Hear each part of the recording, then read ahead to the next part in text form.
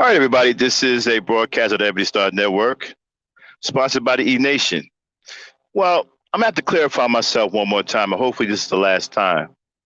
I realize now that there are a lot of dumbass people on social media who, for some reason, can't mentally progress. They just don't get it, and so they're stuck in these dumbass thoughts, degenerate thoughts that will allow them to think the worst and always think negativity. So I'm going to clarify what I mean today when I say love is for women and respect is for men. And hopefully after the day, there won't be any more clarification needed. We're getting ready to do that right now. It's Gangsta Talk, special edition. Drop it, Dan.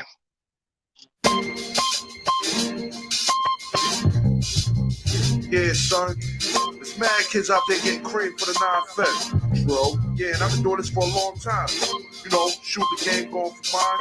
Alright. And this is the year when mad caps get peeled. So I'ma spark this lie and kick the reel.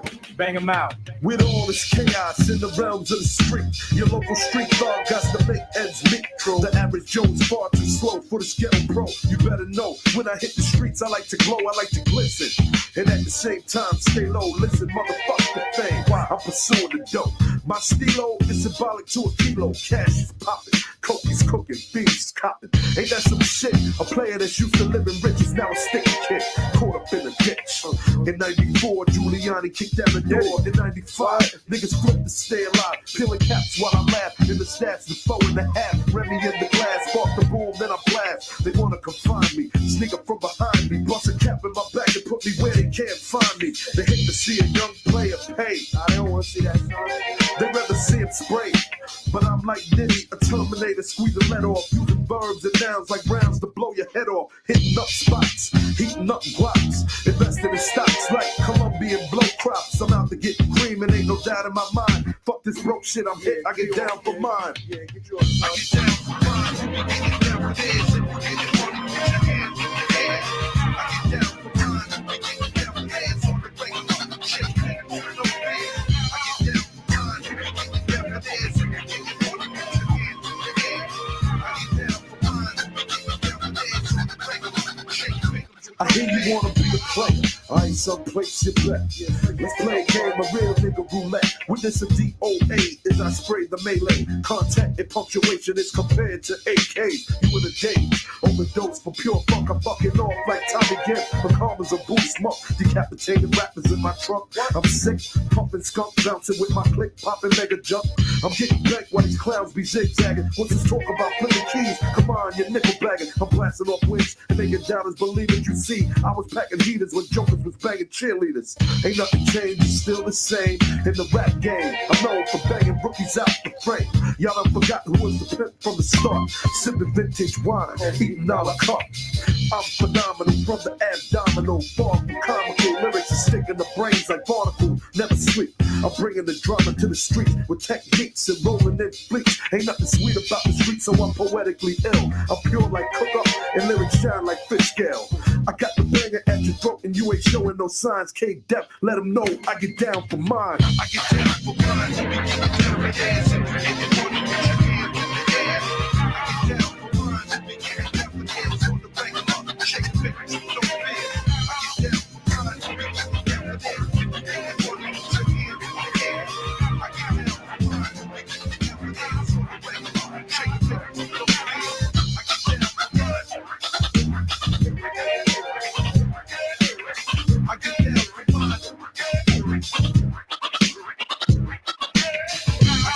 for mine.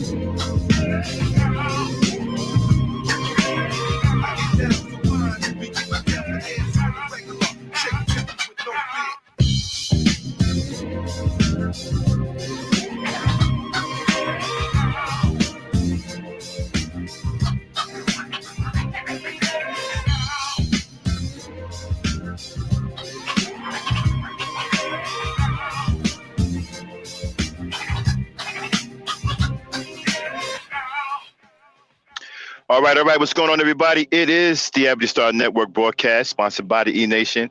It's Gangsta Talk once again. Press off for Ladies Night last night, and thanks for making Ladies' Night a success for all of the E Nation followers.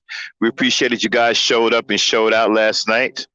A week ago, I challenged y'all. I said, "Hey, y'all let us down on Ladies' Night," but y'all responded last night, and man, we really appreciate it. We got you back. You showed us that you had our back last night, and we really appreciate it. You guys showed up and showed out, and and that makes us want to work even harder to bring you better shows.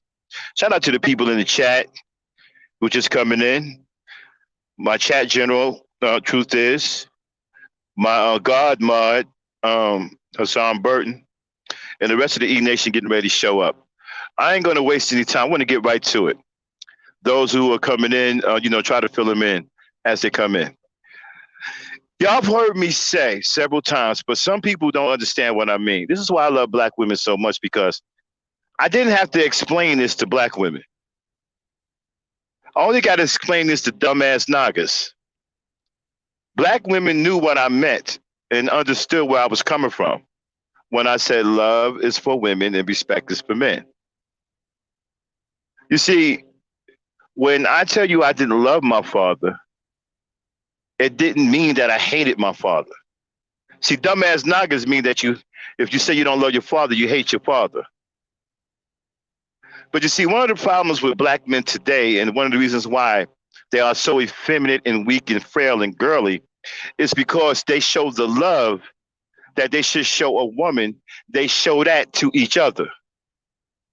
And they've become used to having affection amongst each other, to the point where they forget the boundaries between men and women. See, my father did not teach that. You see, now, when it comes down to children, of course the father loves his son. Of course I loved my son when he was a baby, when he was a baby boy.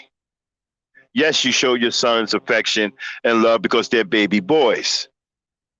But when they get a certain age, you start to teach them different, and you start to break them out of that affection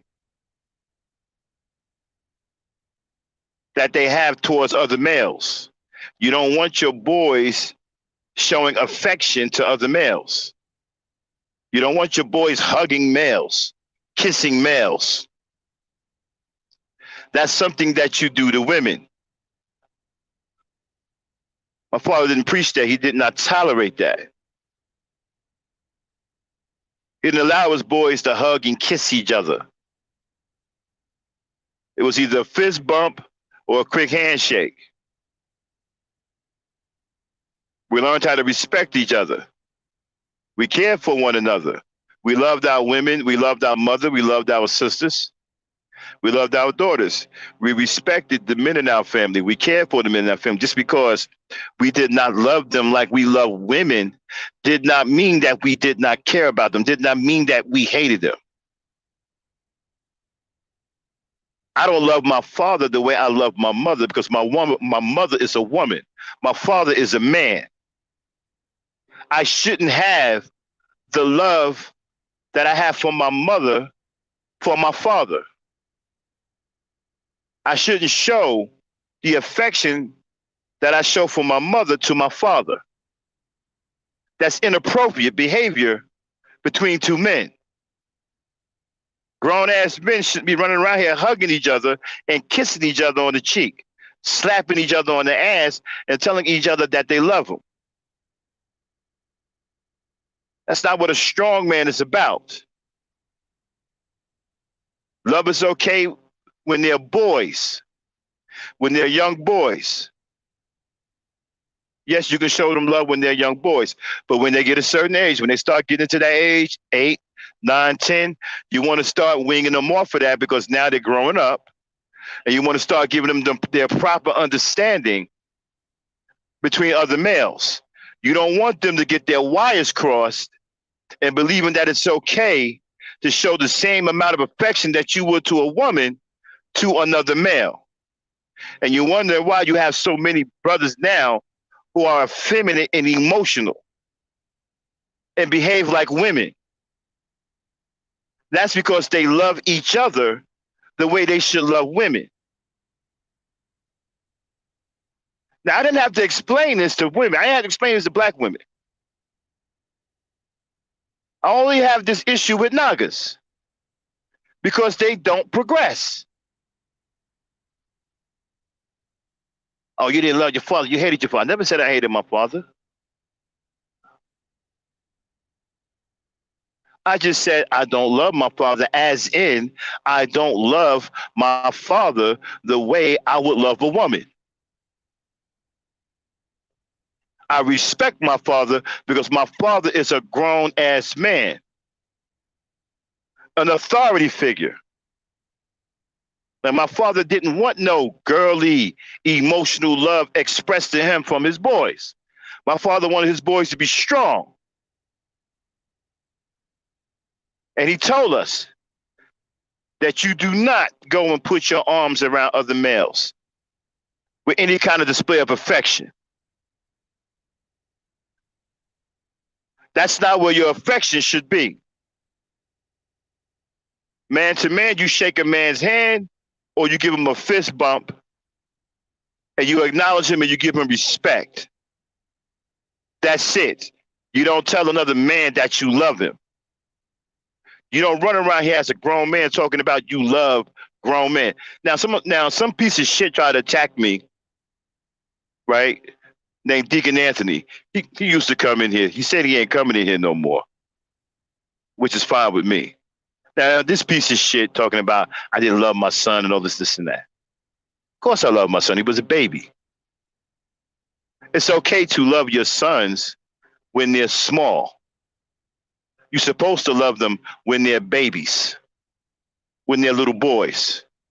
But when they start growing to a certain age and that testosterone start kicking in, now there's a different teaching that must take place.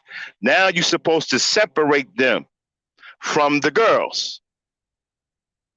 This is where you teach them their masculinity. There shouldn't be homosexuality in masculinity. Masculinity is not about men showing each other love and hugging each other and kissing each other. That's not what being a man is about. That's what being a homo is about. Now, they've accused me of hating men. I said, I don't hate men. I just don't love men. I respect men. I'm a grown ass man. What the fuck am I doing walking around here talking about I love another man for? I don't. That's what's wrong with these Nagas now. They love men, and that's why they are effeminate. That's why they act like girls.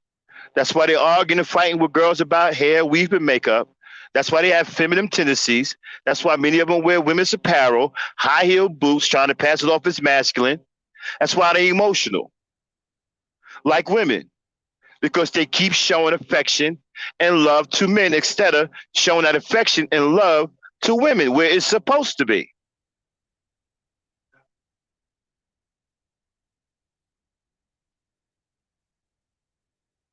Now, I understand some of you said you love your father. I'll give you that. I'll give you that. If that's what you want to do. But understand what I mean when I say I don't love my father. It has nothing to do with hatred. It has nothing to do with masculinity.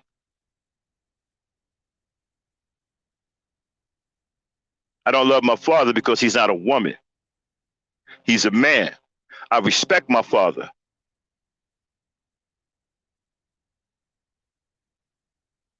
And of course, I care about what happens to my father. I don't hate my father. But my father taught me to be a man and to respect other men and love the women in your life. He did not say love the men in your life. Go kiss and hug the men in your life. Think about how that sounds. Go love and kiss and hug the men in your life. That doesn't give you guys any pause. that you got grown ass men around here who think that that's okay? Now, as far as your sons go, of course, because I've been misunderstood. And it's been purposely misunderstood because Nagas don't like me because of my channel. They hate my guts. You should have heard them today. Boy, they was coming after me like it was nobody's business. They hate this channel. They hate me. They call me a super simp and all kinds of things because this channel protects black women. I don't understand why I can't have my channel. You got all of these manosphere channels talking crazy. Nobody's going after them. You got these sissy bims who can come out here and be gay and homosexual in front of everybody, talking about they're going their own way to poke each other in the dunker, and no one's saying anything about their channels. You got your boy Brokeback Samuels. No one says anything about them channels. You got your man Alpha Male Strategies, who's calling women all out their name and encouraging dudes, right, to lie to women. And nobody's saying anything about taking his channel down. I have a channel to where I don't allow disrespect to black women, and I'm the worst motherfucker walking. Are you kidding me? These dudes can't stand me because I won't let them come on my channel and disrespect women. See, this is why that piece of shit Deacon Anthony wanted to meet me on RBR, because he knew I wouldn't let him get away with the shit he can get away with over there. See, over there, he called women all kinds of bees and stuff like that. His degeneracy has no end. And RBR don't mind. RBR let people get away with stuff like that. I don't. You can't come on my channel and call women out their name. You can't come on my channel and disrespect women. I won't allow it. That's why the coward was afraid to meet me on my channel last night when we had a situation in here doing ladies' night, and I'm going to talk about that too. But the coward wanted to meet me on a platform to where he can show all of his degeneracy, to where he can call women bees to his heart's content, to where he can talk about hating women to his heart's content, where he can call them just any worst thing that he can possibly call them to his heart's content, something that he can't get away with over here. And that's why these guys hate me, man. Believe it or not. That's the only, first of all, they don't know me personally. And I wouldn't ride with nobody like that because these guys are cowards. I roll with real dudes. I don't roll with these punks, these effeminate dudes that's running around here, slapping each other on the ass, sticking their finger up each other's ass, talking about they love each other, talking about they're going to ride and die for each other. I don't get down like that. Max is a grown man. I don't love other men. I love women. I respect that. The best a man could do is earn my respect. Now, a child is different. As a father, you should love your son. And I was misunderstood. I did love my son when he was alive. Okay? I made a mistake thinking that I was dealing with people who were progressive and could understand what I was talking about, but they don't understand. Like I say, I don't have this problem from black women. When I explained this to black women, they got it. They knew where I was coming from. Why is it that these Nagas don't get it? And according to you Nagas, y'all supposed to be smarter. But they mad at me because I'm not like them. They're mad at me because they're walking around here loving men, sending each other topless pics, and I'm not into that. And they upset with me. They hate me.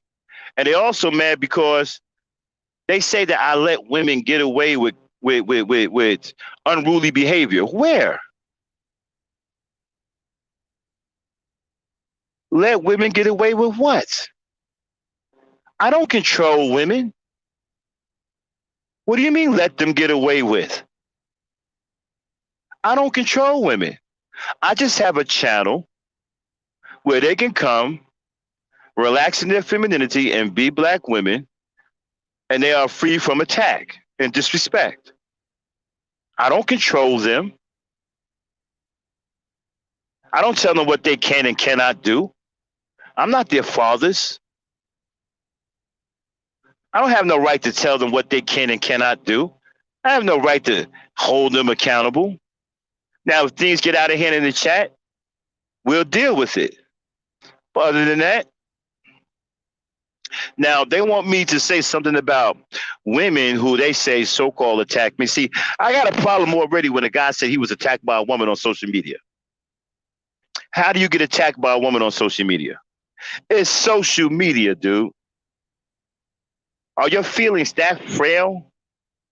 Your constitution is that weak that if a woman says something to you verbally, you break down and fall apart? Oh, I've been attacked.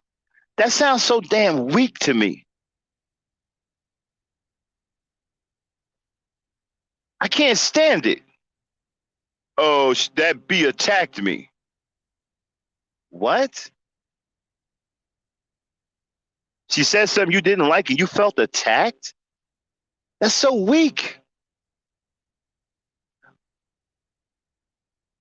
That's so weak. That's pathetic.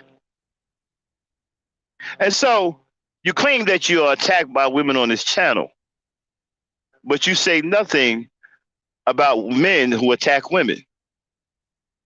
Why do you condone that behavior? You call out one behavior and you condone the other. See, I'm the antithesis of all of you. I'm going to call out your behavior.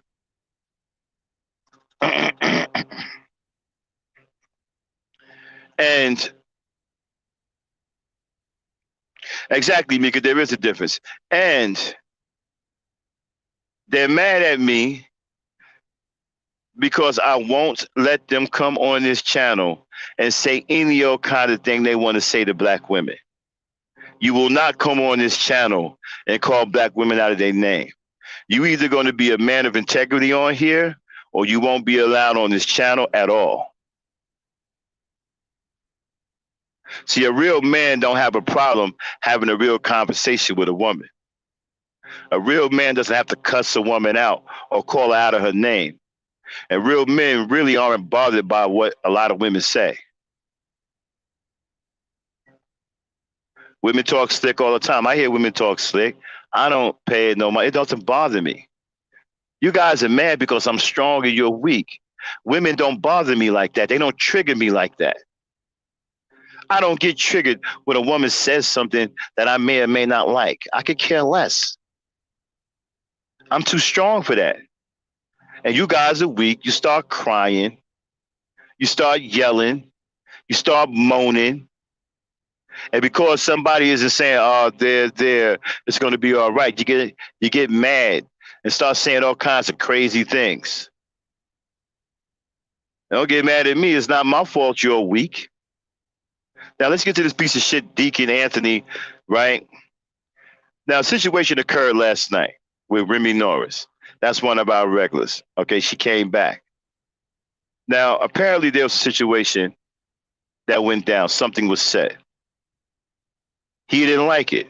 He still don't like it. He's still crying about it. This happened last night, and the dude's still crying about it. He's still hurt about it. His feelings are still hurt behind it. He can't get over it.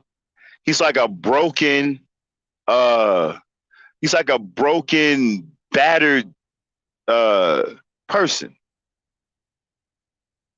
He sounds like a bitter old hag. And what she said really wasn't egregious at all. He came in here. We was talking about polite. He came in here sounding like a pedophile. And he got called on it, and he didn't like it. When we talked about the girl being the victim, the 14-year-old girl being the victim, then he come in here and talk about well, it all depends on what you call a child. How dumb are you to say that in a room full of black women? This is a 14-year-old girl who was a victim, a child.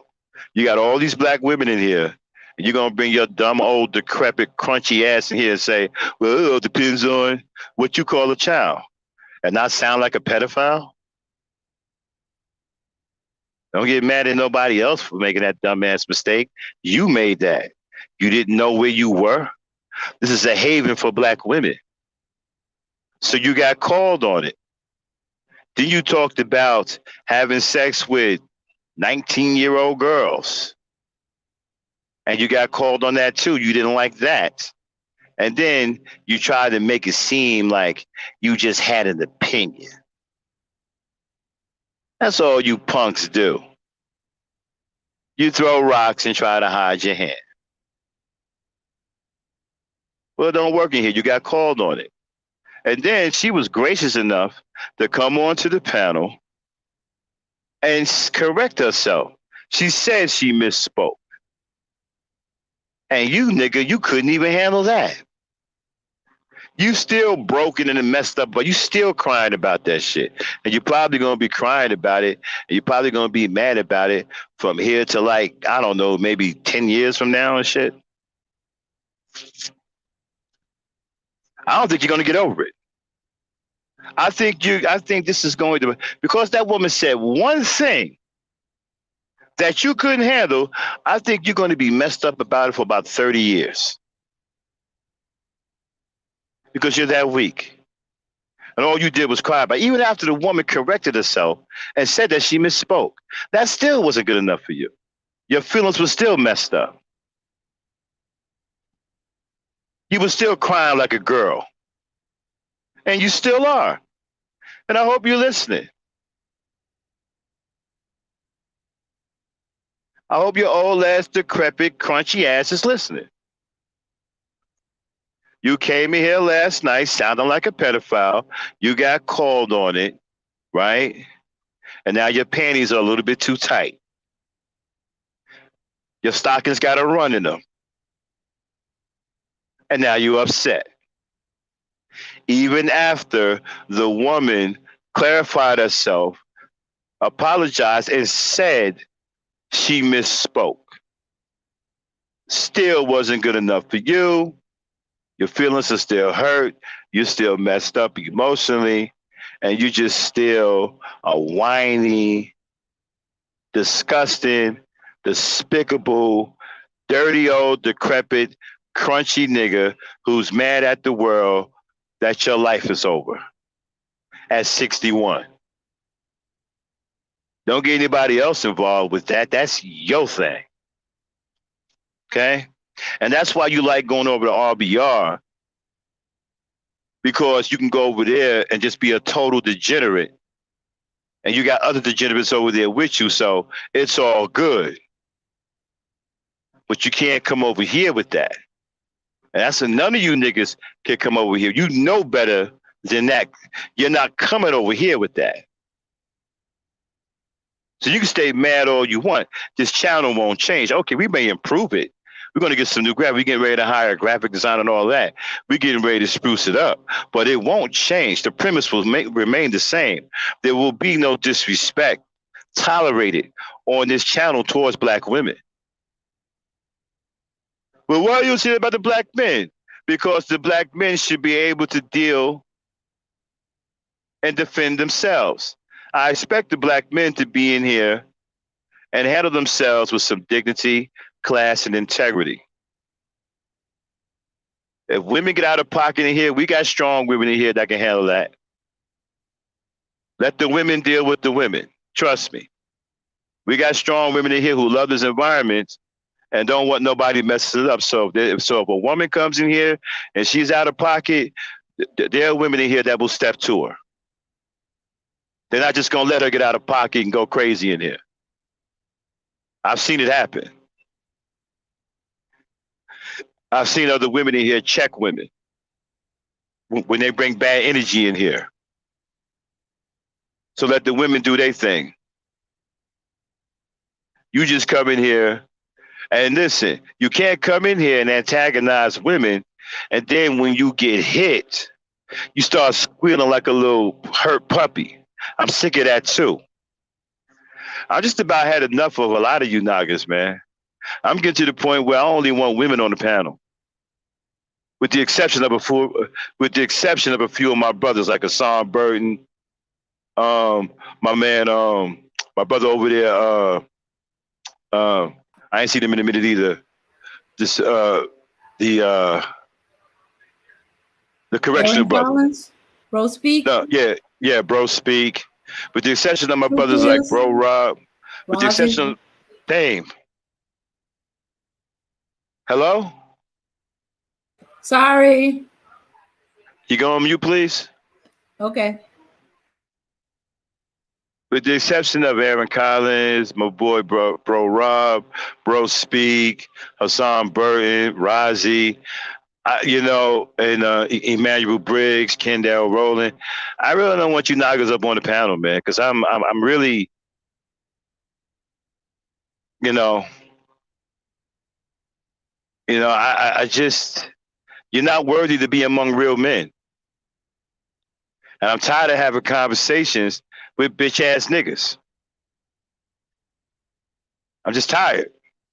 I'm tired of having conversations with dudes with feminine emotions, and all you do is cry, you whine, you complain about your little feelings getting hurt. Man, I'm a grown ass man who lives in the real effing world. The world is on hard, man. I ain't got time dealing with you little sissy dudes and arguing back and forth with y'all. I just can't do it. So I'm getting to the point now, man, to where if you ain't one of my real brothers in here, I don't even want to talk. Don't even come on my panel, man. I just don't want to deal with that no more. It's a disgrace for you to be that way in the first place. And the fact that you guys don't have any real manhood about yourself, you don't have any want to, you don't have any self-reflection. You don't even care how you sound. You don't care how weak you look. You don't care how effeminate you behave. I can't have it on my channel, man. I don't cater to homosexuality. This is a pro-black channel. We are a pro-black woman, and we promote positive relations between black men and black women. In order to get a wrench in here, you got to be a man, a black man. Ain't no sissy bim or no punk gets a wrench here. Now I admit that I've humored y'all some. I've let some of you punks come up here and provide me some entertainment, but I've had enough of that too. It's just a goddamn disgrace what you guys have become. And to have an old ass piece of shit like Deacon Charles Anthony, 61, who can't even address a woman. Every woman is a bee, a hoe. All these dudes talk about is some of the meanest and most nastiest things that they could say. And you got a problem with somebody calling you a coward? See, back in my day, men who picked on women were called cowards, and they weren't allowed to walk the street. See, I come from a hard ass time when people would body slam you on a blacktop. And you had to be tough enough to get back up and continue fighting. You cats ain't built like that. You guys are weak. You punks. A real man doesn't pick on a woman. You guys pick on women. You want to fight women. I don't hear you talking about you want to get down with no other man. Oh, sure, you play the tough Tony shit on YouTube. It's easy for you to talk shit on YouTube. But I guarantee you won't talk that shit in real life to no real man. You won't risk getting your ass whooped in real life. And somebody talking about, well, I got my gun. Yeah, because you're a girl. You ain't man enough to take another man one-on-one. You need your gun because you're emotional and you're weak. A lot of you can't take an ass whooping. You can't deal with a man one-on-one, hand-to-hand because you're weak. That's why you want to bully women. You want to pick on women. And some of you done got to the point now to where you're not even ashamed of being called a coward. You're not. Hell, you take it with a badge of honor. You don't have no problem being called a coward. And who the hell do y'all think y'all are anyway? You don't have any power. You don't do nothing in this country. Who the fuck are you to try to regulate what women are doing anyway? You can't even lead your own goddamn communities. You niggas are out here swirling. You can't even stay with a black woman. You can't even date within your own race. Many of you. So what the hell are you to sit up and talking about, whoa, you got to hold black women accountable? You can't hold nobody accountable, nigga. You're not even a leader amongst your own people. You niggas can't even make a child support payment. You can't even take care of your own kids. And you done got to the point now to where when you leave a black woman with kids, you blame her for it. It's her fault.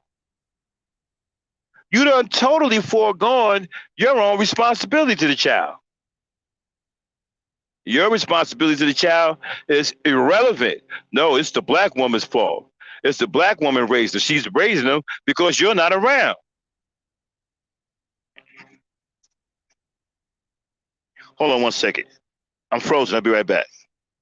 Dame, I'm frozen. I'll be right back. Okay. Yeah.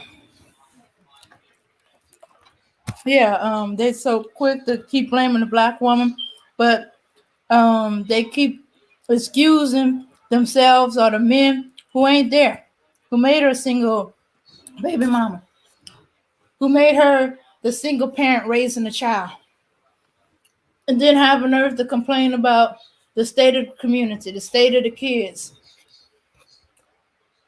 Well, if you believe she's doing so badly, you take over.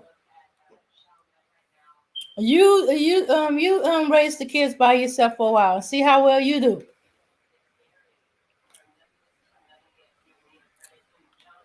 In Am fact, I back? mm-hmm, All right. Now, yeah, like I was saying, right now, I don't have this problem with women. When I explain why I don't love men, they got it. None of them said, well, do you hate your father? When I said I didn't love my father and explained why, they got it. Nobody said, oh, you hate your father. Only dumbass noggers say shit like that. I got to explain every conceivable thing to these dumbass noggers. They don't have no foresight, no understanding, no mental progression. I got to explain every goddamn thing. I can't even sit here and say, okay, he knows where I'm coming from. Can't do that. That's a big ass fucking mistake. You got to explain every fucking conceivable thing to these dumbass knockers because mentally they have stopped progressing because they can no longer think for themselves. They become nothing but regurgitators. So they no longer show signs of original thought. They can't think for themselves. So to think that they actually mean, no, I'm sorry. So to think that they actually understand where you're coming from is a huge mistake. So let me clarify what I mean again one more time for the new people came in. It's okay for a father to love his sons when they're young, when they're little boys, when they're babies. That's cool. But when they start growing up, getting to a certain age, is when you start to separate them from the females. That's when they start to develop their masculine mentality.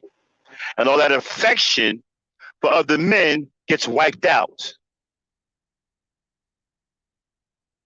It gets wiped out. And it goes where it's supposed to be. The affection and the love is to the women in your life. As a grown man, you have no business kissing and showing affection to another grown ass man. That's called homosexuality. That's why a lot of you niggas are effeminate now and have female tendencies and wear high heel boots, man bags, man purses, bro bras, slapping each other on the ass, sending each other topless pics with your shirt off, calling each other ugly, gauging another man's looks.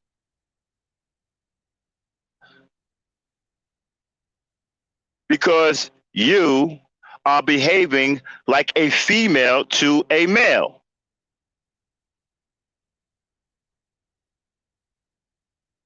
And that's what y'all don't get. And y'all tell me that I hate men. Don't hate brothers. I just don't love them. I love women. Like I said, now this piece of shit went after my son, right? You didn't love your son. Of course I love my son. It was a mistake saying it, thinking that you understood what I meant. But since they don't understand what I mean, I have to explain myself. Of course I love my son. My son was a baby. But if my son would have reached the age of 15, 16, stuff like that, all that lovey-dovey shit would have stopped. Actually, it would have stopped a little longer. It would have stopped a little earlier than that. But all that lovey-dovey shit would have stopped. And he would have been taught what it means to be a man. And real men do not walk around showing affection to other men and kissing men on the cheeks and in their fucking mouth. That's disgusting. I know brothers right now, if you walk up to them and try to hug them, they'll punch you in your face. If it ain't a fist bump or a quick dap, quick handshake, you try to put your arms around them, they'll push you back and they'll knock your chin off. Because they would think that you were gay.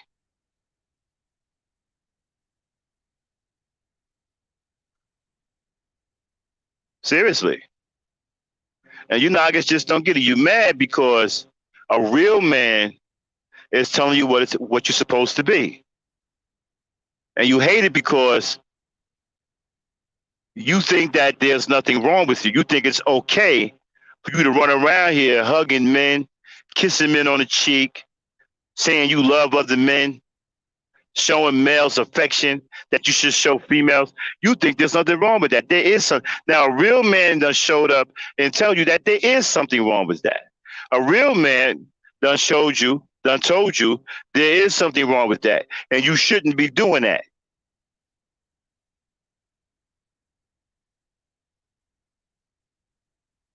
That your love should be geared towards women. Not saying you can't acknowledge other brothers. Not saying that you can't respect other brothers. And people get mad because they're not ready to hear the cold hard truth. Now, some brothers that I talk to realize their mistakes and stop doing it. I've talked to a couple of brothers and said, yo, Max, thanks for bringing that up, man. You know what? My father said something about that, but I never thought about it.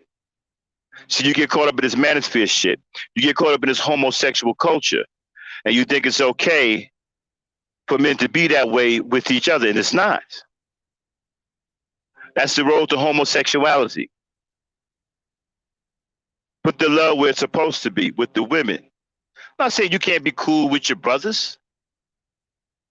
Not saying you can't like your brothers. But don't show them the same love that you would show a woman. There's only one kind of love, man. Now, you show love at different times, depending on what the situation is. But I never ever show love to men. Because I don't love men. I show all my love to women and kids. I love women and I love kids. Kids are cool. I don't show any love to teenage boys because that's the age where they're supposed to be learning how to be masculine and breaking away from that shit. So they end up running around here with their pants hanging down, giving other gay dudes easy access and advertising their booty. See, that's where all that shit comes from, when the love is in the wrong place. Men aren't supposed to be like that towards one another. Yeah, we can be cool, but we ain't supposed to be on some, yo, give me a hug. Man, get the fuck out of here. Fuck you talking about? That's not how we supposed to be.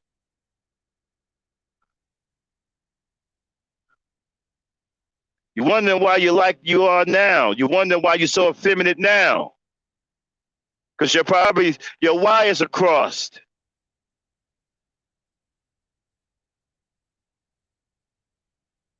You want to love someone, go get you a woman.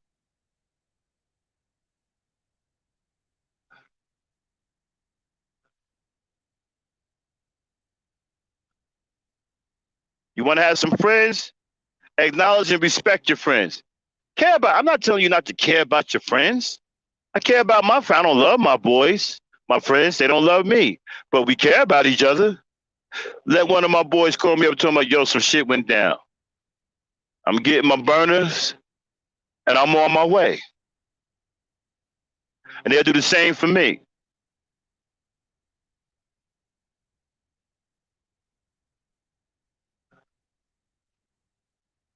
Doesn't mean that we hate each other. What's going on, Dane? Sorry about that. They can only show love to women if You they have to. interrupted my rant. I'm sorry. Okay. Can you hold off on that for a minute? Okay. I'm almost done. Mm-hmm. You can come back to it. Give me a minute. So, yeah, because I say I don't love I got friends I grew up with, right? That I roll with. These are my dogs. We don't love each other, but it doesn't mean that we don't care about what happens to each other. Don't mean that. Because we don't love each other don't mean that we hate each other.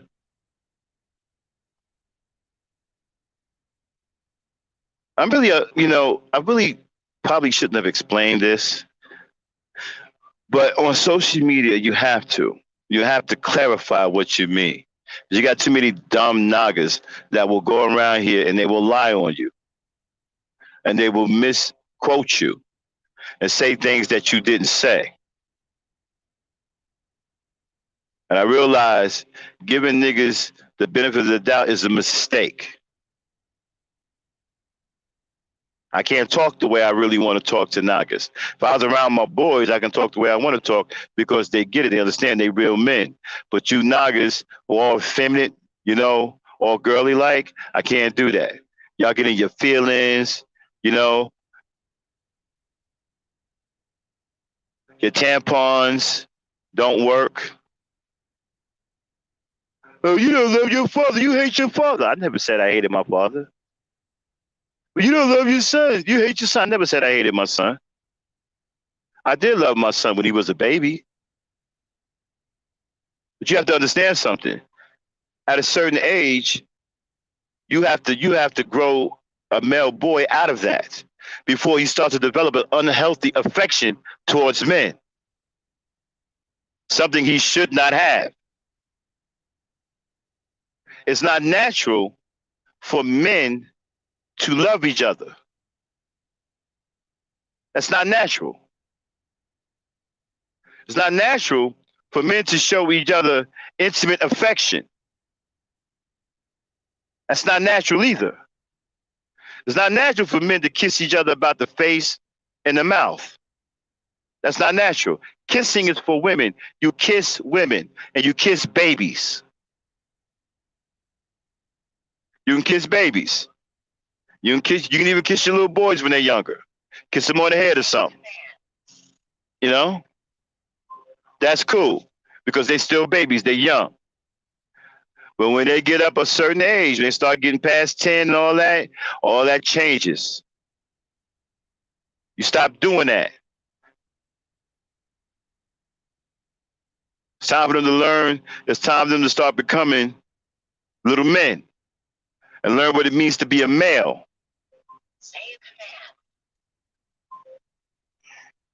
Okay? So I need to come on here and clarify that because Nagas just don't get it. And Nagas are mad because I'm not like them. I don't love men and they do. And they keep, well, you hate men, you hate men. I don't even know how to respond to that. Hell, you mean I hate men? I don't even know what to say. No one's ever said that to me before. I think that's something a woman would ask a man. Do you hate men? If a woman asked me that, I would understand. And I would just answer, no, I don't hate men. A woman can ask that question. A man can't ask that. You can't ask another man that question. That don't sound right. Do you hate another man asking another man, do he hate men? What?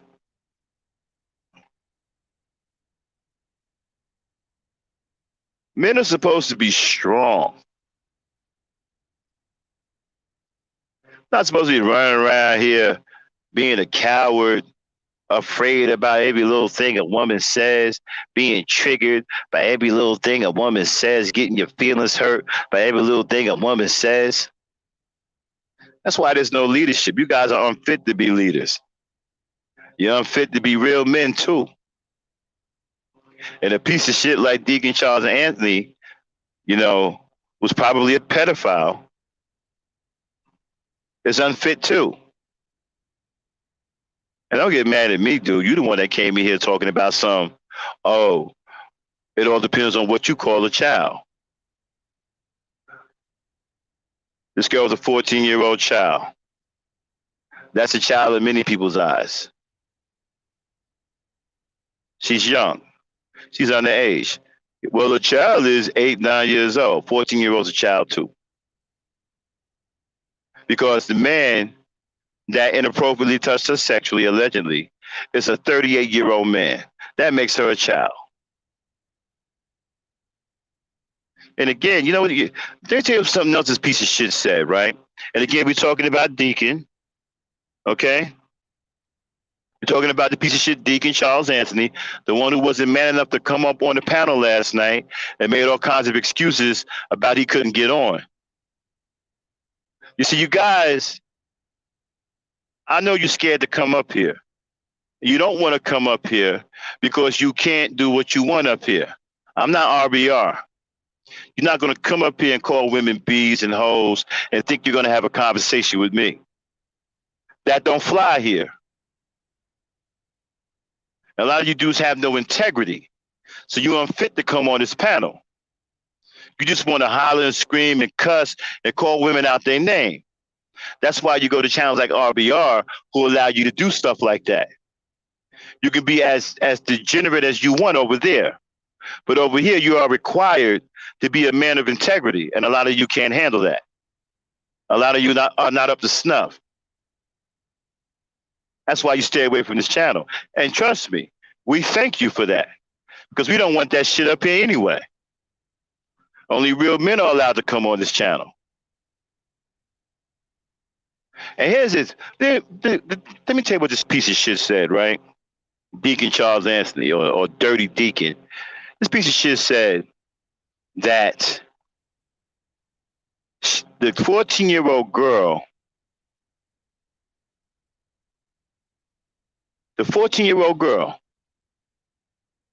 possibly came after him. Called her a fast-ass little girl. Even though he don't have any evidence that she came on to bro rape a lot. But he says she probably came on to him. Because she's a fast-ass 14-year-old girl. That's what this piece of shit said. He said that she's a fast-ass little girl, even though he don't have any evidence of her coming on to anybody. He said she came on to Brother Polite. And so I guess Brother Polite didn't have any responsibility as a grown-ass man to reject her advances because she's a 14-year-old child. You see that?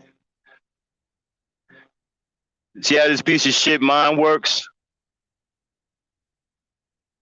They don't even have, you're talking about love, they don't even have any love for our children at all. When it comes to black women, these dudes hate black women to the core.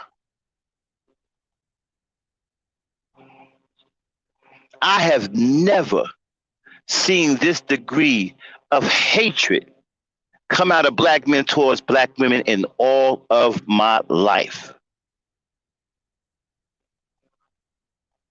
I'm thinking about writing, getting me a ghostwriter or something, or sitting down and writing about this. I've never seen nothing like this before. This shit is new to me. I've never seen black dudes like this.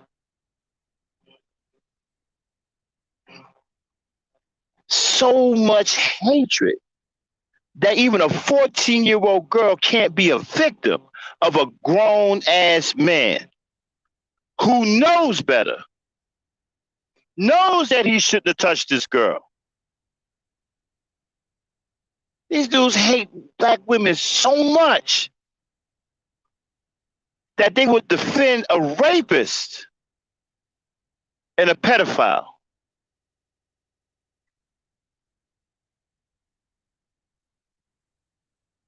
That's insane. And let me tell you something, black men. They're making you look bad. I'm speaking out. They don't speak for me. More y'all need to come out and start speaking about this shit, because they're making you look bad. These pieces of shit are making you look bad. They can't even see a 14-year-old child as a victim. They feel sorry for the grown ass. They feel sorry for the 38-year-old Brother Polite. Oh, I feel sorry for him because that girl, she manipulated him and took advantage of him. How does that sound?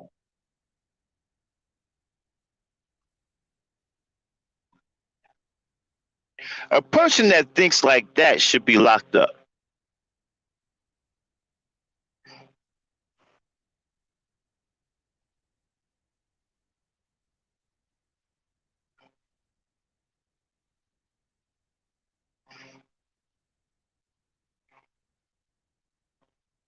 Yeah. And this is what you have a problem with.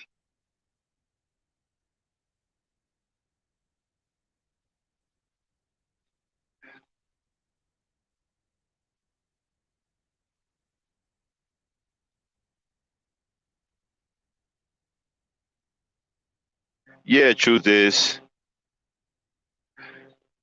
Well, no, he said on RBR today that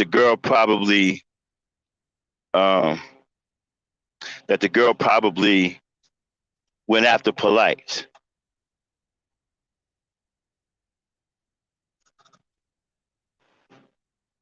He said that today on RBR's channel. That the girl probably went after Polite. This is bad, brothers. I'm speaking to you brothers that got your head together. This is bad, man. This looks bad. We got all these pieces of shit deviants talking crazy like this. This is an old ass 64, 61-year-old crunchy, decrepit nigga who probably hates his fucking life because it's over and he didn't get anything done. Still holding on some shit that happened when he was 8 years old, when he supposedly allegedly killed a white boy. He said a white boy came at him with a knife and he took the knife away from him and, he stabbed the white boy. I don't know how true that is. That's what he said. He had never tell me today, nigga, I got a body under my belt. So? I know a lot of motherfuckers that got bodies under their belt. You could be a body on somebody's belt too. What kills me is these niggas try so hard. That's why I call them YT gangsters, YouTube gangsters. They try so hard to talk tough on here. And this old ass 61 fucking broke down jalopy had to know talking about, yo, I'm so and so, meet me over here. Really? Come on, man. Nigga, you're too old to throw your hands up. If you throw your hands up, your knuckles may fall off. Then what you gonna do? What you gonna hit somebody with then? But this piece of shit, Deacon Charles Anthony, or Dirty Deacon, right? This piece of shit. And I want y'all to know how much of a piece of shit he is, because you see, this all could have been taken care of yesterday when the very classy Remy Norris came up and corrected herself And shout out to Remy Norris, by the way. Very classy black lady, a woman of integrity and honesty, came up and said that she misspoke. And she corrected herself. And this nigga can't handle it. He's still mad as fuck. Still burnt up in the tampons, bleeding all over the goddamn place. That be this, that be that, that be this, and that be that. Damn, dude. She didn't really even do anything to you. Well, she said, so what's just social media? People say a lot of things. It's social media. A lot of things get said. So what? What does that even mean? Somebody said something. It's social media. Everybody is saying something.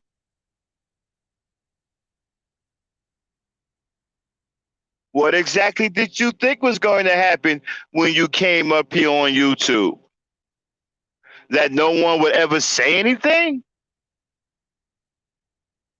That's the case, then you dumb for being up here.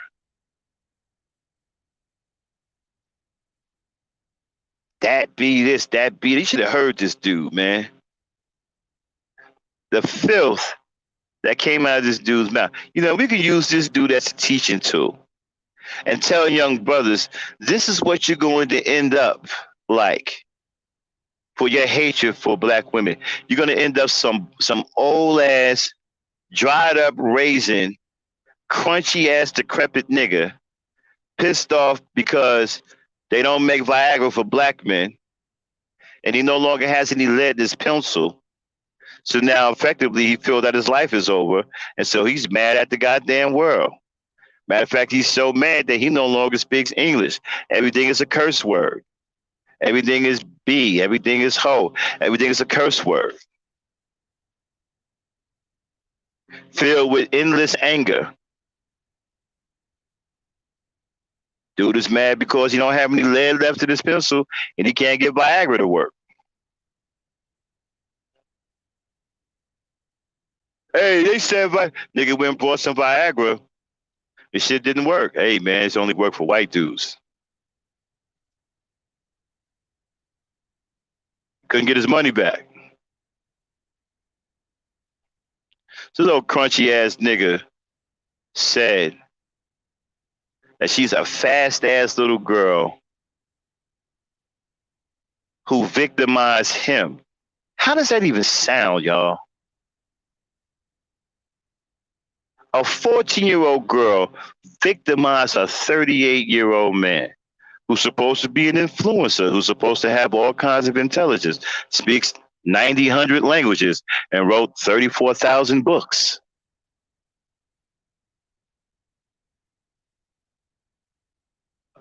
My, oh my. How can a little 14-year-old child who doesn't know anything about the world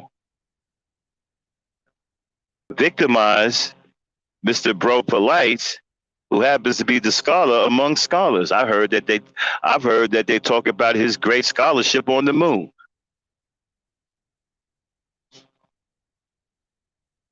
How did she somehow outsmart the great Brother Polite, who claims that he's so intelligent that he actually has more than one brain inside the same head? They must be real tiny. But anyway.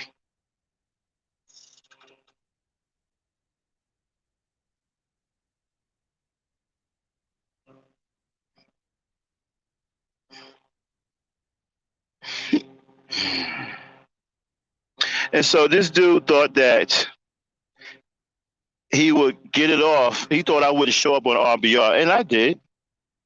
I showed up. I'm not afraid of none of these punks. I showed up. But the mistake I made was thinking that I was going to have a conversation with a man. And I didn't. It turned into a bitch contest with this bitch ass nigga hollering and screaming like a girl. Hollering and screaming, bitching back and forth, mad as hell about one thing Remy Norris said that she corrected.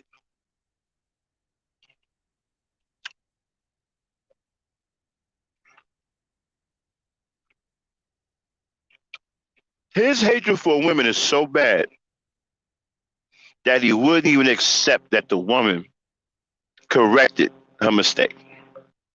She even said she misspoke. Couldn't accept it. Still can't. Bitch ass nigga probably hollering about it right now. I mean, if you're getting that upset about some shit that happened on social media, you're a lost cause. You're a lost cause.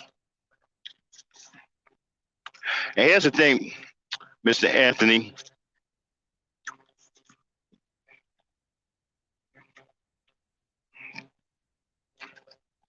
You don't get to come in here and talk to the women anymore. You've lost your privileges. You showed me today that you're nothing but a piece of shit nigga who hate women and hate women so bad that you can't even see a 14-year-old girl, black girl, as a victim. And so I got a big ass problem with that. So guess what? That makes me hate you. And if you show up in here, y'all, don't block them. Smack them around until you get tired. Don't even allow him to say nothing. And don't block him. Just kick his ass around like a soccer ball. If Dirty Deacon show up, and I'm not going to block him. Deacon Charles Anthony, Dirty Deacon, if you show up, smack his ass around like a goddamn soccer ball until you get tired. And keep smacking him around. And every time you say something, smack him around again.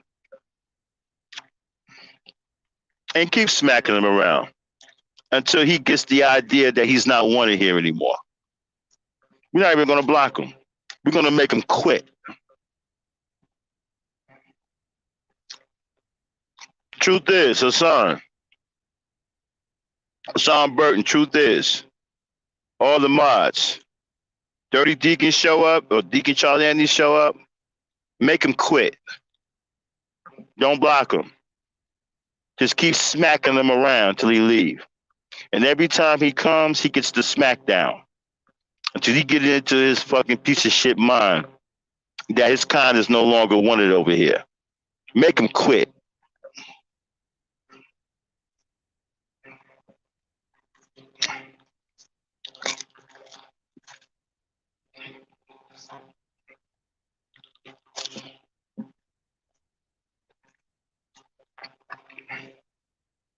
I don't like shit like that. I don't like coward ass niggas like that.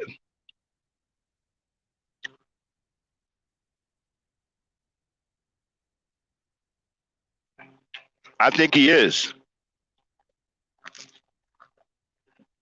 I've seen him over there before. He's been in their chats before. I've seen him.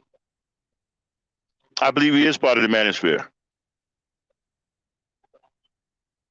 All right, mods. You show up, you smack the hell out of him. And keep smacking the hell out of him until the coward ass nigga quit and leaves. Make him quit. We ain't gonna block him, we're gonna make him quit. And if you show up and he got his wrench, because I think one of his names got a wrench. If you show up with that name, just holler at me, because I'll be looking at the chat. Holler at me or Damon, we'll snatch his wrench. And you can smack that name around too.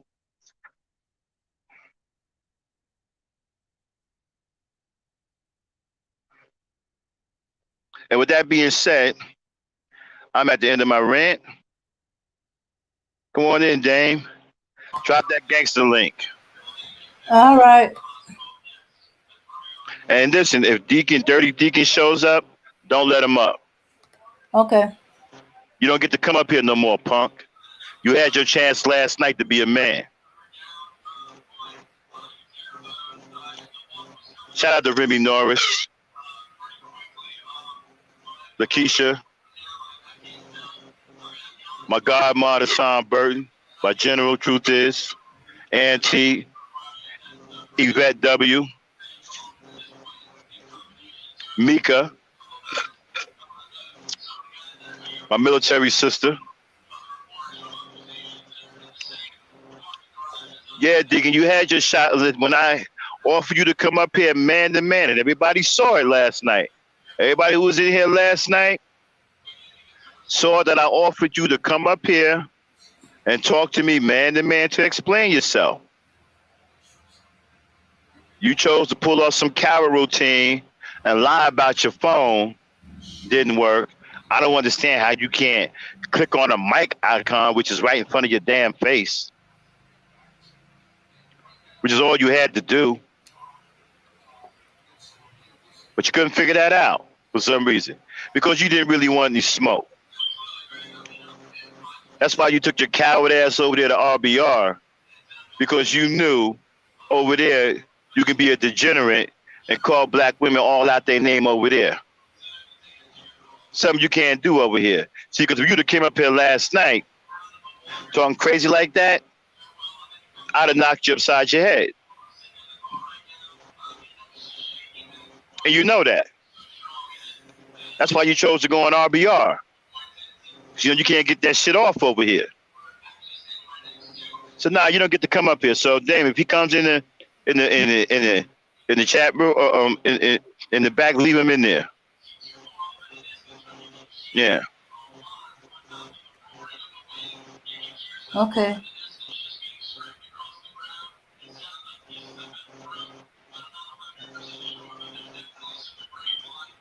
All right. Y'all see that punk ass nigga? Y'all see that coward ass piece of shit nigga show up in here? Have a field day with him. Make him quit. Don't block him. Just keep smacking his ass around. Don't even let him say nothing. Every time he say something, time his ass out. Play a game with him. Make his ass quit. Go ahead, Dan. Okay. All right. Yeah, he got all variations of his name. But it'll be something with Anthony Mars. I don't know about the Charles. I think that's one of his Kay. relatives. What's up, Kay? There go Kay. Glitches over bit.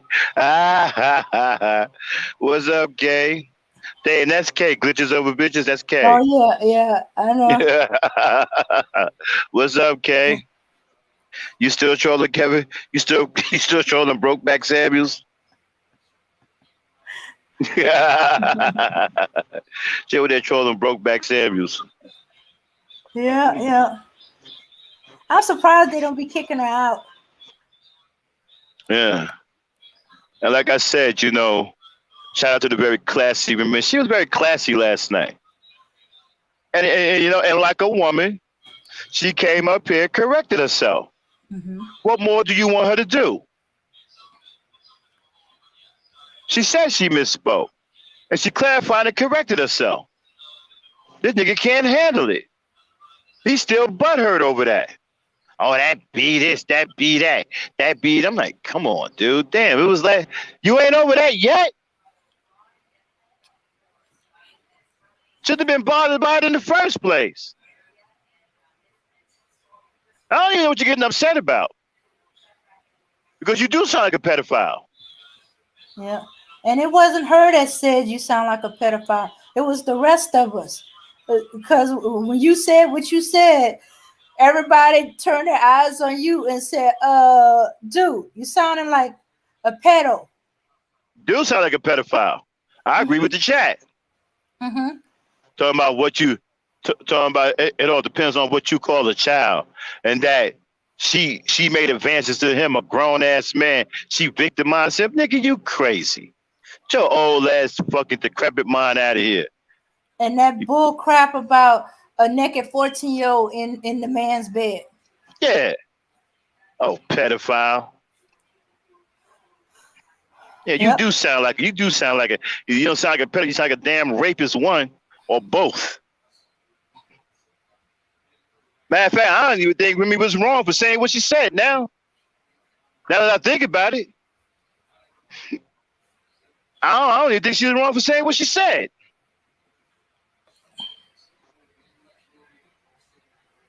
I don't think she should. I don't think she should have said nothing. Sounds to me like she was dead on.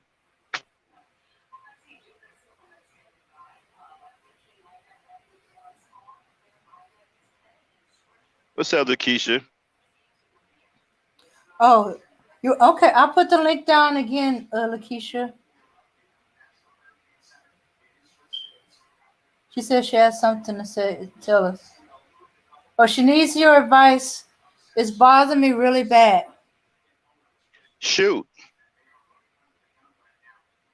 lay it on me.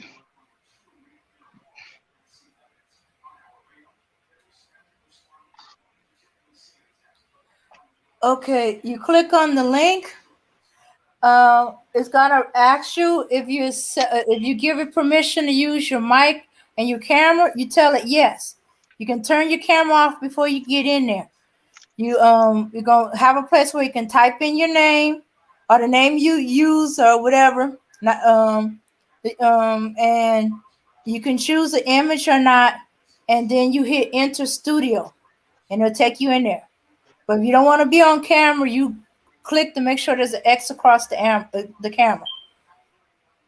But you leave the mic on. All right. Okay. Let me put the link in again. All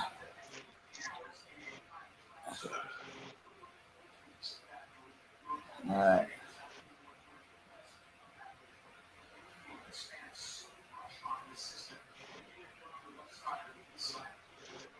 Okay, you got it. Okay. Here you go. Hi everybody. Hey. I never did this before on like this type of thing, so forgive me. I didn't know what to do. Blessings to you guys. I enjoy your show, and I just Thank you. came and looked on. Oh, she breaking I up love there. it. Um, God, this is something. Can you hear me? Is that me or her, Dan? She breaking up? That's her. Okay. Okay. Okay, can you hear me now?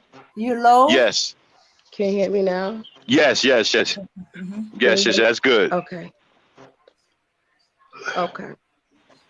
Okay. So, I'm trying to think a couple Okay. of things. No. You breaking up again. What are you doing? You breaking up again. Are Did you you move? moving? No. No, it's breaking up. Can y'all hear that in the chat? Is she breaking up to y'all too? I don't know if you have earbuds on with a mic on it. Check to see if there's a short somewhere or break in the wire somewhere. Thanks, Kay. We appreciate that. Mm-hmm. Yeah, you're buffering a little bit, sister.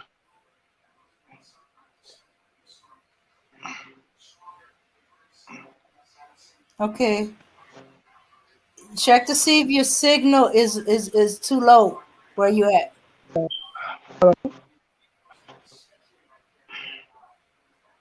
Uh-huh. Hello? Okay. Are you on the phone or the computer?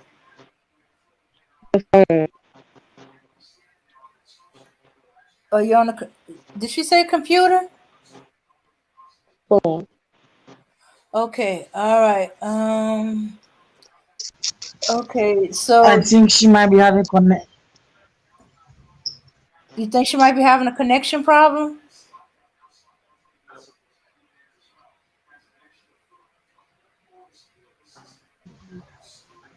Yeah, I think so. She said she's on phone. It's not Okay. computer. Oh, okay. Okay.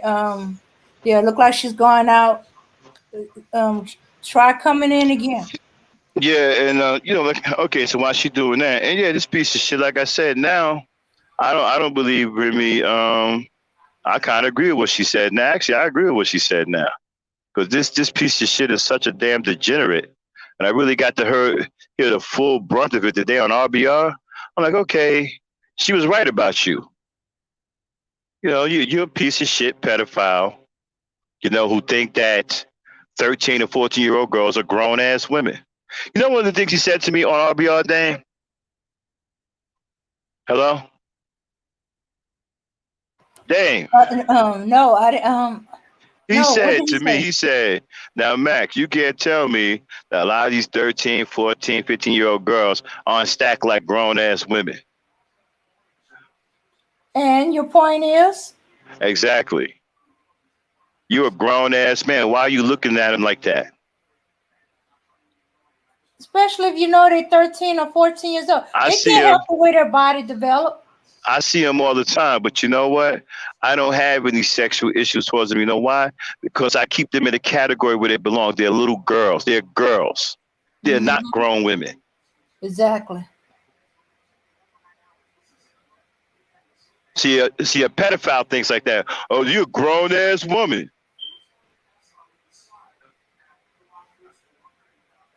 A real man don't think like that. A real man keeps that where it's supposed to be. That's a girl. That's a little girl. A young girl. She's not a grown woman. Hmm.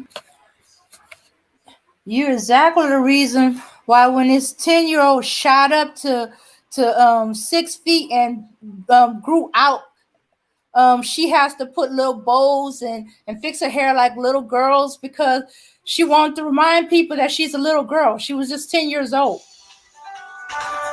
She couldn't help the way her body developed. That was genetics.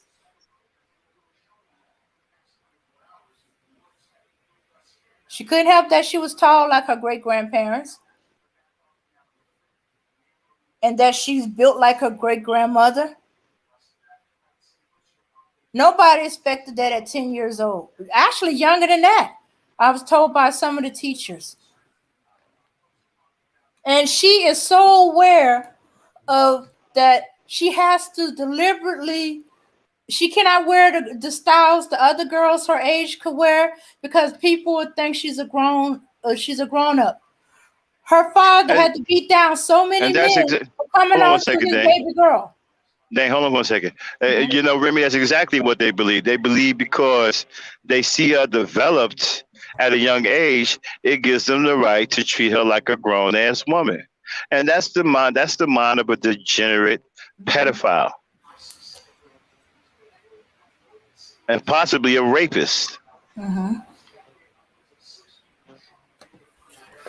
And these are the type of dudes that we can do without in our society. Because as long as guys like this are running around, our young girls won't ever be safe.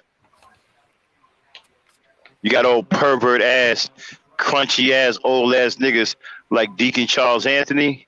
Mhm. Our young girls won't ever be safe.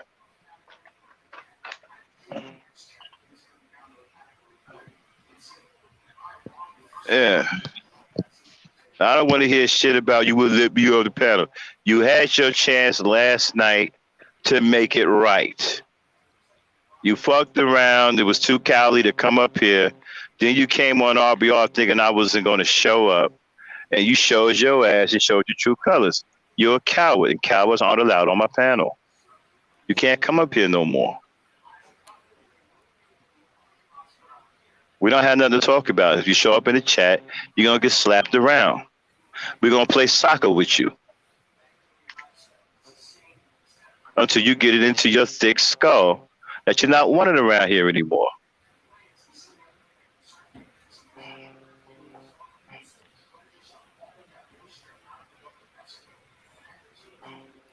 Uh, all right, we have Hassan, Keisha, Oh, we and got a Remy. full house. Yeah. Hi. Peace, power, unity, y'all. How y'all doing? What's up, Um, Godmother Hassan What's Bird? up? Maintaining. How y'all doing? That's my nigga right there. What up? Uh, What up, dog? mhm. Maintaining, man. I'm tuned into the gangster talk. We keep it Yeah, gangster. man. Hey, man. When I go home this time, man, I'm gonna get that barbecue going. I'm gonna show y'all some pictures, man. I'm gonna do some. I'm gonna do some fish on the grill. Oh, okay. Hmm. Yeah. Like some salmon, like some grilled Yeah, shrimp. Oh, definitely, yeah. definitely, and halibut too, bro. Grilled halibut, my nigga. Oh, there we Grilled go. halibut. Get Yeah. y'all. Yeah, we got some other people on the panel. Keisha. Okay. Hi. Can y'all hear me now? Yes. Yes. Go ahead. Okay. Great. I was like, yeah, I have to come back because this is really serious and it's bothering me. So as we've been following Brother Polite and that story, something has hit my home as well. Hassan knows about it because I called him like right away. So we have a neighbor that I'm really close to the family, his wife, and everybody seemed like a really decent family. The kids were in the swimming pool, and I came down a little late, and they were already in there, and everything seemed fine. And we got up the swimming pool, came upstairs. I was still downstairs talking to the wife and all the children, and the husband went upstairs to thought they were going to their floor and the kids were coming to my floor. So the husband, he's in his 30s. I'm 42. They're younger than me. I'll say he's about 37. Was talking to my daughter. She's 13, and she's kind of a little big, like like a little developed, but he knows she's 13. He knows us very well, and she still looks like a kid. And regardless, he was talking to her about like the kids' four-wheeler motorbikes and stuff. And they were talking about that. And he was like, "Oh, I know where to get those from. You got snap, give me a snap." And she was like, "Okay." So as we thought about it later, I'm sure she wasn't thinking that he was being kind of funny or anything, because like we said, he's like a really friend of the family. They're talking about Hmm. little kids' bikes, but he used that to lure her in. So about an hour later, she's texting on the phone the whole time. About an hour, and I didn't know who she was texting. Come to find out, it was him. She ran in the room and started showing me the phone, saying he's deleting it. He's deleting it, and I'm like, I didn't know what I was looking for, what I was reading. I just was trying to read, and then yelling at her like, "What is going on?" And I see him deleting the conversation through Snapchat chat. He was asking her to show him something, and she said, "I can't do that. I can't show you something like that. You have a whole wife, and I have a boyfriend, and my limit is 17." And I'm like, "Why would she say that?" The point is, you got a wife and you're a grown man, and I'm telling my mother. But however, I took a screenshot of what I can get, and he said, "Who are you gonna show that shot to? Be careful." Then I said, "What the f are you doing with my daughter?" And just I went on and text like, "What's going on?" She told me everything. He was asking her for naked pictures and all this stuff, and I'm like in shock. I can't believe it. So I call Hassan to tell him because he knows who they are. The wife finally got to me, and she was trying to, like, she was in denial, saying, "Is you sure he knew it was her?" And I'm like, "Yeah, her name is right there in his name." And I got a picture of the name and his name in the Snapchat. So she woke him up, and he told her, well, he texted me back the next day and was like, "I'm so sorry. I was drunk. I thought it was someone else," and just all this stuff. And like, he seemed really sincere. And like, I started crying because I was like, I didn't want the smoke from this to go report it and the fighting. The families wanted to come and fight. And like, I don't know what to do because I forgive him, but I feel like I need to do something because you're still old and you knew better. And I said to him, as a grown man, you know, to even conversate anything like that, it was wrong. If I didn't catch this, you would have hurt my daughter. You know what I'm saying? If I didn't catch it, he would have did something, I'm sure. And he's saying he hate himself. He can't face himself. He don't know how to face us. He just feels like a piece of shit. And he's been praying to God to forgive him. And like he admitted to everything like that. It made me feel like, well, you're standing up as a person. Usually people try to lie, but he kind of lied with the truth. And that's what made me say I should report him because he said I had no intentions on doing anything to her sexually and this and that, and I didn't say anything sexually. Yes, he did. He asked her for naked pictures.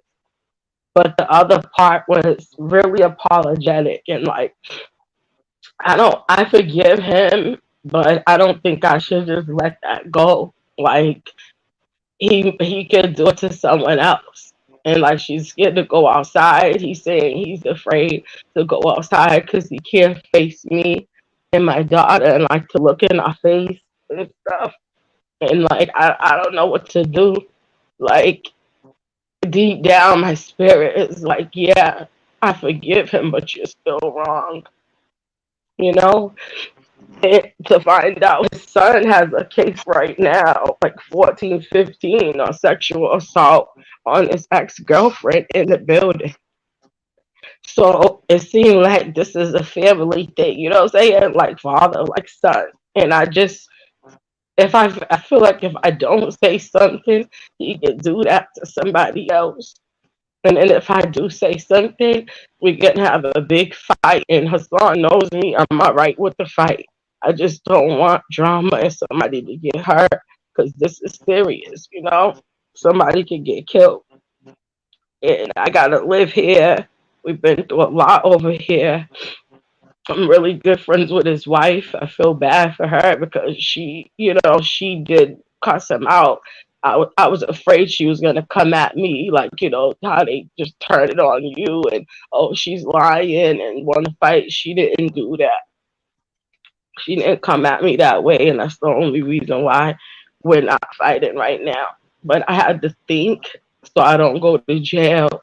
A lot of people around me was like, hyping it up, but they were mad and hurt. But I had to really not use my emotion and think so I don't be in prison somewhere because they're not going to care about, that, oh, he did that to her. I'll have to face my time, so that's something I'm thinking about.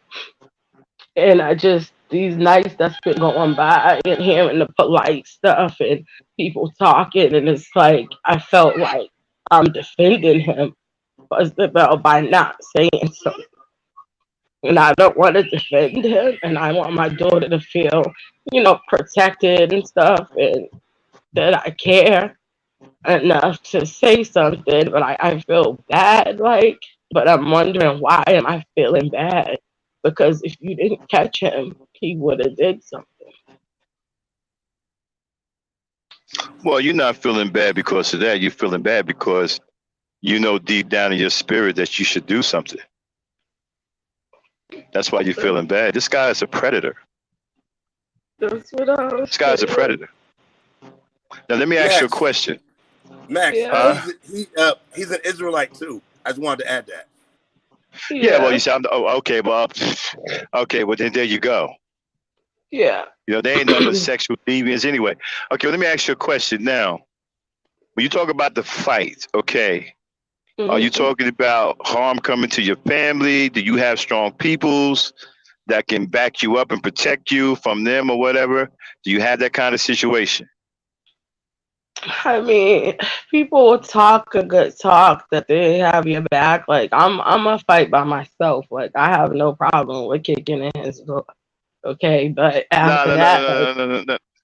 No, I don't want you to do that. I'm just saying, what if they try to come at you? You got people that will come to you. You got strong family around there, or you just by yourself with your daughter? I mean, the family, I called them that night, and it was like, "Oh, we'll come over there right now," and da da da da. And they don't come for nothing else, but you want to come for this. You ain't coming to care for the kids in no other way, but you'll come for this. And I just felt like it was like just the devil, like trying to get me to, See, the reason why I asked, fight. right? The reason why I asked is that this dude needs to be reported to the police. This is a sexual predator. This is a Yeah. sexual predator, and he needs to be reported to the police because the next time he possibly could kidnap your daughter, and Mm-hmm. worse. This is a man that doesn't have any control over his sexual behavior. He's a deviant. He's a predator. Mm-hmm. Okay, and he's got the mind of a pedophile. He needs to be Mm-hmm. reported to the police. Everything that you got captured on Snapchat, even the Mm-hmm. point where he's apologizing, that's an admission of guilt. I would save, screenshot all of that Mm-hmm. and I report it to have. the police.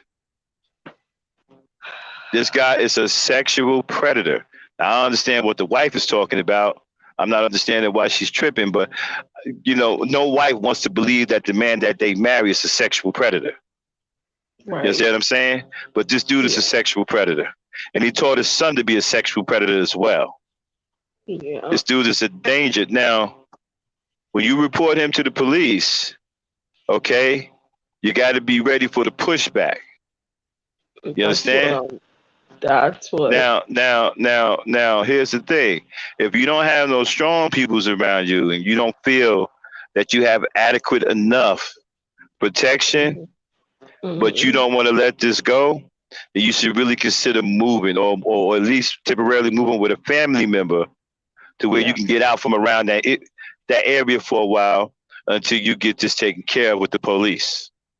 That was my plan as I lay here. I said, you know what? I have a DCF worker, and I told her I needed her to come here. She was supposed to come this week twice, and she didn't show up. So I know she's gonna report it anyway because she's real big, like not just DCF. She's really big with government and stuff. She's gonna report it anyway. So I'm gonna Yeah, I told her I was like, I need you to help me get out of here because I can't yeah, stay here. right. He needs to be reported. This is a sexual predator. He preys on young girls. And you say he knew that your daughter was, how old is your daughter? She just turned 13 in And he March. knew and he knew she was 13? Yeah, because me and the Okay, wife are very close. They know okay, what, so they all know right. us well. Okay, so this is a sexual predator and he needs to be reported. He needs to be reported to the police ASAP. As soon as you can get your protection and get your daughter in a safe area, okay? Because there ain't no Yeah, statute of limitations on this. As long as you got the screenshots, there's no statute of yeah. limitations. Okay? Save those And, and screenshots. Get your daughter in a protective area, yourself in a protective area, and then report this to the police. You should not be allowed to get yeah, away with this. This is a sexual predator. And and had he's you not still did like nothing, texting me. Hmm. right? And had you not, yeah, save all those texts. Save Hmm. all those texts. Don't give it every text he send you, right? Screenshot it and save it. Yeah, I'm probably gonna email them out to House or something so I can have them And somewhere else. this piece of shit needs to be locked up. He's a And he's piece of shit. admitting it. Uh, He's yeah, admitting good, it, and right. then he went and he tried to cut you off. He liked my picture after, like right after this happened. He went on Instagram and liked my picture, and I was like, he's trying to like play with Yeah, because me. he Like he no, said baby, he's sorry for that. he's Hmm. trying to manipulate you. Don't even listen to none of that shit. This dude's a sexual predator. If you don't hurt your daughter, he gonna hurt another little girl. He gonna keep until he find the little girl that he can take advantage of. He's not gonna stop. That's all I keep feeling. Like that's how I feel, and that's just like Yeah. really messing with me because I just feel like I need to report him. I said I was, then I thought about it, and then when he apologized, I was like, I'm just gonna leave it alone. And then he Don't kept fall. Yeah, texting. No, yeah, he's counting on that. yeah, He's don't counting even on the fall for none of friendship that. with his wife. He's counting on the goodwill y'all had in the past. He's Yeah, counting yeah. on your Hmm. forgiveness as meaning that you're not gonna report him. Yes, But make sure you and your yes, daughter are safe first. Make sure Yeah. y'all get the safe area first. You understand what I'm saying yes. now? if the Hebrew Israelites are worth their weight in salt, they wouldn't let him get away with this. But then again, we can't count on that. Okay, so make sure you're in a safe area for you and your kids, and report this to the police. He needs to be reported. So I'm telling you right now, if it's not your daughter, it's going to be somebody else's daughter, and it may be real bad. And that's how I feel. And then if you don't, now check this out.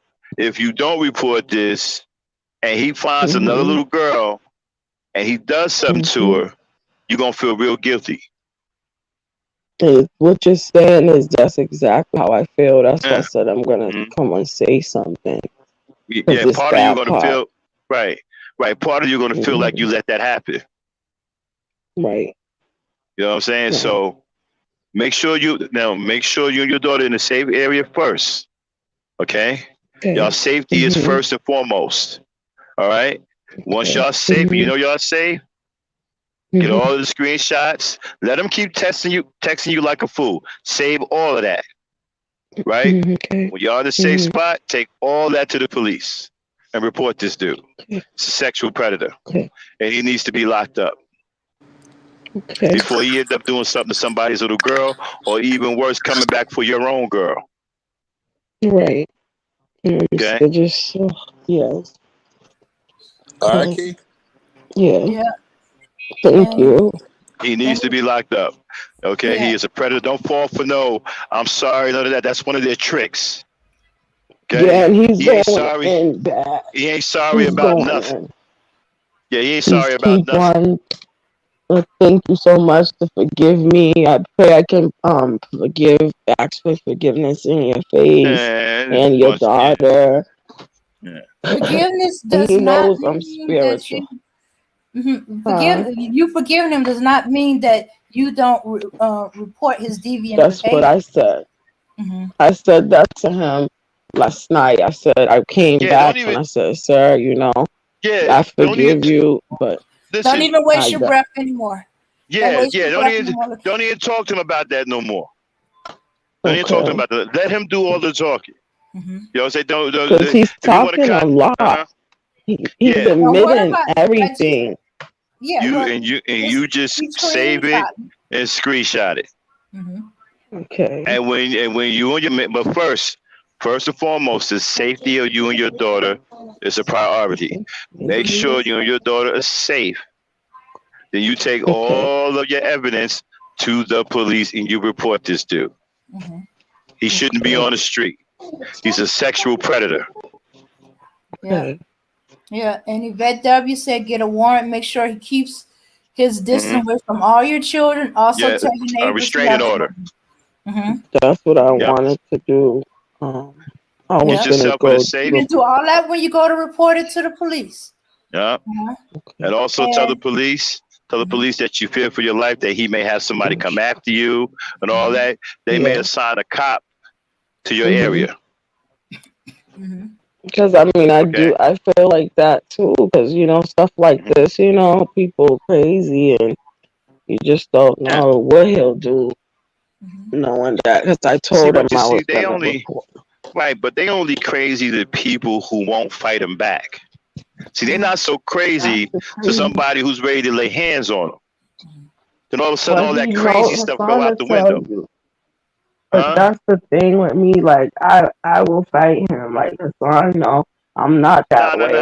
Like, No. You don't fight him. You don't confront him. None of that. You stay away from him. Keep your distance. Get you and your daughter out of it into a safe place, and you take all the evidence you got into the police precinct, and you report this dude. And then you tell the police that you fear for the safety. Right, and then you get a restraining order, and you tell the police that you fear for you and your child's safety, and that he may have some. Also, let him know that he's a part of a religious fanatic organization. Let them know that too. Okay? So you can get all of the extra protection you can get. And if anybody riding with this, they're just as degenerate as he is. And like I said, don't be too mad at the wife, because it's a woman don't want to believe that her husband is a sexual pedophile. She don't want to believe that. Right. It may take some time for her to come around. I'm not She, sad at her. I'm sad for her, you Yeah, know, because I know that I have to yeah, but one thing for but her don't put emotionally, you yourself. know, like we care about each other a lot. right. Yeah. And like I said, no wife Mhm. wants to wake up one morning and believe that her husband is a sexual predator. So it may take some time for her to come to grips. You're gonna have to give her a little bit of time. You Yeah. know, it depends on how long she's been married to Yeah, this man too. she's not being mean. Yeah. We've been So together with so him like 20 years, a long time. yeah. She's How not many being mean years? to me, but like 20. They've been together since kids. She. Yeah. She's. But she's not being mean. She's not being mean. She just was believing him that he was saying he was drunk and he didn't know it was dry. But the son is going through the same thing. It's crazy that this is happening, and she hates the girl. She wants to fight the girl, and she's lying. And I'm like, wow. That's what I was telling her son, and I'm like, I hope they don't come at me crazy, like, because I don't know how I'm gonna take that. But she didn't, so I'm glad, Wait a minute. she She. wasn't She. trying to get Wait a minute. crazy. She wants to fight. She wants to fight your daughter. They have a son. He's about 15. He's in court right now for sexually assault and like the polite thing, same exact thing in our basement. So for this to come out like this, with the son also in trouble, she's like like cussing out the girl and saying how she want to fight the girl and she hates the girl for ruining her son's life. So this was just the other day she was saying that. So with this, I felt like she would have came at me, crazy for saying this about her husband. But the proof is right there. Like the name conversation, there was no way to deny it, but she's not saying anything. She just was like believing him that he didn't know it was my daughter. He was drunk thinking Yeah. it was another one. Mhm. But Yeah, she but you did see, my not. whole thing is okay. I don't understand one thing. Is she saying that he believing that he's drunk? So you okay with your husband messing around with other girls, other women?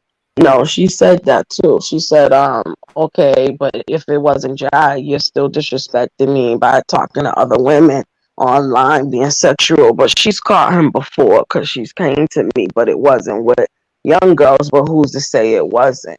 It probably was with young Yeah. girls. Like Well, my daughter says, well, her I'm husband is a just sexual shocked. predator. We're just kind of all in shock because you just don't know people are like that. We've Well, talked a lot. We chopped it up a lot about the Israelites and all that, and yeah. I'm Well, just a lot really of them. sick. Yeah. Well, a lot of them are sexual perverts. A lot And of them. look at what made me come call into you guys' show is because of like I've been watching the polite thing and I caught a little bit of you guys and it just hit me hard because and I was telling Hassan like he be talking to me about that stuff and I'm like this is the same kind of belief here, Right. right, And I Hassan? just right. And I Mhm. just did a show the other day talking about the perversion in the Hebrew Israelites. Many of them are Wow, sexual perverts. wow, wow, Yeah, it is wow. sexual perverts. Yeah. Yeah, I talked about this the other day on my show. A lot of them are I sexual think I was perverts. Yeah, wow. Mm, perverts mm, mm. and degenerates and pedophiles.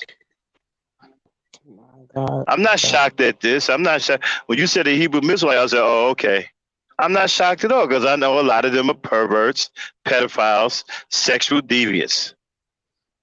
mm, That's mm, why they. mm, That's why they get into that organization to hide their mm-hmm. perversion. Mm, mm-hmm, mm-hmm. And And the as you people can see, protect, like the right. And as you can see, he is a sexual predator. mm, mm, Many of them are mm. like that. Well, I see what's going on, with Right now, some you of them guys believe me. today. Right. Right now, you Yeah, guys see what I'm talking about. I talked about the people think yeah, I just be talking out of my head. No, I know what I'm talking about. A lot of these dudes are perverts and pedophiles, and they get in these factions to hide their perversion because it's condoned, and they use mm, the Bible to condone their perversion and their sexual deviancy. They use the Bible to mm-hmm, condone it. True, and I've been listening just a little bit of a woman was like saying that the young girls, like with the polite or other people, they're fast or fresh. My daughter's not really fast. She's, doing things age appropriate what we did, but it's not the little kid, it's the grown up. If she was being fresh or even, inviting or anything, he should have said, Miss Keisha, your daughter, you know what I'm saying, is doing things or saying things. He should have come to me. Like, you can't blame the kids. And she didn't, I'm not just saying my daughter, because I illed on her too out of like shock. Like, well, what, why would you talk with him when he was saying this stuff? Why didn't you come to me? I teach them and tell me. And she was like, I was trying to, first I couldn't believe this was happening, but I was trying to get him to say what he was saying so I can record it. And she did stop running to me and said, he's deleting it. And I seen what she said. She said, you have a wife and what did she say? And a whole wife. And did you tell me he was 13? She was 13. And what's the last part? And I have a boyfriend. But I said, you should have told him I'm telling my mother. But regardless, you're a grown up. You gotta, you can't engage with the kid. She's a kid. Like, But everything that Max is telling you, Key, and mm-hmm, everything that I was telling you, just mm-hmm, like follow that to a T. Like, mm-hmm. let him keep on doing what he's doing, because I mean that's enough ammo that you can use against him. Okay, I, I because you am. know what I'm saying.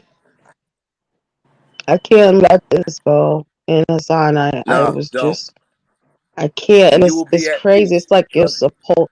Mm, And trust me, you will be at peace if you do that. And if you need my support, I'm telling you mm-hmm. on this live right now, I got you all the way. I got your back. Yeah, I know. Like, the kids and everything. You know us and everything, and Yeah. me calling on here sounding like Right. this. Something's Right. wrong with me No, because this nothing's ain't wrong. me. But I'm you just don't have to get violent. You don't have to go confront them or anything. No. Take this to the authorities, and I'm gonna go with you all the way. Because okay. in today's times and in this environment, it's unacceptable. And you see what's going on. You see what's going on. And you see Yeah, what I talked to you about yeah, these things. This is unacceptable. And this this is not to be taken lightly, not at all. right. And I So feel it's I like, would say not to cut you. devise some type of plan, and tomorrow set it in motion. And if you need my help with steps, I'm there. Yeah, I know. And I don't know. I want to tell you this though. You guys, I feel it was something like, not, I hate that this happened. I hate that this happened.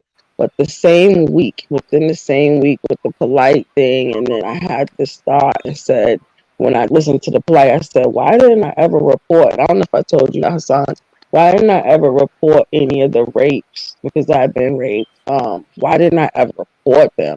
And then this happens with my daughter. And I was like, wow. And then how my spirit is not at ease with just forgiving him. And then someone said, oh yeah, and all y'all Jesus people gonna be like, oh, just forgive them. And and that hit me too, because I'm very forgiving. And I just turn the other cheek.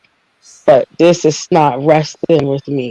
I Well, can't. for I'm one, not this is well. your child. This is your daughter. That's This is right. your legacy. This is your future. You don't want her to go through what you've been through. And I Mhm. know that young lady. She is very sweet. She has a very sweet spirit. You don't want to put her through that. You don't want to do that. You know Mhm. what I'm saying? And she's like, I don't want to go outside. I don't want to see them. Like, I have Yeah. to think about And her. I think deep down that he's not really repenting. He's asking forgiveness because Mm-hmm. he's caught. He's not really contrite and repentant. That's If he was really that's how I repentant, he feel. would have Too. turned himself in. He wouldn't be Mm, asking not to do this. He wouldn't be mm-hmm, concentrating on the mm-hmm, forgiveness to mm-hmm, absolve himself of it. No, no, no. mm-hmm. That's if he ain't genuinely repentant, you can forgive him all you want. but Right. there's still got to be reparations. He gotta Yes. repair Gotta what he face did, it. and one way he got to do it is either he turn himself in or you turn him Mhm. in, and he got to face the path he got to walk with the choices he made. That's And don't right. feel bad, And Keisha, that's what because this me is and my daughter justice. said. This is No, we're that's sending what out a message. And you that's what can't my daughter you don't said. want your And spirit troubled. You gotta guard your spirit and you gotta guard your peace of mind. I always tell you that. You gotta guard that by any means necessary. So if that means if and I she had to do that, I would. And I would sleep like a baby. Okay? and That's Dame just is me. right because that's something country. She's right because like what he's saying, and don't forgive me, he said he hate himself and he just wishes he hates this, he can't look at himself, preach, the word, and then for him to do something like this, like it's like you're right, he would have turned himself in or, Yeah. not try to just keep texting me and saying that he's sorry. And my daughter Right. was like, I don't think it sounds sincere, but he still what you say, John? He lied. He lied in it. He was He's apologizing and still had a lie in there when he said, I Mhm. didn't say anything sexual Yeah. to your daughter, I Oh, swear on my life. And I'm like, "But you lied too still." yeah, So you're right. And I'm gonna do it. I knew yesterday I was gonna yeah. And I'm Not to gonna just follow mention, up on it, okay? Mhm. yes. Yeah. Not Well to I think mention, y'all he has to go through what he has to go through. Because he made yeah. that choice, he's suffering the repercussion that God has for him to go through. And when you Hmm. don't do, that's another reason probably why your spirit, you are standing in the way of God. Work Mm, on him. mm, Whether it's a punishment, a spanking, the stone that's supposed to bury him for interfering with his young ones, with the children, yeah, whatever yeah. God has laid out for him.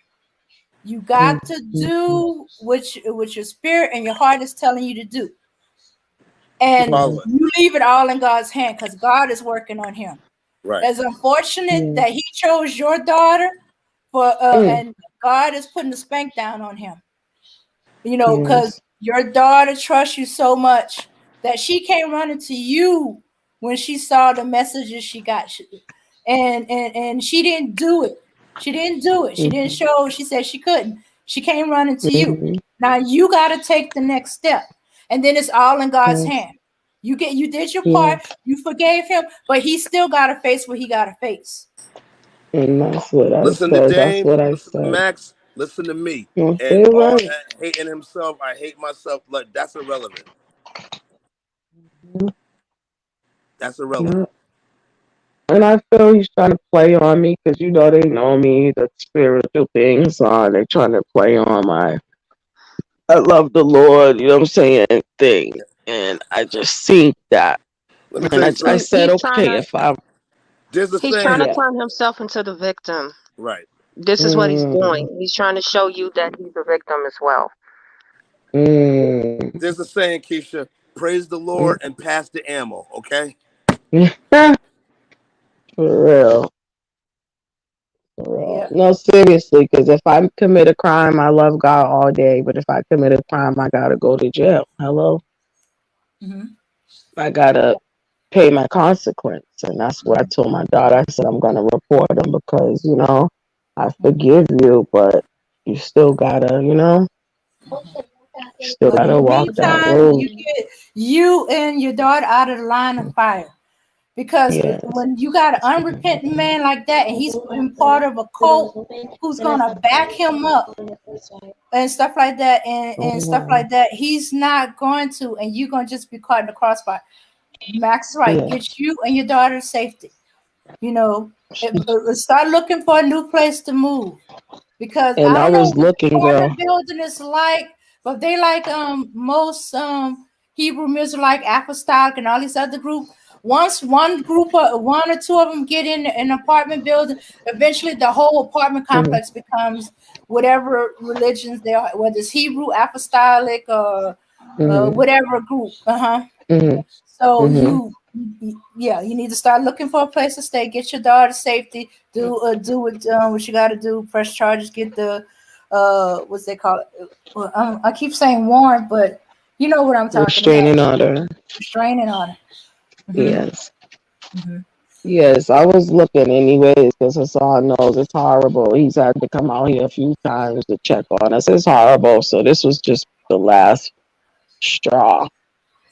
So I mean, I thank y'all for just listening to me. I was just sitting here listening to you guys, and I'm like, what Max was talking about the guy, and he started saying more.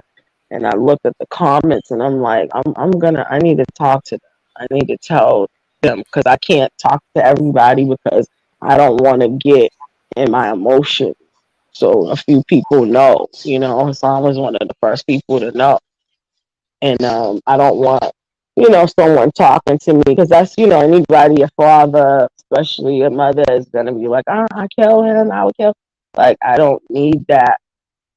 I Okay. don't need those kind of conversations right You Okay. pay taxes, right? You pay taxes. You better start calling the authorities because your Hmm. tax dollars pay for you know what I'm now. saying? Yeah, I can't It hear And them. and puts even money in if their you can't pockets. talk to That your pays their I parents, can't salary. you hear can them. talk to the Lord. He's gonna take whatever you say, let it all out, put it in Yes, his, put it in his lap. All the emotions, the anger, the fear, the confusion, yeah, the crying. You can blubber, blubber, blubber, all out on his shoulders. Let it all out, and then you get quiet and clear your mind for what he's gonna tell you to do. What's the next step? Because don't think because you forgive him that God don't want him punished. It's just that you're just the vehicle to get it started. God is gonna actually do the actual spanking for him on him because he's not truly repentant. We forgive, but we will not forget. Hmm. Hmm. And there's consequences with each and every action. Yeah. And when it comes to children, I don't play. There's no negotiation. There's Yeah. no middle ground. There's Yeah. no coming to the table. Heck no. No. Yeah. And you're a good mother. Just because you hesitate on that does not mean you're not a good mother. The main thing is you listen and you believe your daughter. That is more important to your daughter than anything. That her mother believes her, yeah, listen to her, loves yeah, her, and not angry with her and stuff yeah, like that. Yeah, and you think it'll be a comfort for your daughter. You tell her, okay, baby, this is what we're gonna do. Once you put your plan, you plan out your thing. You tell her, baby, yeah, this is what we're gonna do. I see it's no longer safe here. We're gonna move, yeah, and this is what I'm doing. yeah. And We talk, and I mm-hmm, have three daughters here. I have five altogether, but I have three daughters here. mm-hmm, mm-hmm, So yeah, it is crazy because he was talking to all three of them, and they were like, "Why he asked for your Snapchat?" I just sick. I just feel sick just thinking about it. Just, like, yeah, if yeah. You we have it. didn't catch him, he, Mm-hmm, he would have went further. Even when I took the picture, he was like, "What you gonna do with that screenshot? Be careful." If we didn't catch him, he would have hurt her. That's what I told him. You would have harmed her. You would have did something. So that's what I gotta think about and keep in my mind. He would have done something if we didn't catch him. If he yeah, but didn't get caught. you caught her. Stop thinking Yeah. about the what ifs or if something been different. You caught him. No, Stop like thinking of the what ifs. no, Uh, like uh, that's the reason why I'm gonna go forward because because I caught him he mhm. didn't do anything. You know what I'm saying?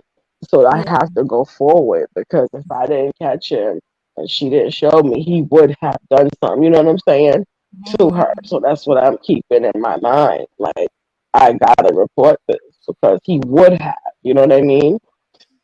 If we didn't catch him, he would have done something Mhm. eventually. So I gotta keep that in mind. Like yeah, you're saying you're sorry. That's because you got caught. You would have went on. You kept Mhm. on. He kept on. Call when you're alone. You know what I'm saying? So I can't.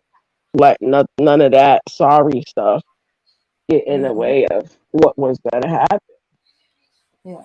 Yeah. what he would have done. I believe he would have done it because Yeah. that's what he was saying. Yeah.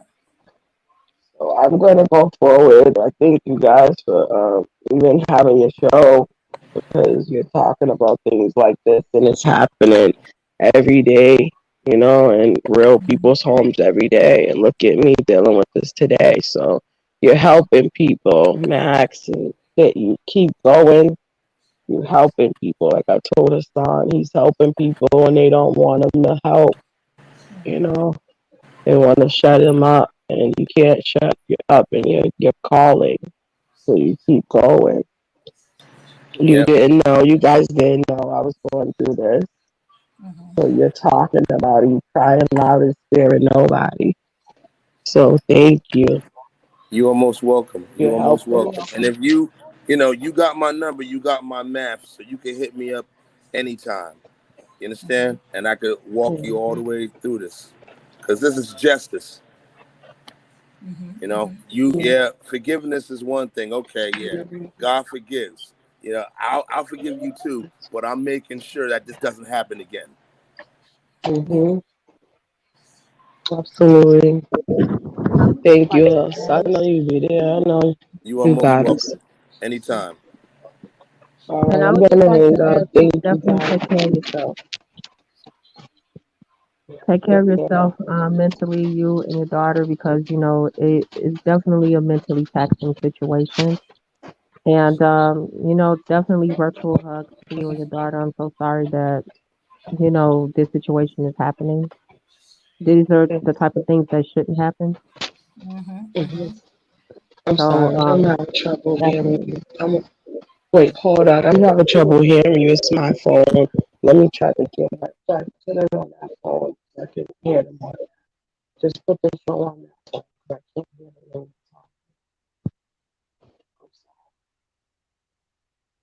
Let me see. Put it on YouTube. One second. I'm trying to put you guys on another phone. I can't hear her. I want to hear what she's saying. Okay. Do you want to hear what she had to say, Remy? Hold on a minute. I'm sorry. I'm coming. I'm gonna put you I on know, another no phone. I problem. can't hear you.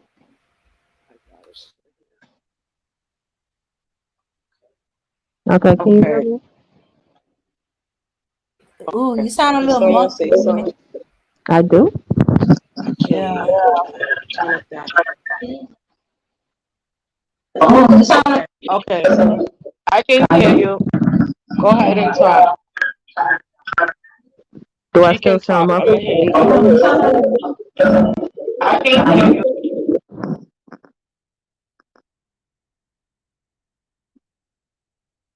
Okay, now, do y'all on the panel, do I still sound muffled? No, no, you sound clear I, to me. You You I sound sound think good. it was better. something with But her. Yeah, Lakia her dropped off. connection. I Right. don't know if she dropped off completely or she's just down in the chat. She might Let me have put the dropped link. off for a minute, but she might be coming right back. Okay, I'll put the link out just to be on the safe side.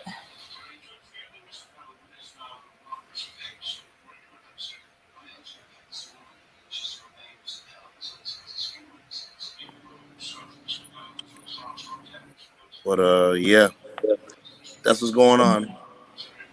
Yeah. These are some tragic situations, but Mm-hmm. what stood out to me is the grooming that comes after, after the situation went down. He's basically contacting her. I'm sorry. I hate myself, things like that. Like I say, the grooming and the playing the victim role.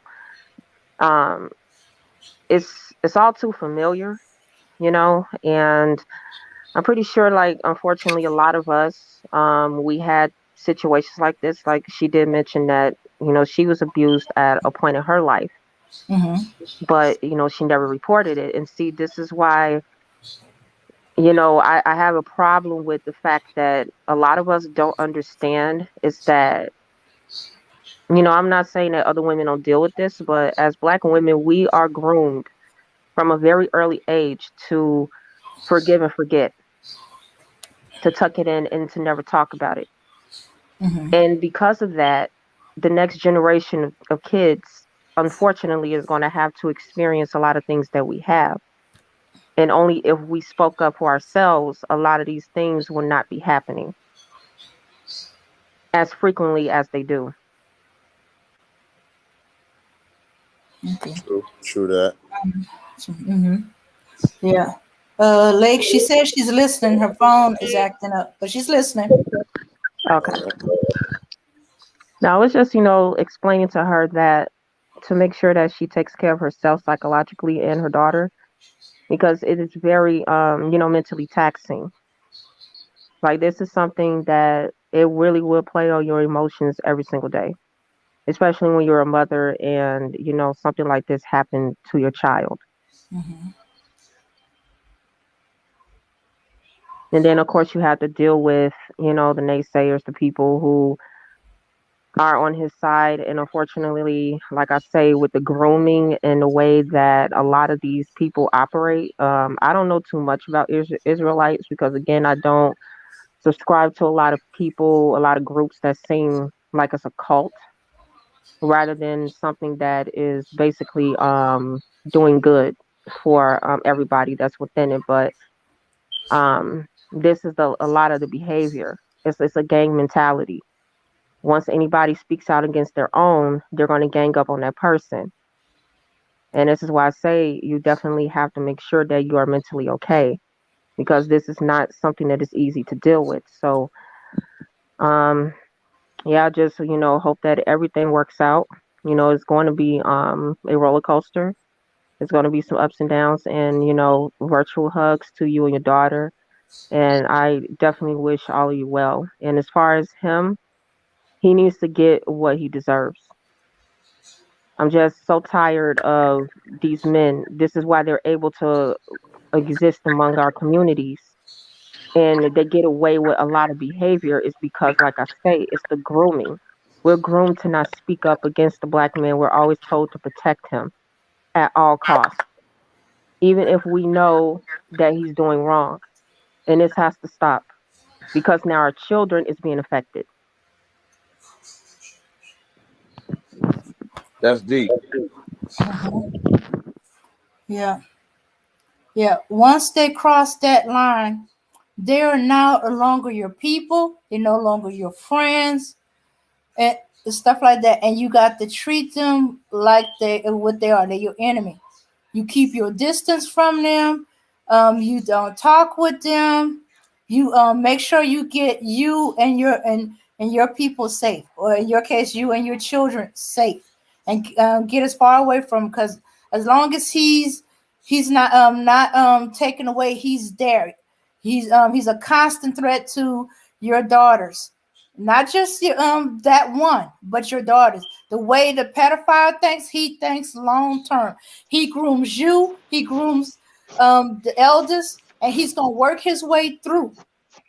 That's the way the pedophile mentally is. He's not just looking at the one he talked to. He's seeing what the others are gonna look like as they get older, and he'll wait for them while he's messing with that one. And he's gonna Hmm. get into their head. But because you have a strong relationship with your daughter, because she trusts you, he couldn't get into her head. You know, and See, he see, one may. of the problems. Mhm. Yeah, let me jump in. See, one of the problems I have with all of this, the community isn't strong.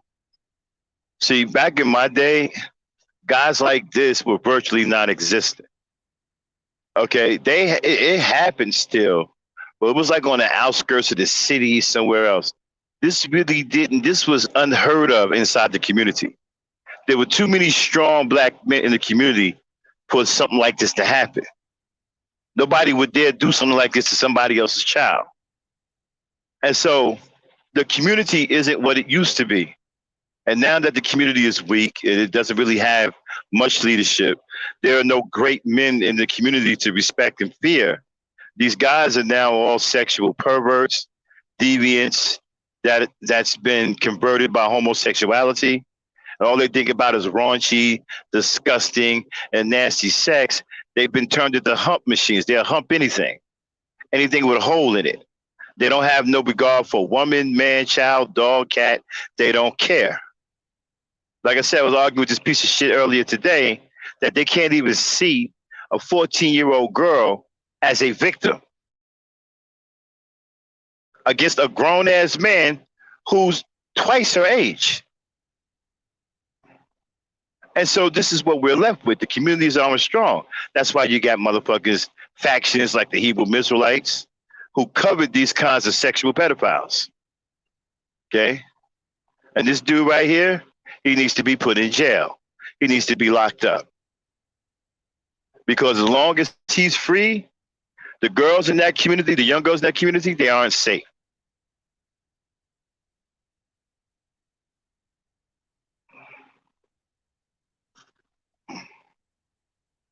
Hello?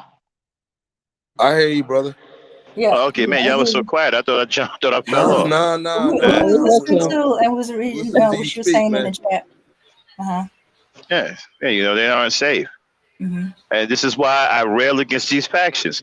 All of these factions are the same way. They are all shields for sexual predators, pedophiles, and would-be rapists. Listen to their rhetoric. Their rhetoric is anti-female rights. They talk about the woman shouldn't have any rights. They're always talking about the woman's sexual, in a sexual way. Well, we the Hebrew Israelites, we don't want our women to wear undergarments. A girl who's 12 years old is right to be gang raped. This is the philosophy of the Hebrew Israelites. We had some fool earlier talking about, well, as soon as she administrates, she's a grown woman. That was said today in real time on RBR Network channel. That as soon as a girl administrates, she's a grown woman. And a black man said that. Wow. I mean, not to gross anybody out, but I started when Yeah. I was 9 years old. So that made me a grown woman at 9. Yeah. Oh Mm-hmm. no. Well, That's actually, they don't go. interesting. Well, they don't go that young. They go as far as 3. They go as young Ooh, as 3. Yeah. 3. Yeah. 3. Oh I've heard them God. talk about. Yeah. I've heard them call a 3-year-old a whore, a B. Talking about she's manipulating grown men. Say A what? A 3-year-old. 3-year-old? Yeah. Oh, Yeah. 3-year-old. gosh. Yeah, she's a whore. She's a B. She is unruly. She's getting away with black female fuckery at the age of 3. She's manipulating grown ass men at the age of 3. And cussed her out, called her all kinds of names, whores, bees, everything. How do you call a 3-year-old girl a whore? I can't wrap my mind around it, Max. I Right. really It just can't. goes to show you the mentality of these dudes. This degenerate, sexual, deviant mentality. These dudes are obsessed with sex. That's why many of them are gay and go both ways. Because homosexuality is about sex. It's not about love. It's about sex. That's all it's about. Straight All that shit about, oh, perversion. we love each other. That's bullshit. It's about sex. Nasty, disgusting, raunchy sex. And these guys who buy into that, that's why I keep talking about men loving other men. They buy into that, right? And they're the same way. The same way. That's all they care about. Now, And they now when want, you, and they, I'm not. Now, when you were talking about all these factions and they were sexual deviants, and you said this a while back, I had to mm-hmm. walk away from my phone and really digest that. And I'm like, you know what? Yeah, That is deep.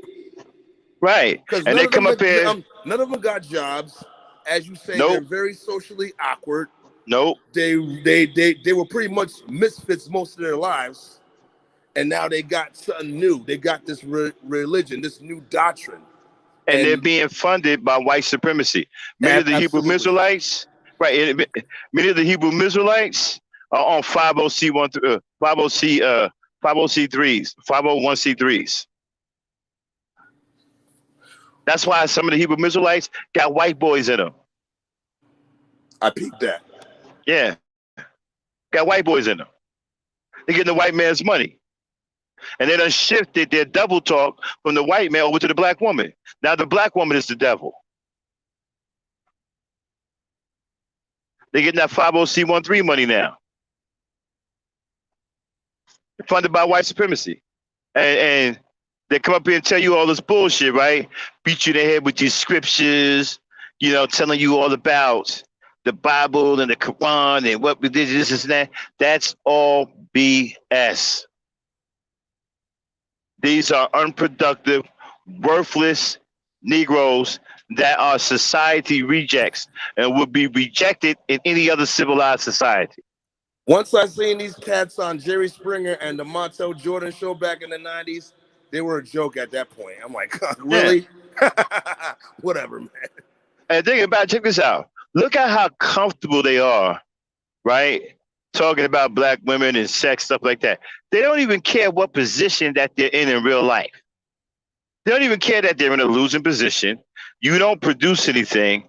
There's no race of men on this earth that you produce more than or equal to. Everybody outproduces you. You produce absolutely zero.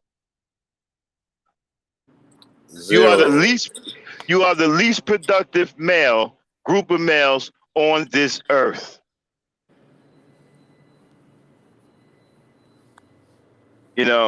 Right. And talking about, well, they want to get the black woman to submit. Submit. I said to you guys, you still don't get it. Submission is an act of manhood. You have to be a man for a woman to willingly give herself to you. Right. Because in order for her to give herself to you, she got to see that you can protect her, you can provide for her, right? You are a responsible father. You will be a responsible father. You'll be a responsible husband. She's not going to give herself to you otherwise. If you're weak, whiny, and effeminate, she's not doing that. You can forget about all that. Right. And what kills me is because there has to be a balance, and we talk about this, the balance between masculinity and femininity. You know what I'm saying? There's got to be a balance. And there's no shout balance, out to Cynthia, especially when it comes to these men. There's no balance. Right. They exhibit feminine energy. Right. And shout out to Cynthia G. I was watching her show the other day. She had this fool on there, E. Dean Cole, right? Yeah. This motherfucker said, well, Kevin Samuels is not gay. He's just, he's just very feminine. Mannerism. And there's nothing wrong with that. What do you mean there's nothing wrong with that? What is he talking about? There's nothing wrong with that. See, that's the problem right there. There's nothing wrong with that. Everything is wrong with that, dude. Fuck you mean there's nothing wrong with that? And this is why I keep telling dudes, y'all love men, that's why y'all hate women. Yeah. And they still don't get it. Y'all going around here loving each other and you hate women. You don't have any love for women because you're too busy practicing it on each other.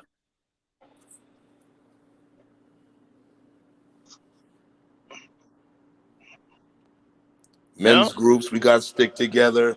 They're against us. I'm like, get the hell out of here, man. Man, my boys don't even talk like that, man. It's like 5 of us, right? No, I don't never hear us talking about something. Yo, we need to get a man group together. Like, they'd be like, what? The hell you mean a man group? To do what? Right.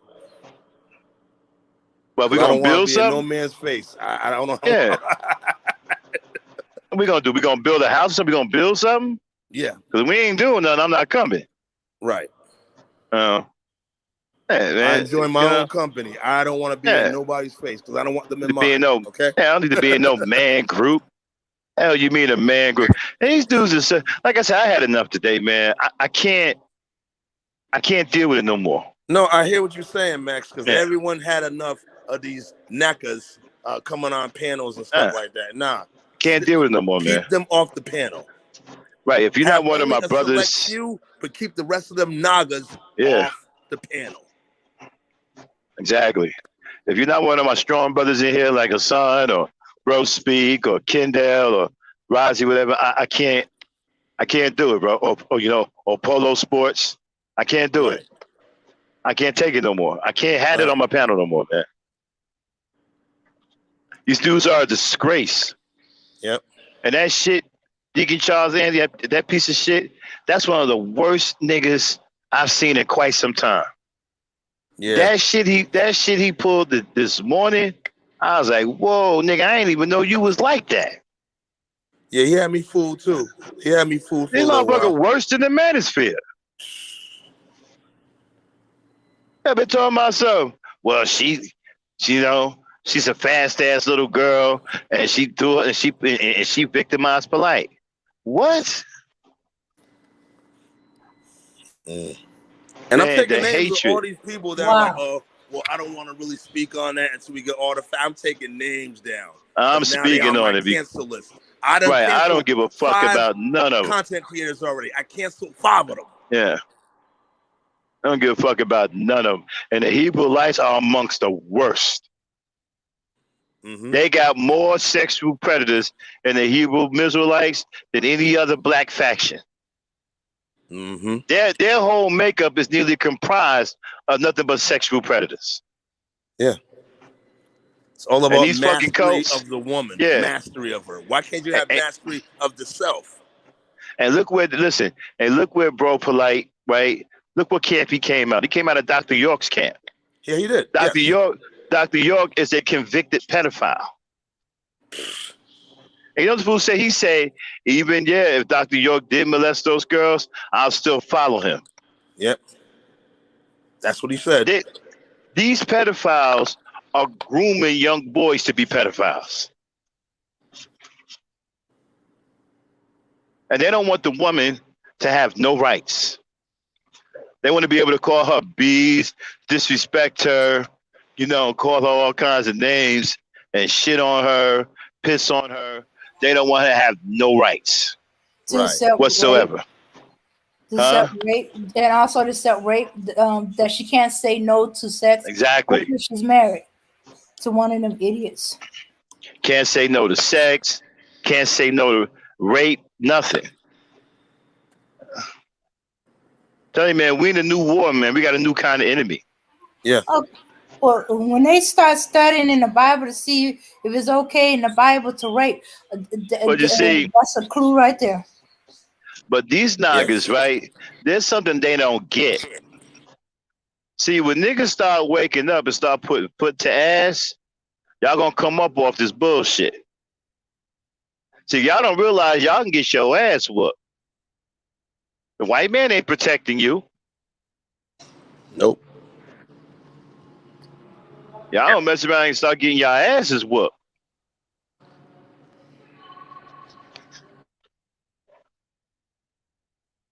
You ain't got no protection from the white man. If you get your ass with the middle of the street, ain't no white man coming to protect you. Nope. He gonna turn the other way and keep driving. Yeah.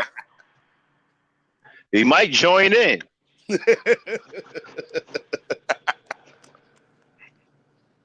Might join in and say, leave me some of that. Let me get some of that. Right?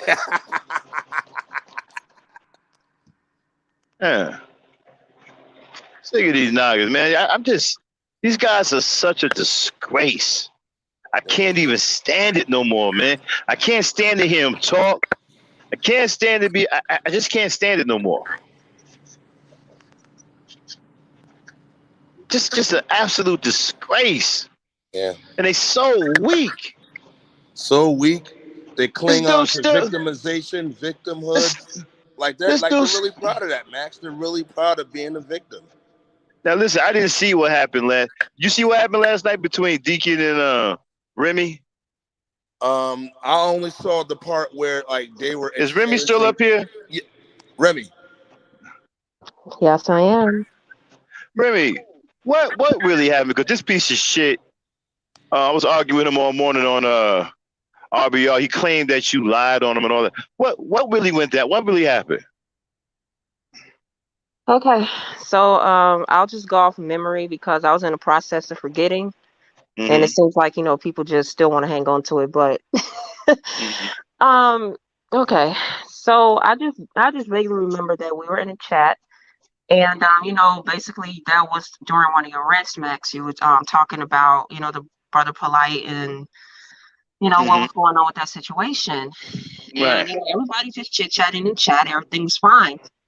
I don't know I don't know who engaged who. I don't know if he engaged me or engaged him, but Mm-hmm. I just know that we just started talking, with Mm-hmm. each other. And like I say, the one question that I remember that, like I say, when my antennas went up was, what do I define as a child?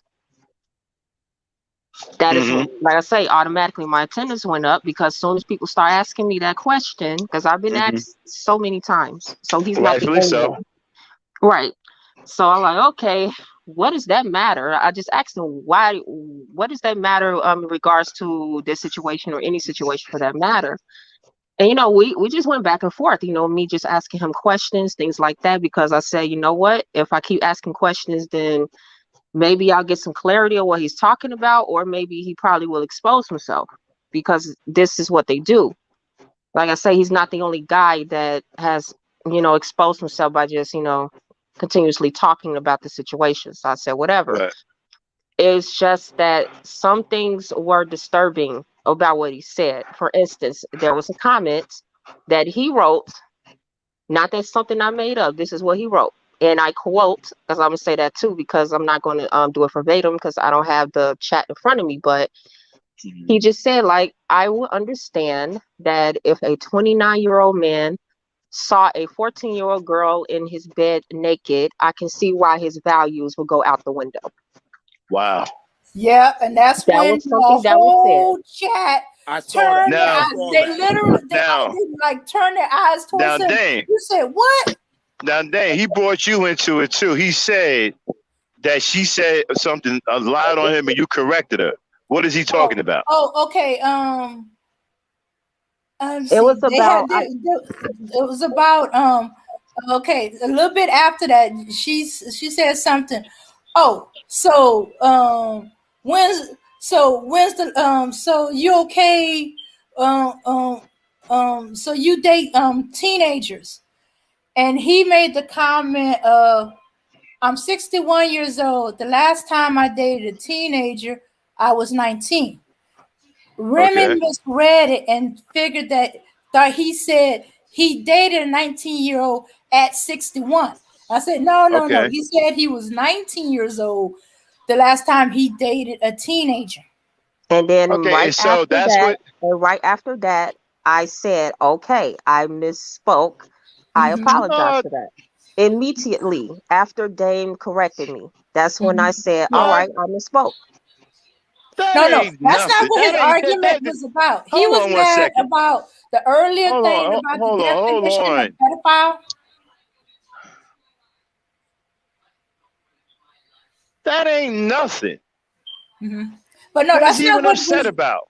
He was upset. Okay, okay. I No, think no. Listen he to just me. put it out When there. I was no, listen to me. Okay, We was arguing on RBR this morning. He was mad about that particular comment. really? He made it seem like it was more than. That's all that was said. Mm-hmm. That ain't nothing. So he was still mad about that. He might not have heard a correction because either he was timed out or he was fighting to Even if get he in. even if he didn't, Mm-hmm. that It's nothing. he could have corrected that himself. Yeah. Like, no, no, no, no, baby, I didn't say it that. I didn't mean it that way. What I mean was, I was dating teenagers when I was 19, when I was a teenager. Mm-hmm. Could have corrected that himself. That was Mm-hmm. nothing. This dude mad at the world over that? Yeah.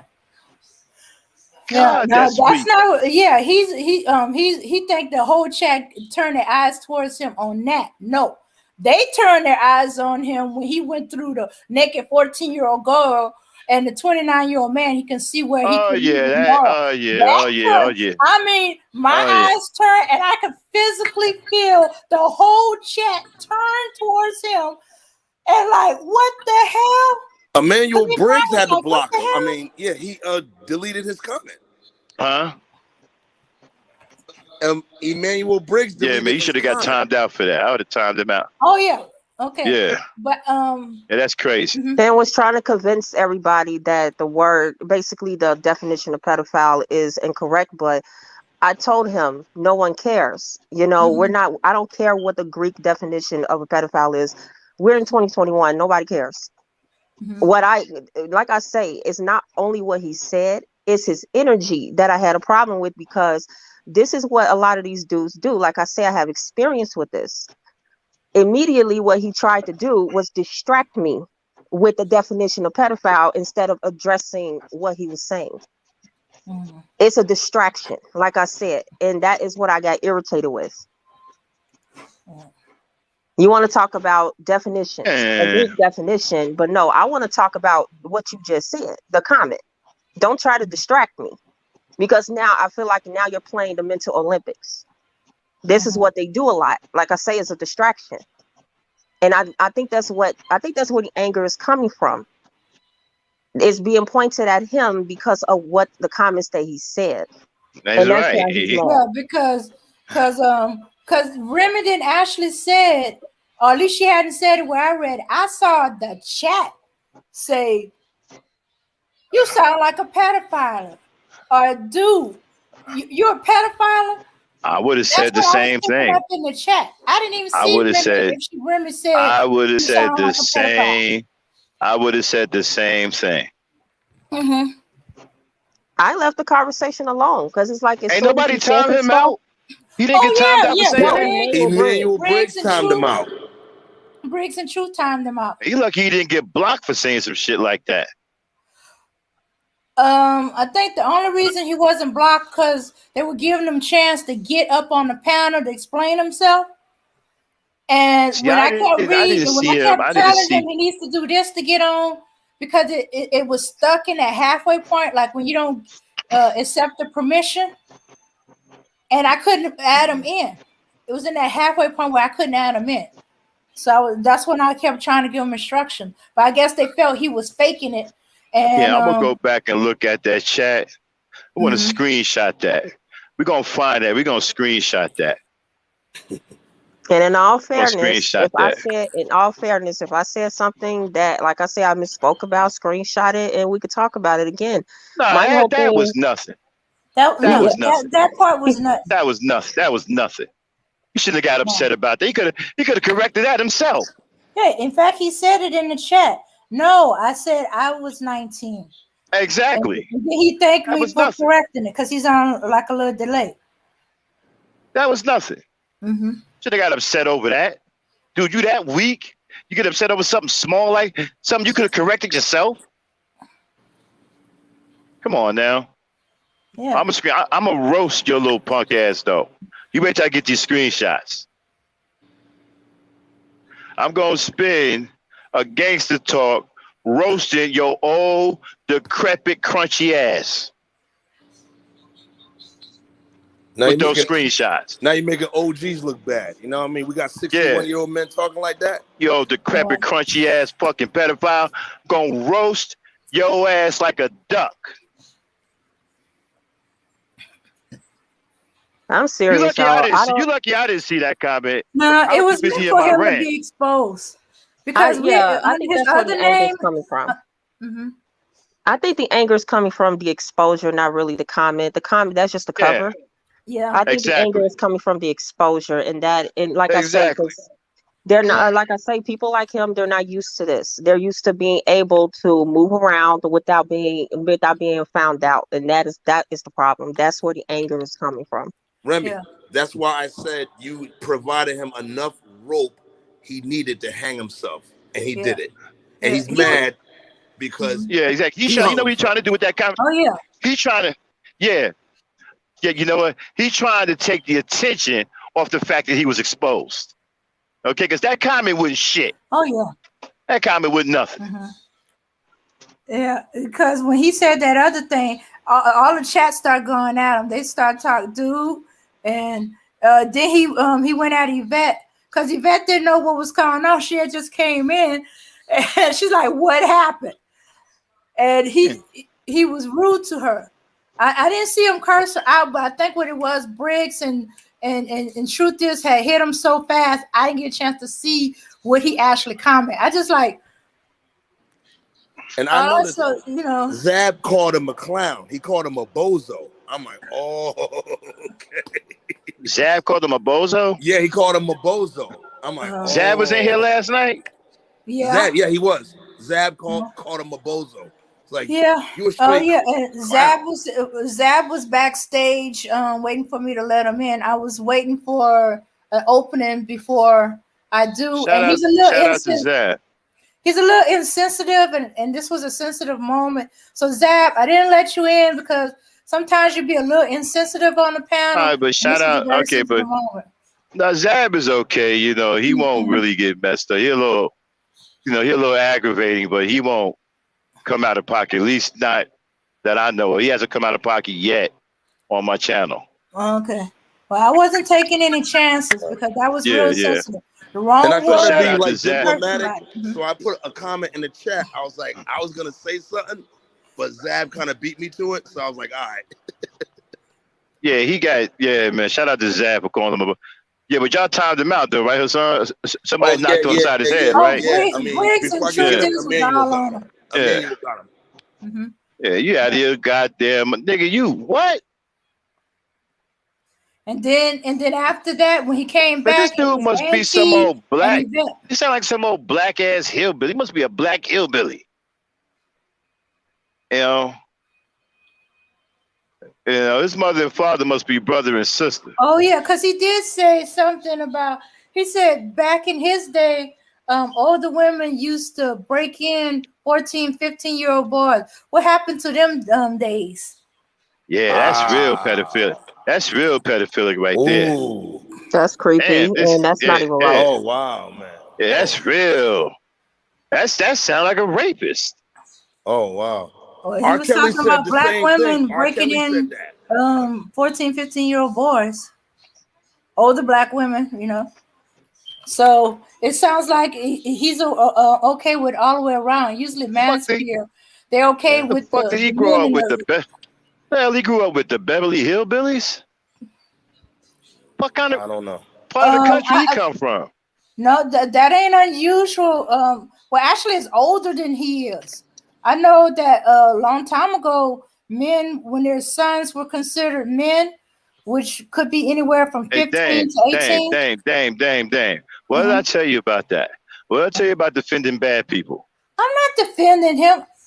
I'm just okay. Don't All even right, go I'm down gonna that. stop. Don't even go down that road. Okay.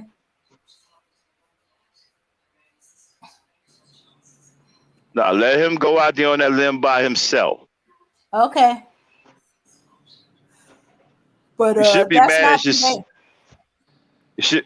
Excuse me. Huh? What happened? I said that's not today. We know now Yeah, yeah, yeah. Exactly. that's not Yeah, yeah. no, that's not good. He must have grew up around. He must have grew up with dogs or something. I don't know, man. These guys with these backward mentalities, these old. It's like you got some old racist kind of mentality when it comes down to young black kids and shit. But It's like you see our kids. by that comment Yeah. that he said, oh, older women would break younger men. See, that's what happened to R. Kelly. That's why he became Uh. who he became. So I'm like, Yeah. Mm. oh, okay. And did he So, say the? And did he say? He said the vice versa too. No, he didn't say the vice versa. He said the vice Uh-huh. versa is considered rape. Yeah. Because I Well, think no. Well, women ask, well, what? actually, the older women that's considered rape too. Yeah. It's considered rape on both sides. Mm-hmm. Yeah. Well, There's that's what women in he. jail. There are women in jail charged with rape. Mm-hmm. Yeah. That's why he said back in them days, or the days he grew up, or something like that. but I'm still a little Well, bothered by he's that comment about 61. some 14-year-old being like in the nude in the bed, and I Yeah, can see man. how a Yeah, man man. would The lose the thing about it, morality. and the thing about it is that he's not. He comfortable with saying shit like that. Mm-hmm. Oh, right, Comfortable with it. right. The issue is a Comfortable lot with of it. people have not evolved in their thinking Yeah. because No, they haven't. he's thinking like he is still in. Okay, when he says, "Oh well, back in my day," but that's back in your day. Mm-hmm. It's been so long from the time that you were, whatever age you were until now. A lot of studies, a lot of things have changed on how we view children and how we view who children are in regards to their mentality. That's what you call evolving. And like I say, a lot of people, they're very stuck at a certain age where they don't go anywhere mentally. And again, that's no excuse, but it just shows that how tragic it is that a lot of people still hang on to a lot of these I don't know what to call it, but a lot of these type of thinking. And this is why that in our community a lot of us are in trouble because Mm-hmm. we feel like, oh, okay, well, since it was done to me, or this is what everybody used to do, it's normal. Believe in me, I will know, because even as a young kid myself, Mm-hmm. there has been things that have been done to me and done to girls around me. And like I say, with the grooming, you think it's normal. Again, that's the mentality. But as you get older and you start looking at things for what they really are, then now you realize that, hey, listen, no, that shit was not normal Mm-hmm. at all. We just need, I just feel like that is what the issue is with a lot of us, in our community, whatever other community, doesn't matter. But Mm-hmm. we have a really big issue with seeing children as children, Yeah. a really big issue. And then we Yeah. Yeah, that want to sound like advertise them, and we want to say, oh, well, because because she's developed, oh, she's grown now, she's not a child anymore. Mm-hmm. It's sad. yeah, that sound like some old. That sound like the way the plantation. That sound like the way the slave masters used to look at our kids. It sound like some Exactly. old. This is the way they look at our kids right now. Yeah, The white people don't look at our kids as kids. Our no. kids are feeling it and seeing it in the schools. You know, if you see the kids with the most responsibility in the class, it's black kids. Yes. They're the monitors, the paper passes, the this and that, more than any white kid I've Hmm. seen. The two kids do the same thing wrong. One white, one black. The one get the harsher punishment, while the white one get the slap on the wrist. 5 years old, they're seeing this. It broke my Mm. heart to try to explain to this 5-year-old why he's being sent home, where he's gonna get in trouble with his parents, while the boy who did the same thing and did it with him is just going into classroom detention. Hmm.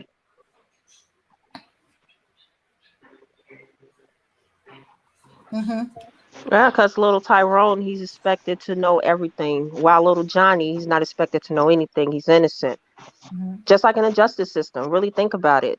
If a black boy and a white boy, same age, they commit the same crime, they're going to say that the white boy, oh, he didn't know what he's doing.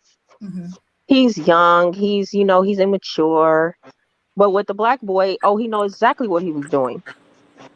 Mm-hmm. He Exactly. knew right from wrong. So they're sending him to jail while they're sending the white boy to therapy. Yeah, pretty Yeah, much. yeah, that's what they do to our kids. And this doesn't help when you got dudes who think like that. It kind of makes you wonder who's the damn real enemy.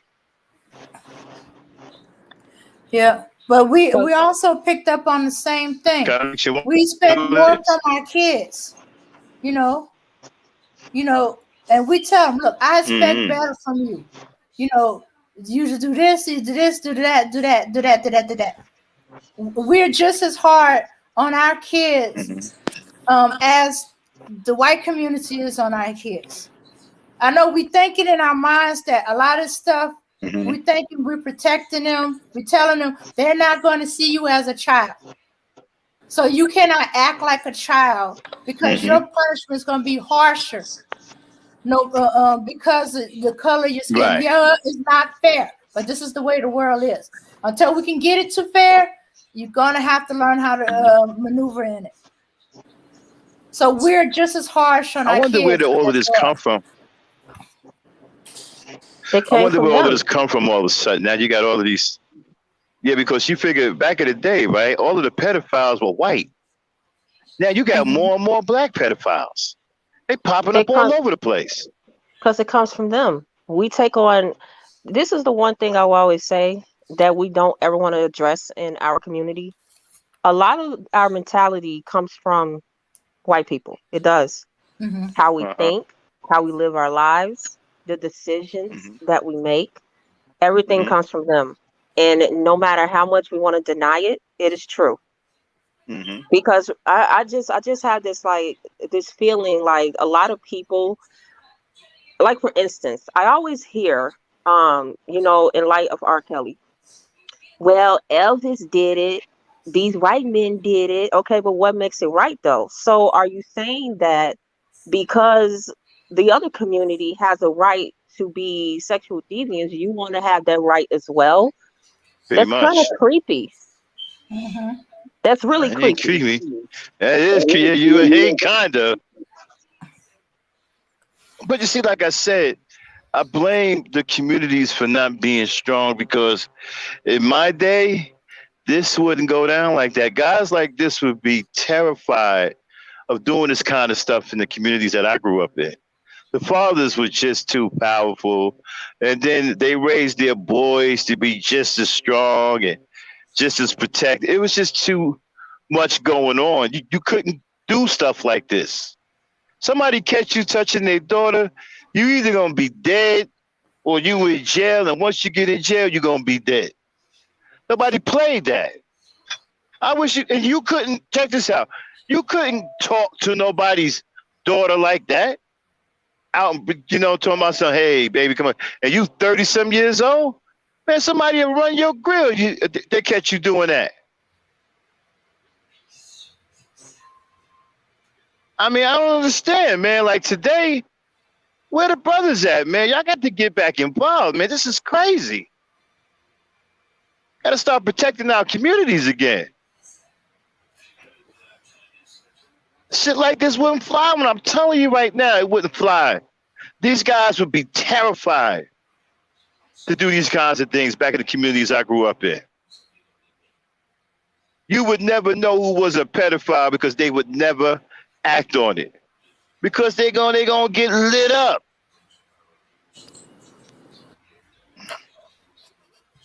But nobody played that shit. And then back then there was a lot of strong black families.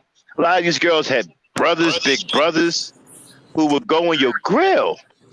Brothers, uncles, Yeah. knock your head off, cave your chest in, man. You didn't want none of that. Yeah, man. Knock you the man. We gotta get back to that, man. We gotta because these dudes, there's no real leadership in the black community anymore. That's why these guys think that they have free reign. They don't think that the black woman has any protection. They feel that they're not protecting her, so she don't have any protection, so they can just do whatever they want. You know, we gotta cut that short, man. Us brothers out here who know what time it is. We got to get back out here and straighten this shit out. This shit is crazy, man. Yes, sir. I'm out here though, Max. I know you out there too. Yeah. We got a few brothers out there, but power This in shit is numbers. We fucking need more. We crazy. need more. We need a lot more. Mm-hmm. Yeah. Believe it or not, they don't. I'm just saying, based on what I see, they believe that black women are protected. So they believe that they are protected? Oh, absolutely. Because I always have this notion that the only people that's oppressed in a black man's mind is himself and white women. Okay, Like, that Yeah. really think I think I about heard that. that before. I think I heard Okay, I that heard that before. before. that Really think about that. that's crazy. It's crazy, but it's true. Man. Because Crazy. they'll have more sympathy for her because, oh, she dealt with a lot with the white man. Really? Mm-hmm. Okay. Well, so have you. So, but how does she get more sympathy than your own women in your community? They get more sympathy than we do. Like, it's deep. You know, when I say that to people, they look at me crazy. But after I Mhm. explain to them why, they'll understand why I say what I say. Mm-hmm. Yeah. For Uh, some reason, black women get raped by white women by white men for hundreds of years. She's a bad wench. He deserved A it, white and she woman wanted it. married and willingly bed and will kill black women and the children because their man bed with them or rape them and stuff like that. Oh, she gets the sympathy. These guys are traitors, man. Treacherous. Yeah, you know Yeah, what? we was on The the ship. We feminist make these niggas. movement did not affect the black women. The feminist movement affected the black men Yeah, we was because on the they ship. sympathize with the white woman more than black women do. Yeah, we We was on weren't the like ship. rolling with them, like talking about. Yeah, we were on the ship. These are the kind of niggas you make walk the plank. Seriously. These are the kind of dudes you make walk the plank. Yep. Walk the plank, chained to a stone. Man, some races that I know I've been to, you do this kind of stuff against their women, man, they'll drop you in the ocean, man, with a big rock tied around your neck, with your hands tied behind your back, and your feet got rope on them so you can't swim, and they put a big rock around your neck and drop you in the goddamn river. Oh yeah, easy. You know, that's why guys like this can't exist in other societies. Kevin Samuels, right, could never be in China or any of these other countries. They wouldn't allow that because to them that's counterproductive. They wouldn't allow a guy like Kevin Samuels. Even the Mexicans won't let no guys like that get down. I remember this Mexican dude tried to be the Mexican version of Tommy Sotomayor and got smoked in the middle of his podcast. I remember that. Yeah. Remember that? They ran down on him and smoked him. He wasn't on there for 2 weeks. He wasn't on there for 2 weeks. No. Got on there and started talking crazy about Mexican women. The Mexican dude was like, who is this motherfucker? And within 2 weeks, smoke. On a live podcast. He was doing a live podcast when he got smoked. Yeah, they saw him personally. They gave him business. Other races of men don't play that because it's counterproductive.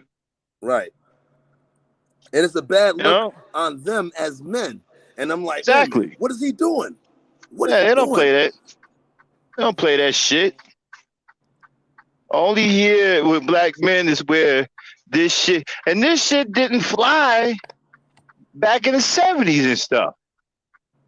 It didn't. In the 70s and early 80s, this shit didn't start happening until the crack epidemic came, and then, dudes started getting locked up, and all this other stuff. And then there was hardly no protection or leadership in the black community. That's when all this shit started happening. Yep.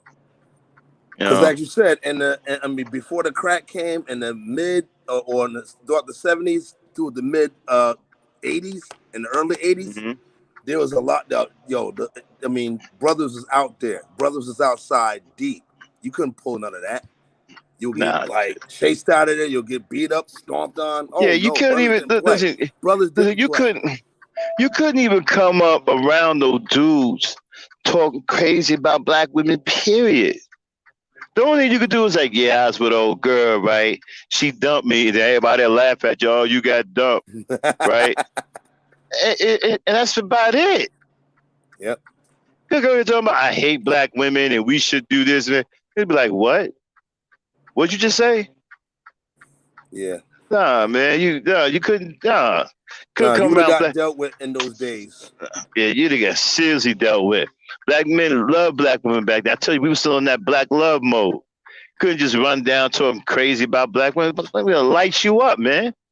See, what you talking about, man? You talking, Max? You got those posters, those those Zodiac posters with the afro. Yeah, yeah, right. I still got my afro pick with the fist on it, bro. Collector's item. Yeah, collector's item. Yes.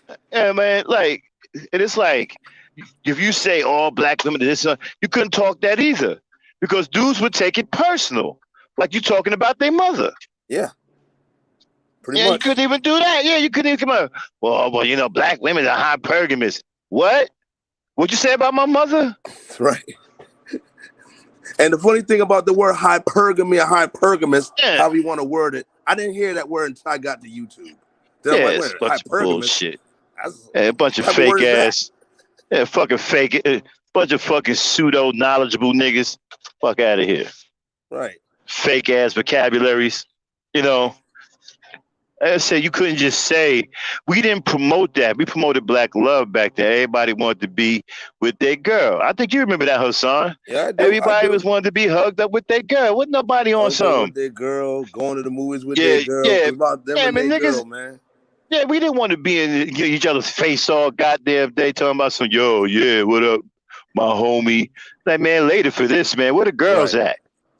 And back in You the know what I'm 70s and saying? 80s, Max, we didn't have no left titty, ride or die. No, we didn't have that Nah, I mentality, wouldn't. bro. Nah. No, no. Nobody on no shit like that. Like I said, it was all about being with your girl. We used to just meet up for like 5 or 10 minutes. Hey man, where you going? Man, I'm about to go to my girl house. Yeah, me too. I'm going to my girl house. Yeah, I'm about to go pick my girl up. Yeah, everybody was talking about going to get their girls.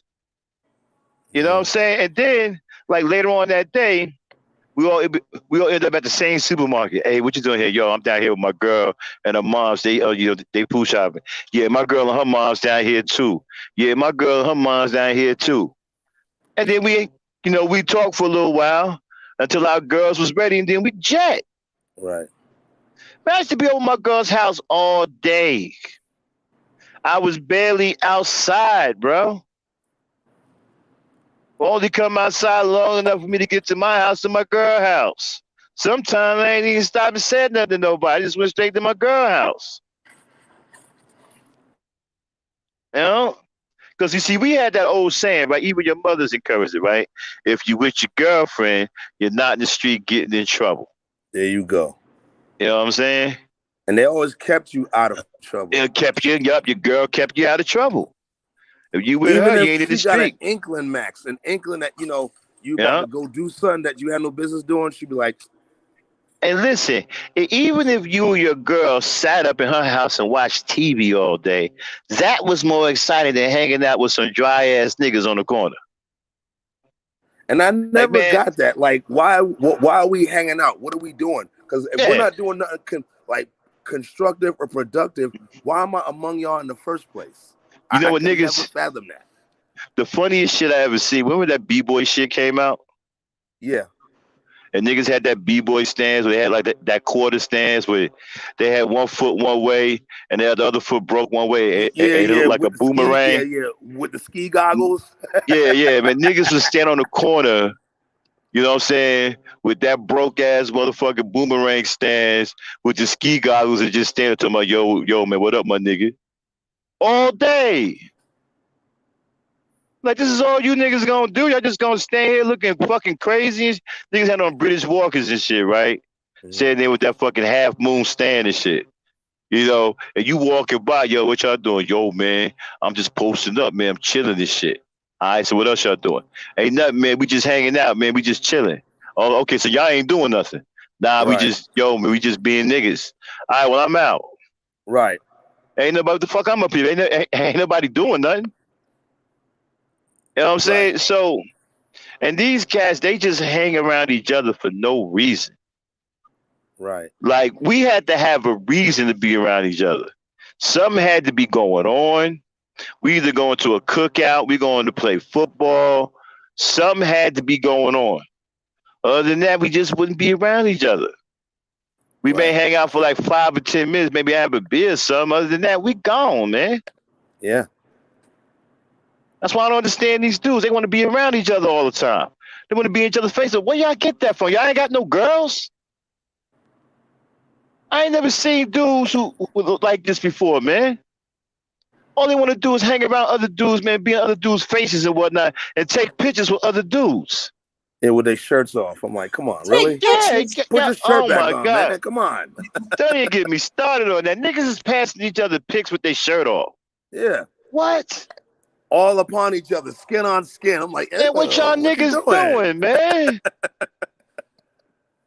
The hell y'all doing, man? Yo. And then calling each other, yo, that nigga ugly. What? Yo, I mean, they couldn't come around us, Hassan. No, absolutely They not. couldn't come around. We look at these dudes like they weirdos if we don't whoop their ass first. They couldn't come around us, man.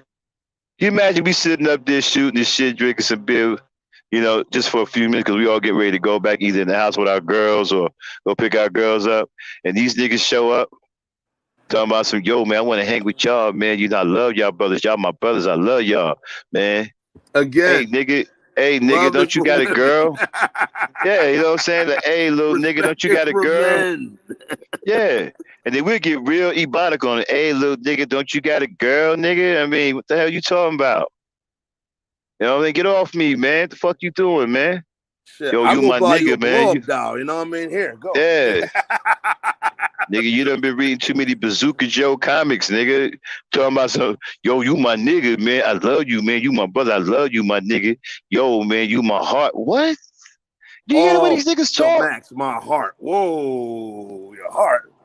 Yo, man, I heard one dude call another my dude mom beloved. is my heart, okay? Nah, check this out.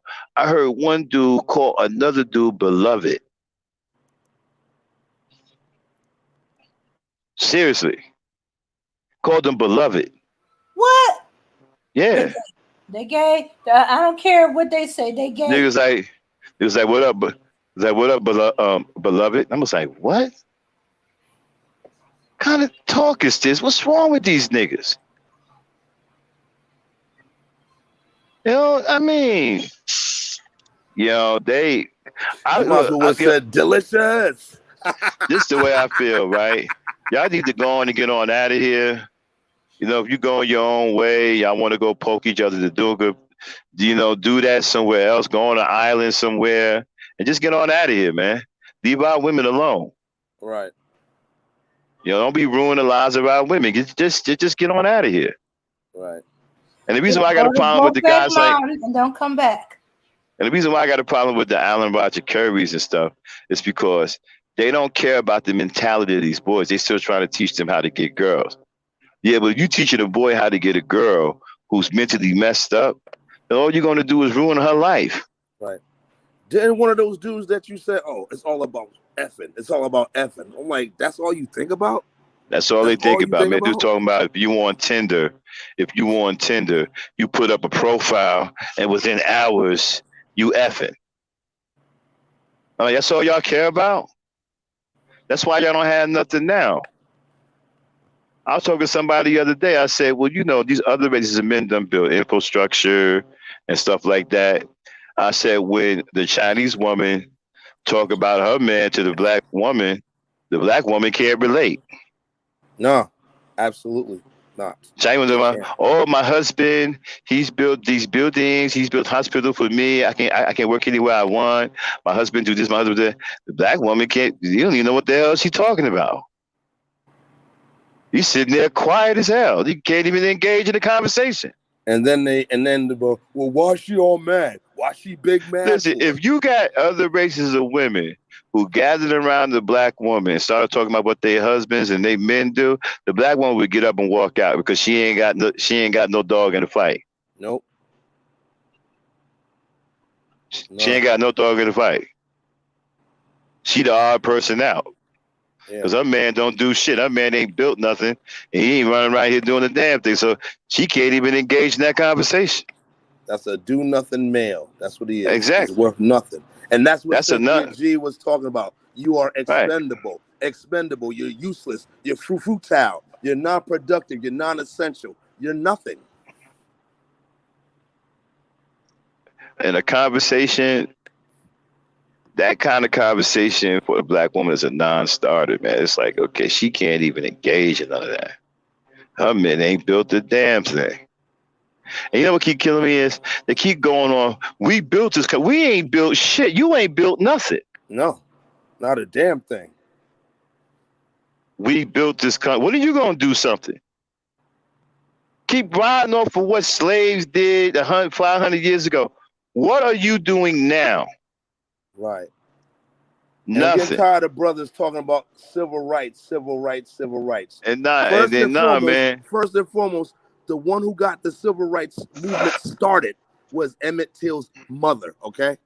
Let's get that out there. Let's put that out there. You know what? I'm gonna do a show on that. Oh, okay. Stop claiming civil rights. Stop it. And niggas really wasn't trying to fight for nobody black anyway. They just wanted to be with white women. Yep. They Have wanted the access right to not be whiteness, lynched. be Yeah. skinning They and wanted grinning the in their right. face, and they don't Exactly. even respect you. They wanted the right to run around their little Beckys and not be lynched. Yep, and that's all They that was wanted the about. right. Yeah, they wanted the right to be with white women.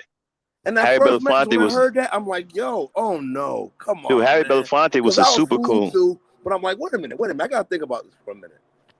Hey, Harry Belafonte was a super coon, man. Oh yeah, You he know was. who I he know. used to. Yeah, You know who he used to date? Eartha Kitt. Yeah, you see how gorgeous Eartha Kitt was back then. Man, Eartha He had the Kitt nerve to was tell that a gorgeous. knockout back in the day. He had the Man. nerve to tell a woman. He had the nerve to tell a black woman that gorgeous. A black woman can't do nothing for a black man but hold him back. What? When I heard that, man, I was done with him, man. Yo, and you know threw what all she my said? movies away with him in it. I threw it all away. Threw them out. I don't want to watch them. Yo, she said all the motherfuckers are swirling. Sidney Poitier, Harry Belafonte, Bill Cosby, right? Quincy Jones. He said they all were swirling. Yep. And Quincy Jones, dumbass, talking about, man, being with a white woman was like having a status symbol. Yeah. Like, you low expectations having nigga. You don't want nothing out of life. You don't want no. I just, yo. Yeah. Yeah. Yeah, I just, these dudes are so disgraceful, man. Yeah, they are. The brothers from back in the day, from the 60s to 70s, the ones who died will be rolling over in their grave right now, several times. If they saw today's black man, they would probably go to war with him. Imagine if Bobby Seale and all of them. Well, Bobby Seale. I think he's in Pennsylvania right now. Okay. Yeah. I believe he's still alive. I think he's in. Yeah. Oh yeah. He's still kicking. But can you imagine Huey P. Newton and all of them back then when they was really on that Black Power shit? Can you imagine them meeting these niggas today? Stokely Carmichael and all of them. It was actually the black hand of white supremacy that took out Huey P. Newton, okay? So. I know. And that nigga bragged about it too. Yeah. I'm like, what? He bragged about it. He talked about how he infiltrated them and did all these things. But check this out. Imagine if Stokely Carmichael, all of them hard revolution, Fred Hampton and all of them, right? Mm-hmm. Hammond. Fred Hammond or Hampton? Fred Hampton. Hampton. Fred Hampton. Yeah. You know, imagine if years ago. Cool. Yeah, imagine them. Imagine them black revolutionaries meeting the manosphere, the black manosphere. It'd be hell to pay. Very much. They whooped their ass. Very they much. I guarantee how much you want to bet Huey P. Newton, God rest his soul, will call the manosphere counterproductive. They're counterproductive and they're compromised. They want to buy into the system. We want to tear the system down. They want to buy into it. So, well, that's what your man. That's what your man said, right? Right. So I think Huey P. Newton and the Panthers of yesteryear would see the Maniqueers as a bunch of agents. They're just a bunch of agents. Exactly. And your man Brokeback Samuels. He said, "Well, I don't see it as buying. I don't see it as selling out. I see it as buying in." So the black Mr. Rogers believes selling out is buying in. Yeah. And this is what we come to. This is what we come to. Right. So now you got exactly. So now you got a group of black men, right, who are totally dependent on white men. And I said this in my podcast that you are in a deadly position. You're the only man on this earth that can't feed himself and that is totally dependent on other people to survive. You are in a deadly position and they don't care. And now I see why there's a conversation on how are you going to call yourself high value? You are expendable because you know why? If that man walks away from you, the one that's feeding you, then you're done because you can't feed yourself. You can't make a home for yourself. You got no entrepreneur skills. You will wither away within days. And then you're not even providing no roof over your girl's head. An apartment is temporary shelter, brother. It is. Yes, it is.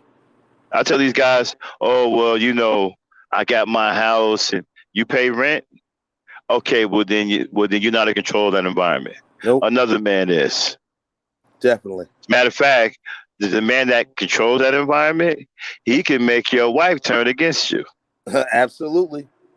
I Okay, remember because he you has said the one time, ability. and Right, because it made me change my uh whole way of thinking. You said one day, a cat that buys himself like a trailer, we would laugh at that cat. But no, yeah, he owned I that mean, that trailer. dude rather live in a trailer park, and That's right, he owns his and trailer. he owned Okay, that he trailer. owns it. That's right, He got and he ownership of owned that. it. And do you see them having a problem getting women? They Nope. got a woman that'll come right up in there and lay in that trailer with him because it's his. That's right. And the woman go up in there, she ain't got to worry about getting kicked out. That's Nope. his trailer. And she ain't got to worry about no damn rent. Nope. She'll roll right up in there with him. And he can go anywhere in the country with that trailer. As long as there's a trailer With that park somewhere, trailer. he's there. Okay? And my whole thing is this here, right? You got guys, I told her, I said, if your landlord told your wife that if she don't get rid of you, he kicking her out with all her kids. Now, some women will leave with their, with their husbands, but some women will think about it. Oh yeah.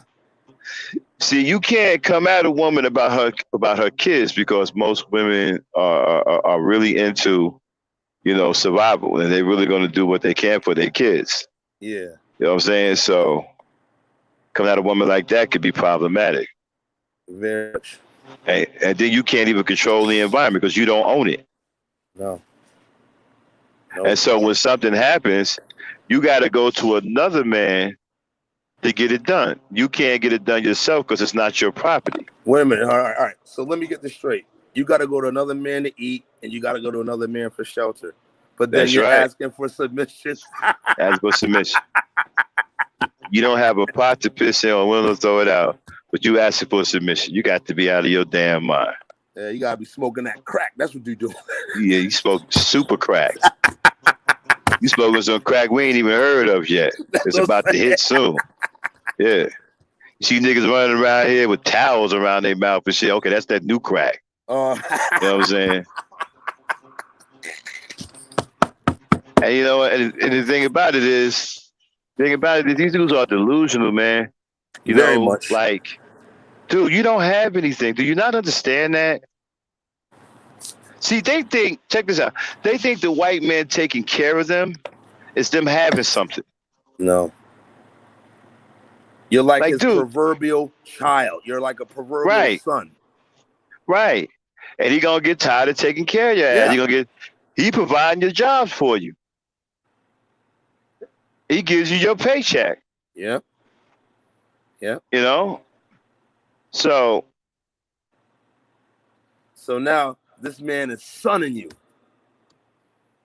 But, you can't tell these cats none. Remember, they're oppressed. So if they're the oppressed group, but they're entitled for the next man to take care of him and anybody else, basically. But how can you be oppressed with preferences? That's a good question. How can you be oppressed with preferences? Now I see why a lot of these women are like starting to be like, and you know what? I don't blame them. I really don't. At first, I was like, "Yo, what's going on?" Because I'm trying to get brothers and sisters together. But I'm like, you know what? If I was a black woman, oh my God, now I understand. I understand, and I have a lot of empathy for what y'all have to go through with these Nagas, man. I swear. And then when a brother like me come up, see, I'm part of the collective. Yeah, I might, be different. I got my own individualism about me as far as who I am as a person, but I'm part of that. And, a lot of women are like, yo, the winter's coming, the reckoning is coming. And I'm like, yo, you know what I'm saying? And the only thing that's keeping us alive right now, that's keeping us from being like, being a onslaught right now over slaughter, is the black woman. And we're not even grateful and appreciative of that. And again, this all reflects on me because I'm part of that. Now, I'm not part of it, but it doesn't matter. I'm clumped into that anyway. So, I just do my best, do what I can do, put my best effort forward, and that's all I can really do. And a lot of them don't see it that way. They don't. They again, we are the problem. We're the problem. We're the enemy. Like I say, I just feel like they view us in the same light as the white man. I'm so serious, and this is why I say like, but his counterpart they don't view in such a manner, despite the fact that I have like I have a field day when I encounter some of these men and I tell them all the ways that the white woman has disadvantaged you that you don't even know about. Because for one, that is what she's good at. She's good at telling the world that she's so perfect. She's good at telling the world that, and then also the white man is good at it too, because again, they would never disparage their women in front of the world. Now, just like any other man in any community, of course, they have grievances and problems with their women, but they approach it differently. And this is what a lot of the men in our community do not understand. They Right. feel like, well, yeah, they should be as verbal as we are so that they don't have no problems. Actually, they do. It's just that they don't approach it the way you do, Right. and the way that you do it is extremely dangerous Very much. because you're putting yourself in danger and then you're putting the women and children in your community in danger as well. Right. Because you're telling the world, hey, listen, we don't care about ourselves, for one. We don't care about our children. We don't care about our women. Right. Come over here and do as you please. That's the message. And you don't really have to say it verbally like that, but that is the message that you're sending every single day. Right. So, And I yeah. also say, like, because a lot of men like, oh, we should go our own way. I'm like, okay, fine, do that. I Right. dare black men to go on an island by themselves. You'll kill each other within a week. You will not Oh, yeah, survive they will. because Or your even less than ego that. is so out of control. For one, here's the problem: you don't understand what leadership is. A lot of you wanted to be the leader, but you don't know how to lead. So if another man who has the leadership qualities, if he comes up, what are you going to do? You're going to kill him. Why? Because that's what y'all do on the streets when it comes to dealing and selling drugs. You want to take out the big man because you want his place, you want his spot. So what makes you think that you going your own way and y'all having your own little island by yourselves that you're going to survive? That would never happen. Now, with other men, I would say they won't survive either, but they'll survive a lot longer. But as far as this group of individuals, that will never happen. I would give it a week, Right. Or even less than that. And possibly. see how like we're caught in this whole delusion. It's Right, a delusion. And a lot of us are delusional, going our own way to do what? Be more sexually deviant, be more of a derelict. That's all that's about. That's all that's about. you know I can't deal with black women. I can't deal with it. No, no, no, no. They just want to be more derelict. They want to be more derelict. And women of these other countries or wherever they're trying to go, they don't know how they are. You know what I'm saying? Some of them do, but they feel like, oh nah, man, we get women, they're more cooperative and cooperative doing what? I mean, most of the women that you're getting, if all right, they're you're going to Brazil or you're going to the parts where what I'm saying? The women the women there, the quality women in those countries ain't gonna mess with no nagas like that.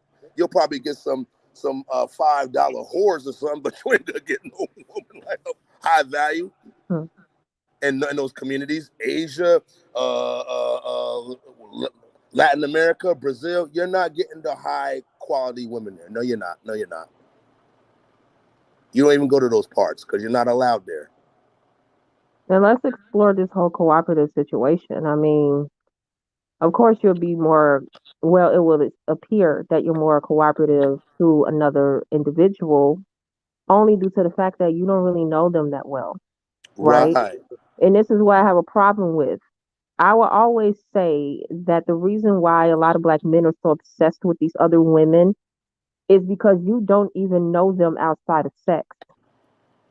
You don't know them. Mm. How often do you spend time with them? Not Right. in a sexual manner, but to literally just spend time with them, talk to them about their family, their background, things Right. of that nature. A lot of black men can't even claim that because they're not No. in environments where these women are usually hanging out. No. So when they And say that black women were jealous of them, no, we're not jealous. It's just that we know them more. And I'm not saying we know them like our sisters, but we know them more because we spend more time with them. We understand them more. The black woman has always worked alongside of a white woman. Who do you think was taking care of their children at a time where they were so lazy and incapacitated they couldn't even take care of their own children, their own houses, or their husbands? right. It was us. And through Absolutely. those times, we learned. We learned who they were because again, when you're a maid, a nanny, or whatever inside of a home, you know the family secrets. You know a lot about these people. You learn a lot about them. Trust me. Yes, ma'am. And then now today we're morphed into okay, well, we work more alongside of them. And again, I'm not saying black men don't work or they don't work alongside of them, but a lot of black men are not in spaces where you get a chance to actually sit down and actually have a conversation because corporate America, you're at a desk. You have opportunities to talk and engage because that is what the job requires. Yes, ma'am. Versus when you're in another type of sector, warehousing or anything that's dealing with moving around a lot, you really can barely even have conversations with these people. So it's Yeah. also the circumstances that, like I say, it puts us in a position to know a little bit more about what we're dealing with here. And what that's why I say like a lot of our boys they don't get exposure to them a lot, so they grow Mm. up with this mentality like okay everything outside of my city limits is so much better, which is Right. furthest from the truth versus a black boy who's been exposed to different type of communities and backgrounds and people so much that he don't even see a difference. Mm. Not saying that that's not true, but what I'm saying is that he's less likely to have that type of mentality. So when they Right. say these other women are more cooperative, you have to understand, especially when you're dealing with women from other parts of the world who is probably living in poverty, she has to do what she has to do in order to survive. However, don't get it twisted. If her people gave her a better offer and they were in a better position, she's going back to her people because they're taught loyalty. Yep. Yep. That's who they are at the end Yeah. On of the day. code. They're all on code. Exactly. Just like I say, any white woman, I guarantee you right now, if she had to choose between you and her people gave her a better offer, she's going back to her side. She will always be loyal to her people because that's who they are. They're not like the black community or whatever we think the black community is. Hmm. Like they will never tell a Becky or a Karen to choose better. Because if they were to tell a Becky or a Karen to choose better, they already know who they're gonna go to. But most Their own Becky's man. do most of them do choose better. A lot of people don't know this, but I read an article that said that 84% of educated, let's go there, educated white women marry educated men, aka are more likely marry their own men. Yeah. Hmm. So which of the ones are you getting then? Because you're not getting the ones that the community values. You're getting the ones that they could just do away with. These are not the women that can do for us. These are not the women because they don't care. That's the whole point. They really don't care. And the thing is that you cannot pedestrianize these women in front of these men because at the end of the day, the white man does not care. If anything, he's laughing at you. He So Hmm. is. you're really going to pedestrianize women that we don't want? Like, come on now. What? You That's just not taking being out our competitive. trash. Thank you very much. Right. Yep. And they say that all the time. They say it all the time. I hear them say it. Yep, me too. And they'll tell it to you in your face. They say, I got one of your women. They said, oh, no, you just taking out our trash. Thank you very much. Now take her with you. And I've another seen it thing actually is, happen.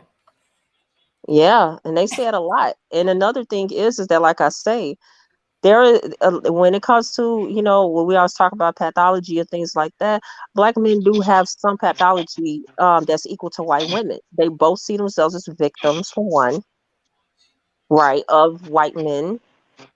You really have to think on why a lot of people are in hearing this, like, oh, sometimes we feel like they belong together. I'm like, you know what, maybe that is true, because they both have the same type of mentality. It's everyone else's fault. Accountability. No accountability. No accountability for anything. Mhm. Absolutely nothing. And And the then white notice woman, how, go hmm ahead. and the white woman hates the black woman because of her natural beauty too. We had a white woman here admit that. She admitted that if she had the coin, she would get the surgery to look like a black woman. Oh, okay. Yeah, yeah. They hate the black woman because of her natural beauty and knowing that they could never look like that. Is that what she said, Dave? Yeah, that's exactly what she Yeah. said. Yeah, she think black women are beautiful, gorgeous, Yeah. and considering she's married to a Nigerian, Hmm. um, yeah, and she's like, I would get the money. She said, if I had the money, Yeah. I would be on it. And you know what? The thing about it is she married to a Nigerian. He thinks it's a status symbol having a white woman. Well, his white woman wants to look like a black woman, and if she had the money, she would get the surgery to do so. Yeah, and if she ever gets it, one day he's gonna come home to a strange black woman or a strange blackish looking But, woman. you know, I don't mean to cut you off, but I'm just sitting up here thinking, man, we're lucky to have the few brothers in here that we do have.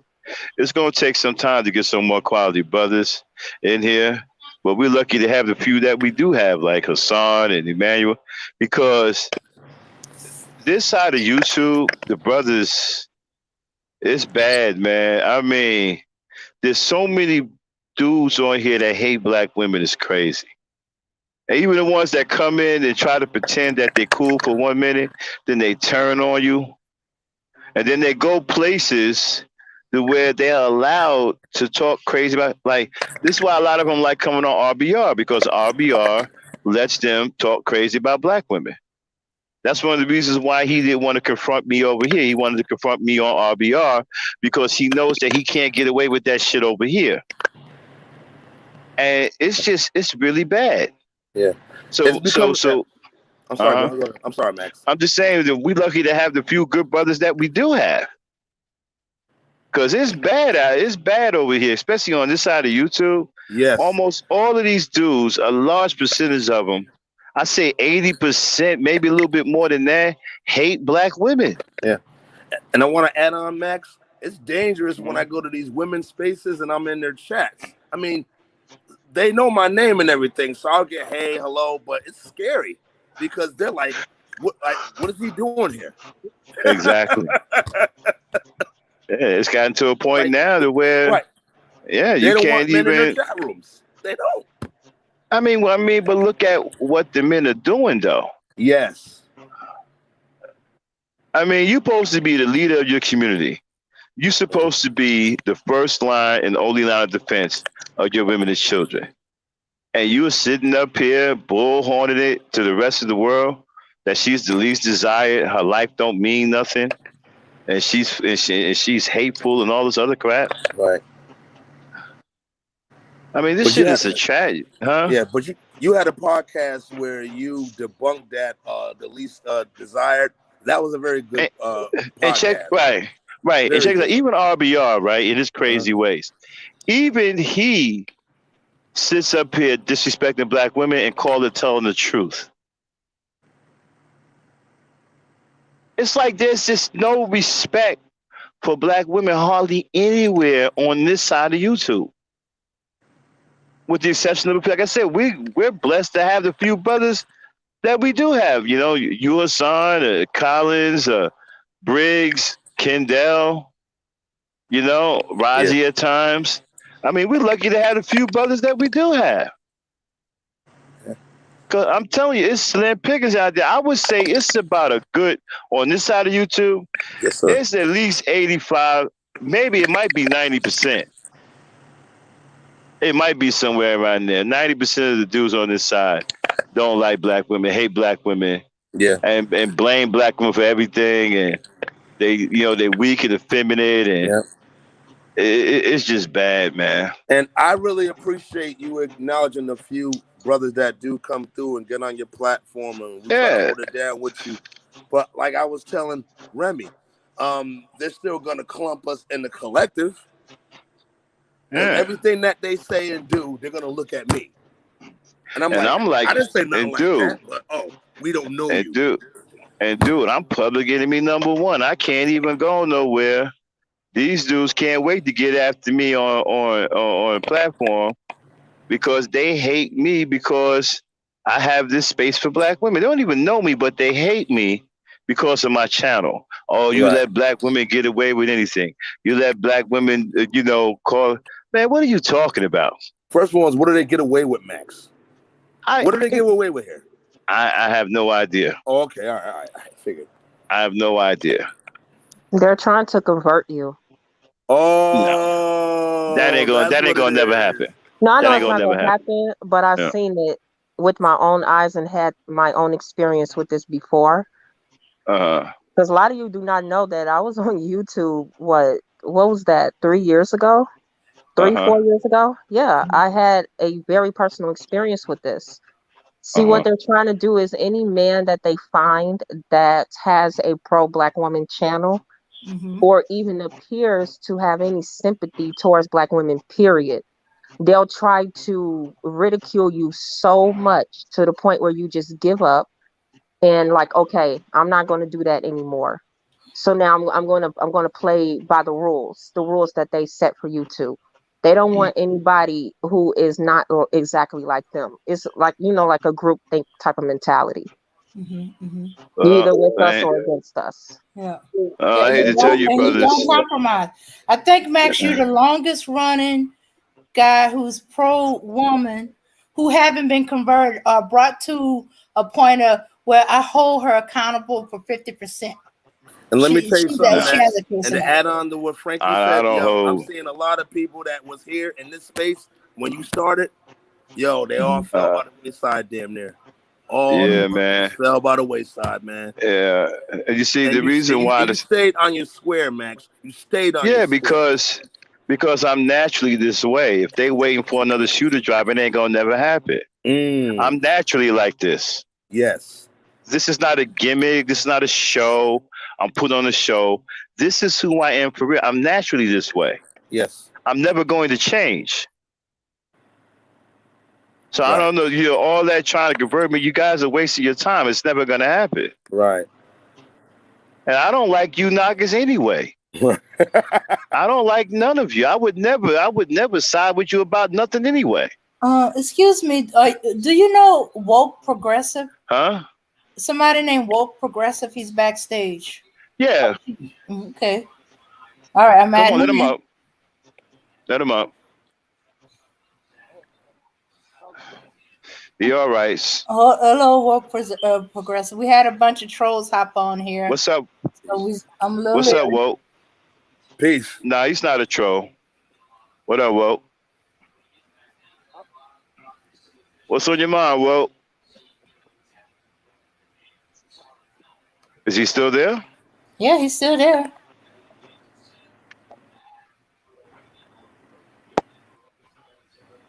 Whoa, peace. All right, I guess maybe he's getting this. Yeah. All right, well, let him get his sound together. Maybe something wrong with his sound. He's trying to get his sound together. Yeah. All right, well, anyway, like I said, we blessed to have the few good brothers that we do have. I'm starting to thank God now for the Hassans and the Razzies and the Kendells, and we got lucky, Dame. Yeah. Because this shit, I'm telling you, this shit out here, Honestly, I don't even know how we ended up with the brothers we got. Well, we You know, stayed on our square. You stayed Yeah, on your square. and You didn't change. I respect consistency, and that's what and that's what you show, Dame. Consistency. That's all I respect. And I mean, you attract good energy. That is the biggest thing of all. If you don't yeah. attract those people, they're gonna come. Trust me, they're gonna come because they want attention, but eventually they'll go away. Mhm. I'll be right back, y'all. I got to get my food. I'll be right back. All right, cool. Yeah. Yeah. So, as I always tell them, it's not the quantity, it's the quality. We got quality people. And yeah, occasionally we get food, but they don't last long. It's like courting and dating.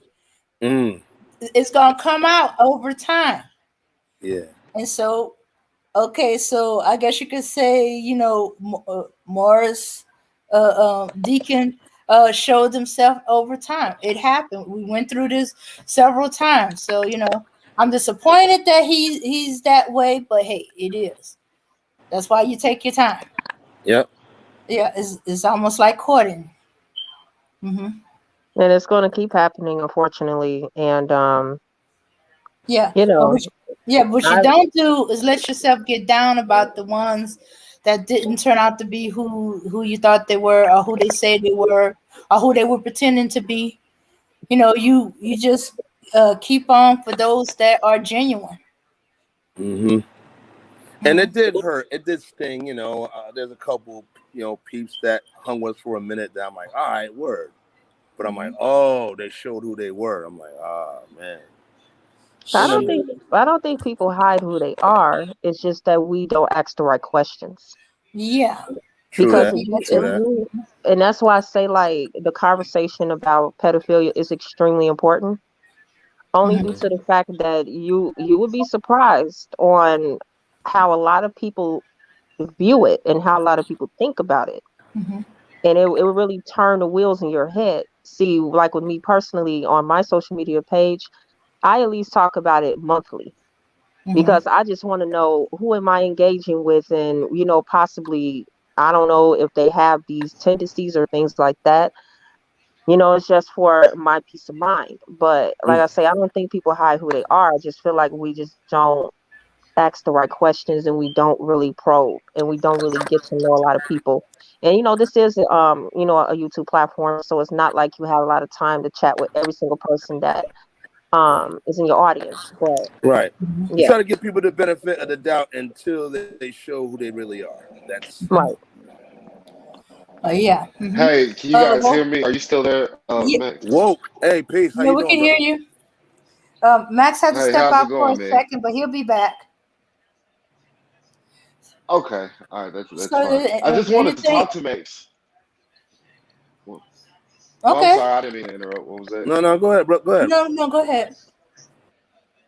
Well, this conversation, it spiraled from a conversation that Max.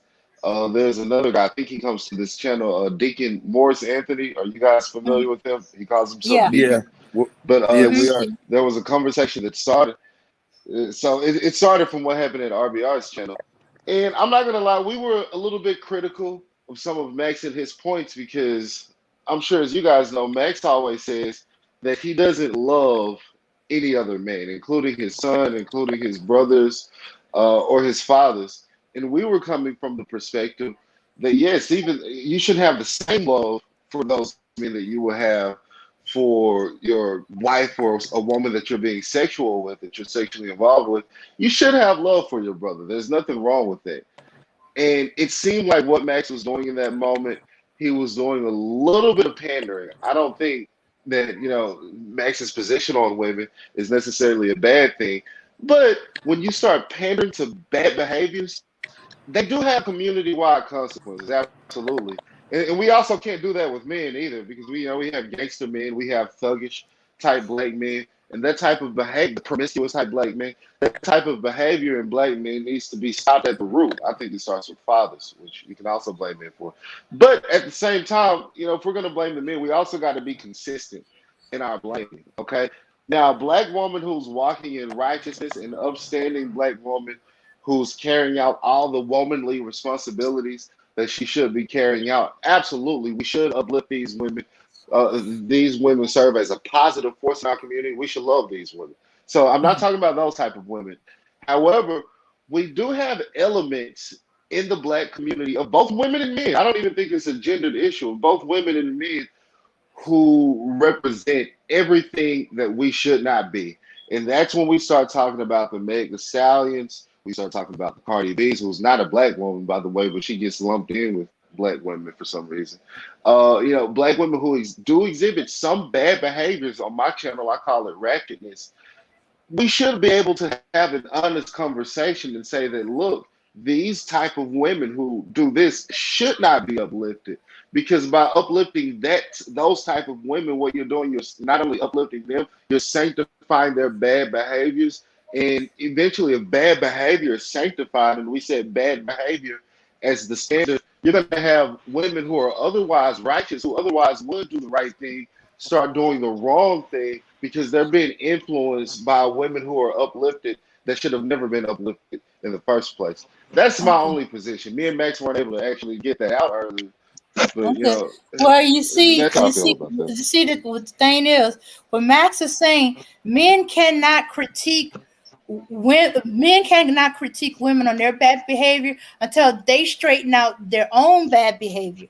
So it's okay for you to work on the men and stuff like that. Once the men is on point, then you can go at the women because the women are following the men.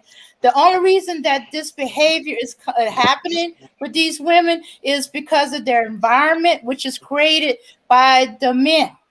If the men let the environment go to the dogs, if men are Mm-hmm. not raising their children, both the Mm-hmm. males and the females is being affected. If they're bad, if they leaving bad elements in their environment, then it's going to create this. So until Mm-hmm. men go in and come correct, they can't correct the women. Now we That's as right. women can correct the women because we are the women. They representing us. So yeah, I know they're not.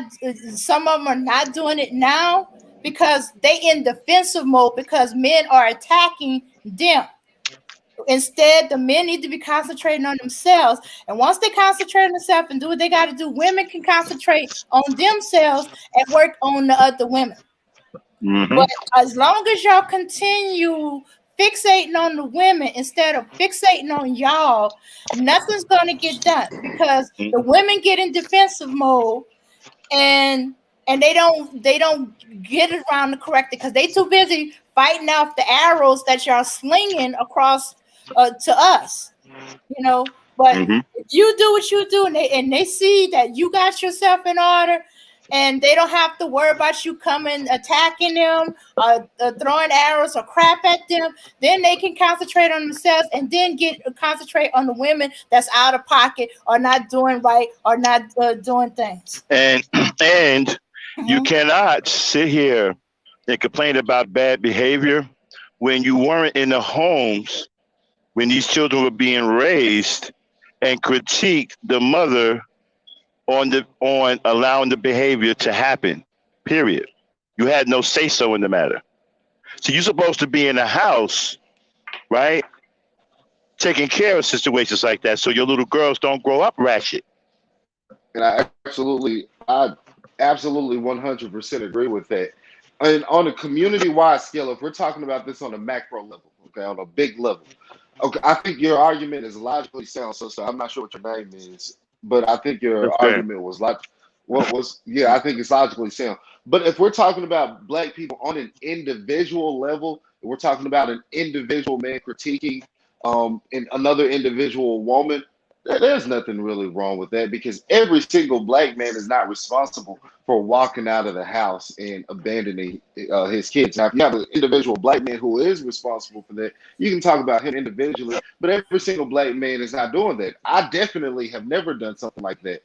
What I see it as, we have a proliferation of bad behaviors, and I don't gender the problem. I don't think it's a gender problem. We have a symptom of bad behaviors, whether you're a man or a woman, that's being pushed throughout the black community.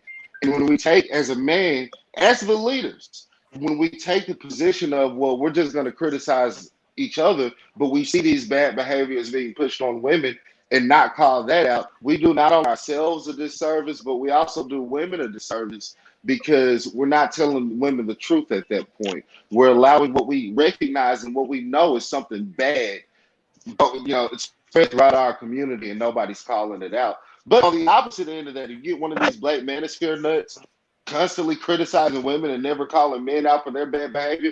That's just as bad. That's why I say I don't like to gender things, because how I see it, I don't see it in terms of black women being bad or black men being bad. I see it in terms of bad behaviors, period, being throughout the black community, and nobody's holding themselves responsible for it. The men want to blame the women want to blame the men, when in reality, we're looking at a battle of good versus evil, and both genders have failed miserably when it comes to living to a standard of righteousness. Okay. The men are clearly at fault, and they're the only ones who are at fault. The women aren't at fault. And the reason why the women aren't at fault, because the women are the ones who follow the men. The men are the leaders. When the leadership is broken, it destroys the community. When there's no precedents set in the community by the leaders, it destroys the environment. And a messed up environment, a corrupted environment, breeds bad behavior. And that comes from poor leadership. You cannot blame your followers for being led astray by you.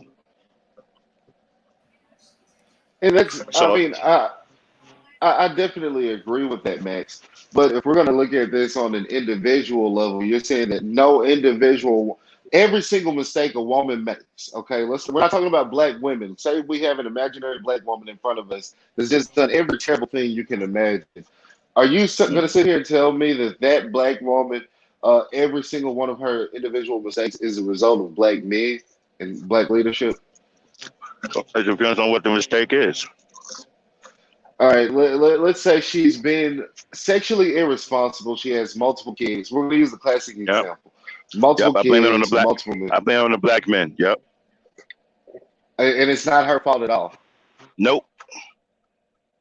Okay, well, Max, I mean, that's where our fundamental disagreement comes from. Because let me tell you why it's not, because the father is in the home. So you see, when the father is out of the home, a lot of things get lost. A lot of the stuff the kids don't end up learning. The mother can't teach everything by herself because it's not meant for her to teach everything by herself. When your daughters become, promiscuous, it's because they don't have a father to respect and to keep them in line. There's no father around.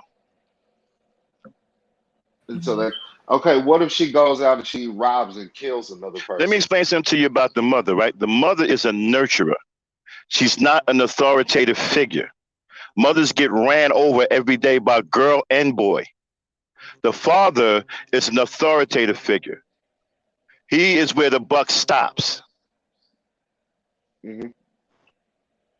If that's not in the home, most likely the mother will get ran over. So what if you're in a situation where, okay, because I was almost in this situation once, where a woman gets pregnant and she's like, I don't want to have anything to do with you. I'm done with you. You might see your kid maybe once a week, but see you when child support court comes. Whose fault is that? And the man wants to be with her, but she's like, nope, I don't want to be with you. Is that still a man's fault? No, she don't want to be with you. She don't want to be with you. Okay, so when that kid grows up without a father, when that father wanted to be there, but the mother took the child, is that still a man's fault, or her bad behavior? Because can't nobody stop you from seeing your kid. She cannot legally take that child nowhere. You can fight her in court. You have rights as a father. Mm-hmm. Okay. I know men right now who have custody of their children. I know men right now who is not with the mother. They take good care of their kids, and the mother can't stop that. Exactly. So what if she moves? What if she moves out of state? Can't legally move out the state without y'all going to court and find out what's going on. She just can't up and take those kids out of your life. So but it happens all the time though, Max. No, and it also Where gets stopped women, all the time. no, You could go if the guy could go to court and fight Mm-hmm. and fight for that she can't take the child out of Mm-hmm. his community. You Mm-hmm. know, even if he has to take full custody.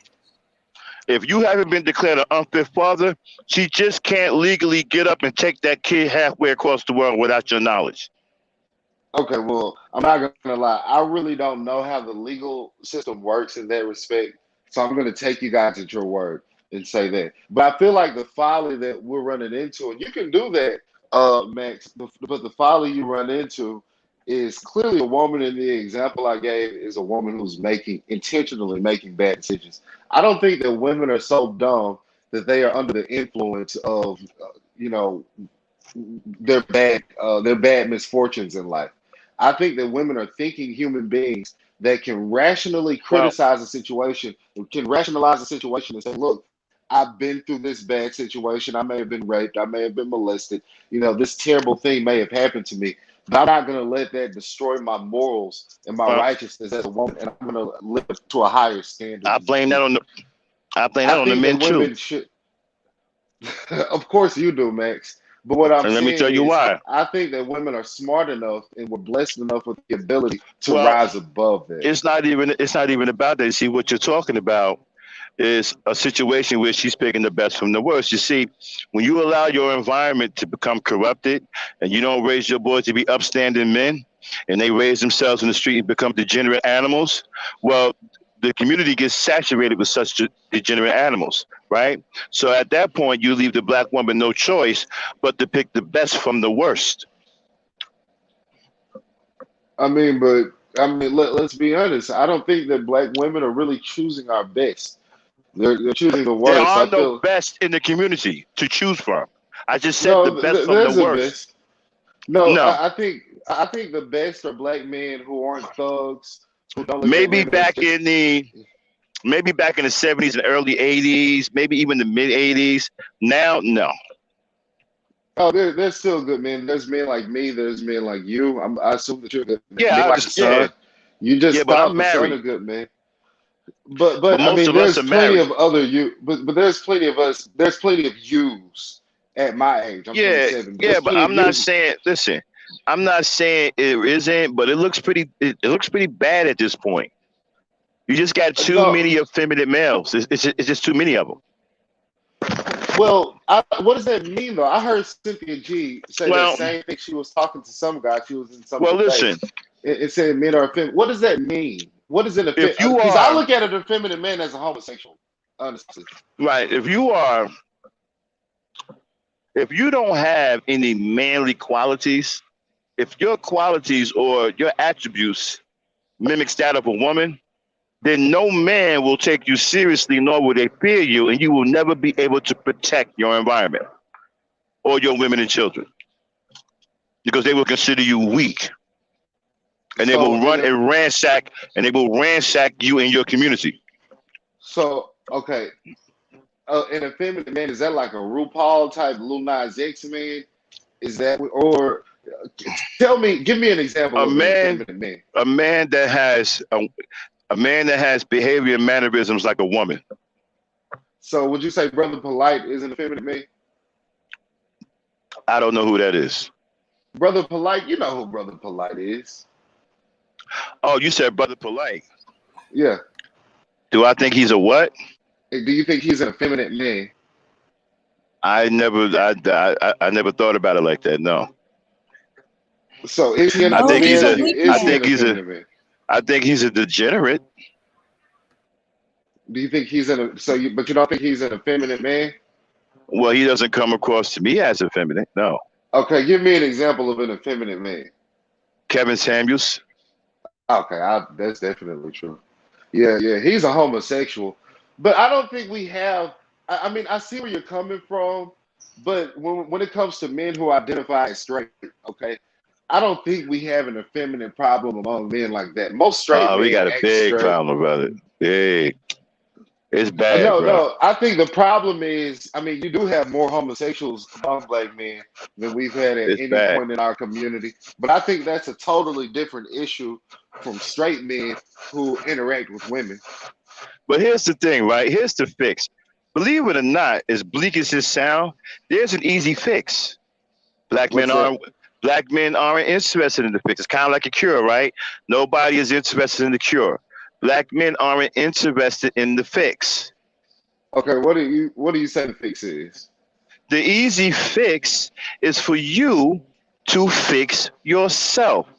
Once you fix yourself, the woman will make an adjustment to you. She will follow you. She will get in line.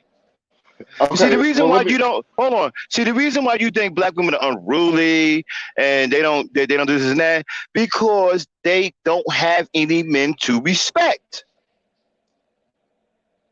Well, I don't think If they just black women respect, are unruly. I think everybody, if all black they people are unruly. listen, if they respect you, they will not behave that way. If you fix yourself, I guarantee you, they will make the adjustment to you. That's all you ain't got to get out here and fight with them. You ain't got to get out here and call them all out of their name. All you got to do is fix yourself, and they will come running. They will make the adjustment. Oh, strong black man. All right. So can I ask? Okay, I'm gonna give you something that happened in my life, Max. All right. So this was a point about a year ago. I was working the same a good job, same job I'm working now. I had my own car, had my own place, and I was talking to this girl. She was a little bit older than me. She was in like her early 30s. Uh-huh. And I did the right thing. I never cheated on her. I would buy nice gifts. I was nice to her. We got into arguments like any other relationship, but nobody ever fought. It never came to the point where we're putting our hands, nothing like that. So she came to a point a few months into the relationship and just decided to start cheating. And she constantly cheated, not just once. She cheated on me with multiple different dudes, and I called Excuse her me. out for that. Uh-huh. I called her out for that, and yeah, she simply didn't give a fuck. She said, "Yes, what I do, whatever. Stop being a bitch. Deal with it." And so, Wow. She had no respect for you, bro. yeah, she didn't. Like she truly did. And I feel like I was doing everything in that situation that as a man I should be doing now. Now I got a totally different girlfriend now who I feel like she does respect me. But in that situation, was it a me problem or were we actually looking at a woman? You never established respect. She tested you at some point. You either overlooked it, didn't pay no attention, or failed the test miserably. See, when you nice, right? Women will take the opportunity to test you and see what you're made out of. Okay? They will do that. If But they they shouldn't see play them that, kind of games though, Max. no, Because no, she it's tried not that, game. and I ended up Listen, going off on her.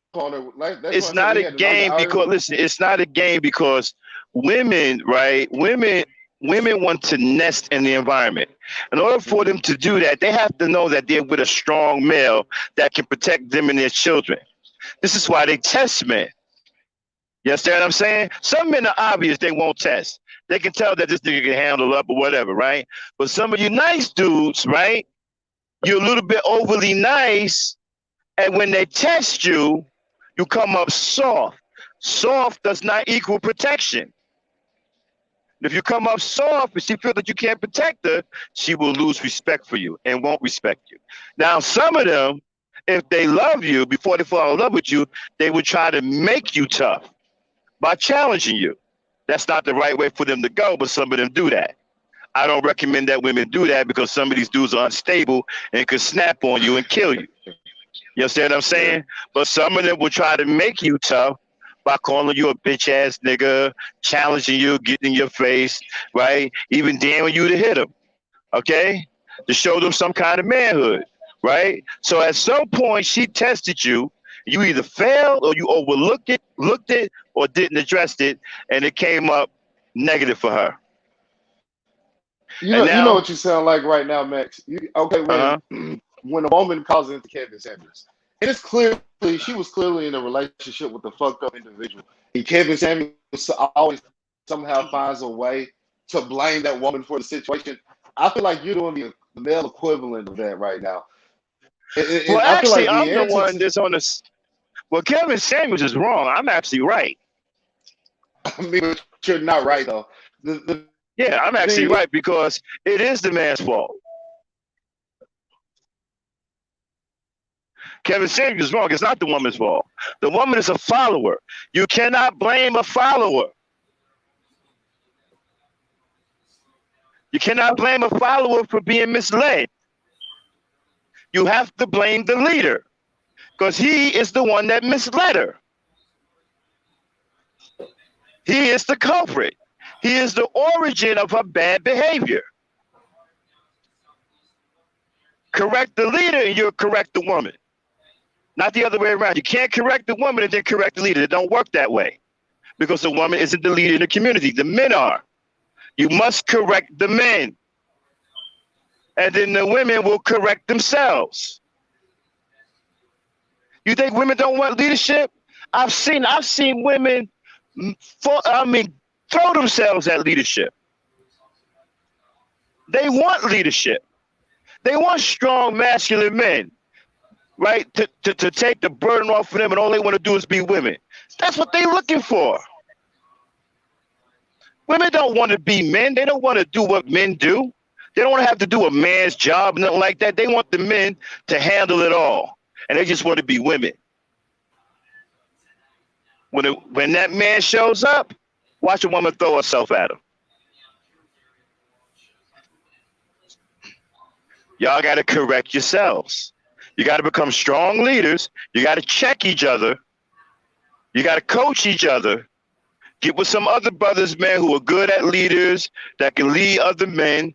Talk, get your heads together. Y'all got to work with each other. Y'all got to build an environment. You got to protect it. You got to become strong leaders. You got to raise your children, raise your boys, get your boys in line. Make sure that they are upstanding young men with integrity and honor. So there'll be good choices for your daughters to choose from. This is what y'all got to do. If you don't do that, you're never going to win this situation with the black women. It's never going to happen.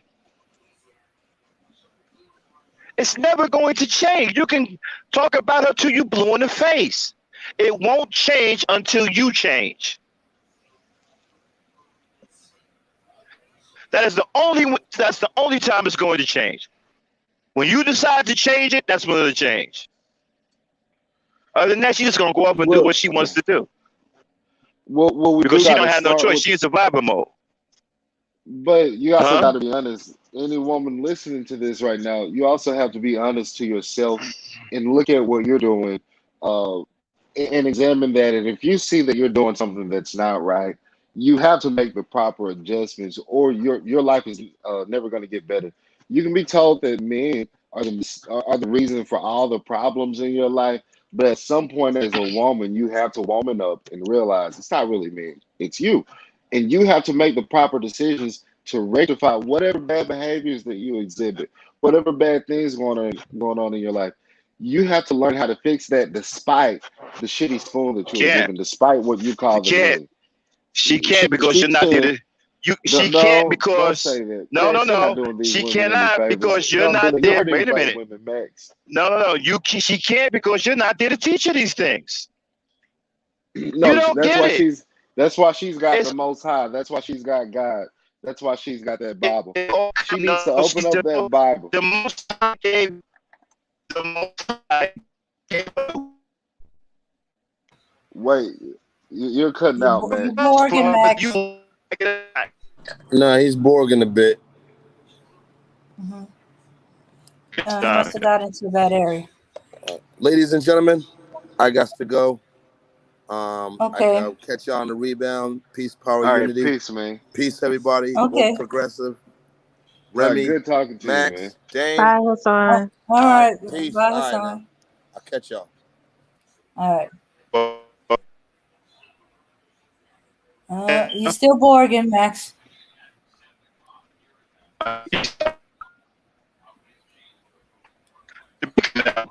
So. Okay. He'll be back. Okay. But yeah, I mean, sister, do you understand what I'm saying? Like, do you understand? Like, you're a woman. do you understand how you as a woman that you're intelligent enough to understand when you're choosing something that's bad? Okay, are we talking Can y'all about hear me bad now? men? Are you talking about? Oh, yeah. Hey, Max. No. Um. Oh, you back to Borgin, Max. Oh boy. I hate that.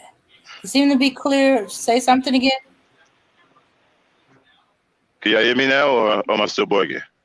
I should Okay, be you clearing clear. up right No, about now. you're good now. Yeah, you Yeah, good yeah, now. I Okay. hear you now. Okay, like I said, right. You said she has the most high, but the most high gave her to you. You're responsible for her. He gave it to you, and you should know this because you're a man of the Bible.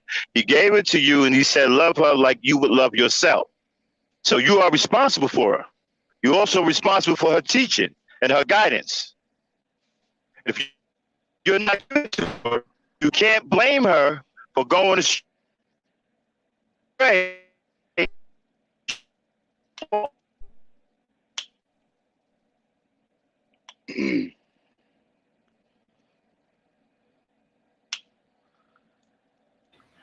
Young Okay. ladies, as it pertains to men.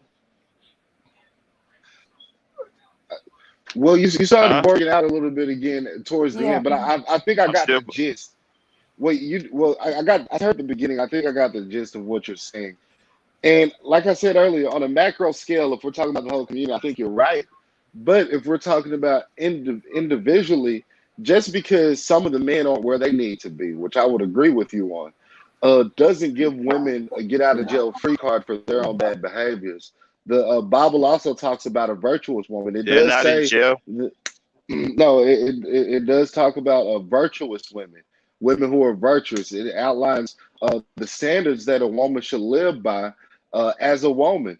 So, I mean, that doesn't give women a get out of jail free card to engage in whatever behavior they want because some men aren't where they need to be. Find a righteous man. There are plenty of righteous men out here that aren't going to slap you, aren't going to beat you, but women just have to start gravitating to those men. From what I see, especially down here in Arkansas, a lot of the women seem to gravitate to the thug types, to the Pookies and the Ray You see, a Rays, lot as of we y'all call them on this side of YouTube. right. A lot And, of and, y'all and so, misunderstand that teaching. and a lot A of the lot of y'all men misinterpret that. gravitate to the ratchet type women, to the women Yeah, that but they're going to get hurt. I mean, it's a community problem, Max. yeah, you see, you guys, y'all misinterpret that. You were supposed to teach a woman how to be virtuous. That teaching is supposed to come from you Oh well, I guarantee you, when I have daughters, they'll know what a virtuous woman is. They'll live by those standards. But I because can't that's a be held guide. responsible for You men will who be held. fail.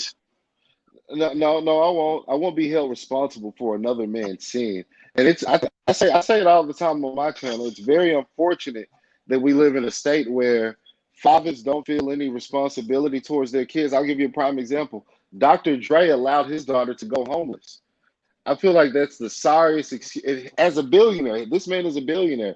He allowed his black daughter to go homeless. I feel like that's shameful because we wouldn't see that in any other community. Bill Gates would never do that. Let me ask you a Jeff question. Bezos would never do that. He failed his black daughter. So yeah, we do see that, but that doesn't absolve women from their bad Let me behavior, ask you. from their mistakes. Okay, now you are a man of God now, right? So you should know what God said about the woman when he gave it to you, right? He told you to love her like Christ loved the church or love her like you would love yourself, right? So what would you think, how do you think he would feel if, how do you think he feel about this mistreatment of her? The mistreatment. I'm gonna pull one of your things. It depends on what you define as mistreatment. Okay, disrespecting her, calling her out of her name, beating her up, killing her, abusing her verbally, mentally, physically, and emotionally, Well, I'm creating, definitely not doing that. creating, I'm creating definitely not hate doing that. groups. I'm not done creating factions who are nothing but hate groups for black women. Well, The well Manosphere is an anti-black hate group. no, the manosphere is a bunch of men who It's don't an don't get any anti-black pussy. hate group. No, they're not getting any as much pussy as they like. There are a lot of unattractive men there, The and they're conscious unhappy. community is No, also anti-black. No, those are just a bunch of men who read a couple of books during their prison stay. And these men, right, have no respect for the gift that God gave to man. You don't understand. The woman is a gift from the Creator. I That's what you wouldn't guys argue don't with get. that. I wouldn't argue with that, but we shouldn't put women And on you're this taking that divine gift and you are pedestal. and you're No, taking we, that we shouldn't gift put women and on you this are abusing it. divine pedestal, and A divine because that pedestal. He destroys. told you to love her like you would love yourself. No, What do you mean I've divine never, pedestal? I've never read that in the Bible, Max. Let's It's not in do the that. Bible. We can pull it up. No, what I'm saying is we should respect women as women. We shouldn't beat them. We shouldn't rape them. Dan, can you find that in the None of that. Bible? Yes. I don't We're think gonna maybe it is in the Bible, we're but gonna pull I've we're gonna never pull read it. that. No, I it's in can't the Bible. We're recall gonna it. pull it up for you. We're gonna Uh, wake you up, Mr. Woke. Now the Bible does say that when a man has found a wife, he has found a good thing, A good thing. and the Bible does define women as helpmeets. Okay, clean up around the They house, also tell wash you some that you clothes, won't be cook happy a good unless meal, your the cook Bible a good also tell meal every you once that in a you while. won't be happy unless your woman is happy. Told you that too. Now the Bible don't say that. Max, what Max, Oh, why that's you in do there. that, man? Max, you just be making up stuff that you know damn well Now, ain't I'm in the not Bible. making Who it up. told That's you in that? it. That's All in the right, find it, Bible. find it in the Bible for me, because today when we did this, you started talking about some kind of book of Jubilee, and I've never heard of the book of Jubilee. That's in the Apocrypha. Yeah, I've never heard of that in the Apocrypha either. The book of Jubilee, the book of Ezra, that's all in the Apocrypha. I've heard of the book of Ezra. I have heard of that, but That's I in don't the know about the Apocrypha. book of Jubilee. That's in the But Apocrypha. I mean, the point is, I mean, we can argue about this all day till the cows come home. Nah, it's just that But we're going to if we're see what looking the at this, Bible says.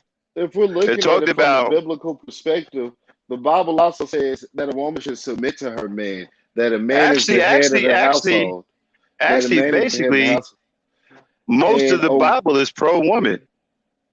A lot of stuff God say is pro woman. Max, earlier today you said the Bible was full of I homosexuality, said the and that, Bible. God you said isn't the Bible. homosexual, you said God isn't the Bible. homosexuality. But No, God isn't no, the Bible, though. okay, I see what you're saying.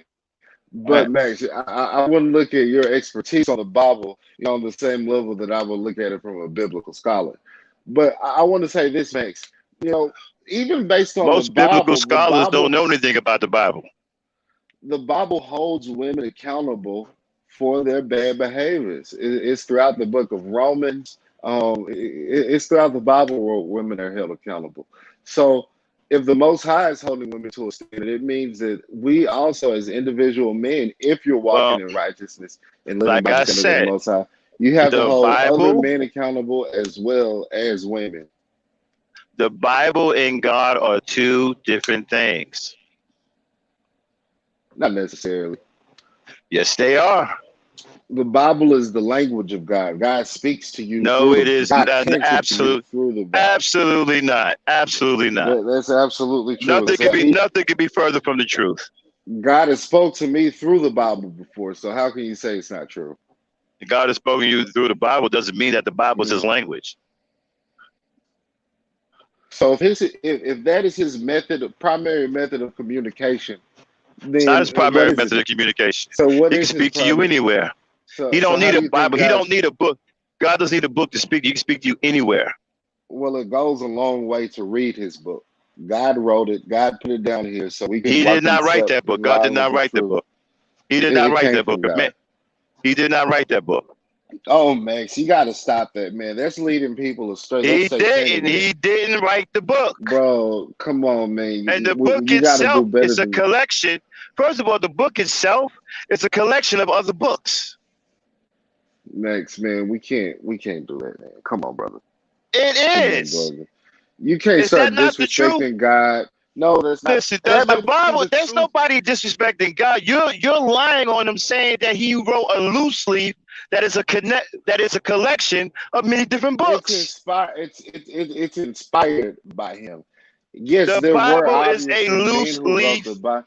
The Bible No, there is a were men loose who wrote leaf. the Bible, but they were The Bible inspired. is a Those loose books that leaf are in the of a Bible, they were collection inspired by of God. many different books. I believe there's 72 in the King James version, and it's like 88 or 89 in another version. is a loose leaf of collections of books. You No know that one man wrote it.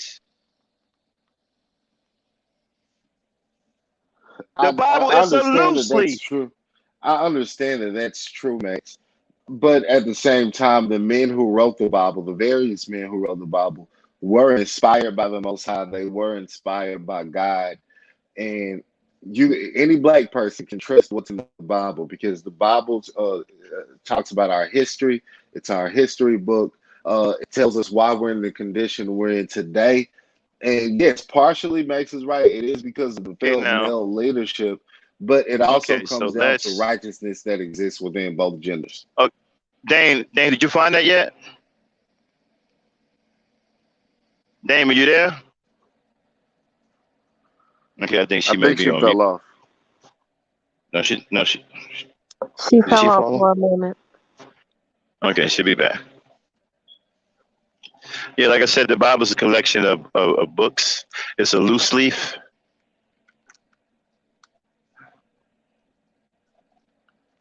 You got some Bibles that got 76 books. Some got 88. Some got 72. Which one do you actually believe? Um, you Some know, got some got the pseudepigrapha and the apocrypha in it. Some got the you know, apocrypha in it, but it's missing the pseudepigrapha. Max. So I mean, you can try to argue with intellect all day. The Bible also says that whenever you're working in your intellect, like you're doing right now, you're working in the hands of Satan. Okay, and stop working in I'm your not intellect. working it. First of all, I'm not working against no intellect. Okay, No, no, I'm no, you're telling you the working truth. with your There's intellect. No, that's different. not the truth. There's different. Listen.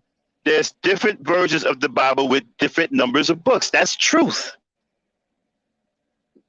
Okay, there might be, but we all know what the There Bible is. are. But There's let's no not might. confuse There people. are. Let's not confuse people. Your You got grandma's the Bible, the international Bible that version. I believe the international version has 74 books. The King James version has 72. There's one out there with 88. There's one out there with 76. Some got both the pseudepigrapha and the apocrypha. Some just got the apocrypha. Some just got the pseudepigrapha and no apocrypha. I mean, that's true. But at the same time, we all know what God is. We all know what truth is. We all know what righteousness is. You're going to lead people astray by telling them not to If you believe in were any form righteous, of then the you wouldn't Bible. be sitting up here blaming black women when you know that you are the de What, what, facto what, leader. what, when have I Okay, ever hey blamed black gentlemen. women? Hey, sorry. My internet went down, but here it is. It's from Ephesians 5:25. Okay.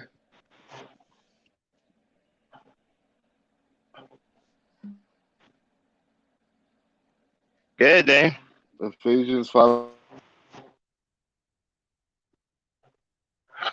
I believe she's in a hurricane issue down there in Louisiana too, so we gotta be careful. Her internet might have went out. Can y'all hear me still? Okay, it's Ephesians 5:25.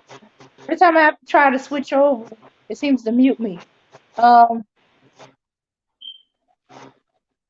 Husband loves your wives, just as Christ also loved the church and gave himself for her, that he may sanctify and cleanse her with the washing of water by the word. So not only are you supposed to love her, you're also supposed to teach her and cleanse her. What did I just say? I Just just like told you, you that. just like you are supposed to be improving yourself, you're also so be improving her. Because if you That's love right. yourself, you will work on yourself to make yourself the better man. So That's what I you just. love her like you love yourself. You love her and you work on making her the better woman. So There if you you're go. letting her slide with things and you know that's not good, then you're in the wrong. You're supposed to correct that. You're not supposed to let her slide. But that's your woman. That's your woman, your wife. Not a strange woman you meet on the street or somebody that's not part of your family. You start in your family, in your closest spirit, and you then you spread out into the community. And as your involvement in the community, they get to know you better, so they'll listen to you better. And as you work on yourself, you show yourself that you're a man of righteousness, that you're a good man, and that you're a keeper of your word. They're going to respect you. So when you tell them this is not right, this is wrong, they will take take all that you are in account, and they may correct And themselves. and ding ding ding, there it is. I am the winner. This is why I blame men. See? The creator backs me up. There it is right there. It's all on you. Okay, he dropped off. It's just you, me, and Remy now. It's all on you. Well, hopefully he's So going to take and so study don't that. hate so don't hate me for the knowledge that I have that I got from the creator. The creator told me it's your fault. You just heard him say it's your fault. You just heard him say that you are responsible. Hello? Okay. Okay, what?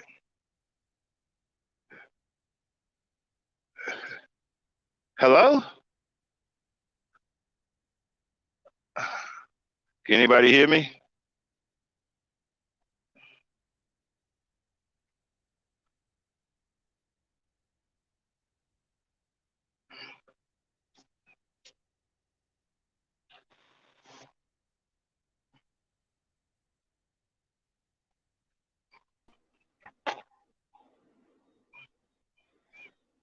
All right. We both back on, Max. Go ahead, roll progressive. Yeah. Uh, I'm sorry, I missed the Bible verse. I swear to God. Just could you just read the verse? But I caught your commentary afterwards, and I caught yours too, Max. What did the Bible verse say? It was Ephesians. What now? 5 and 25, 5 and and I read it 25. on to 27. Okay, that's only a couple of verses. Do you mind reading them one more time?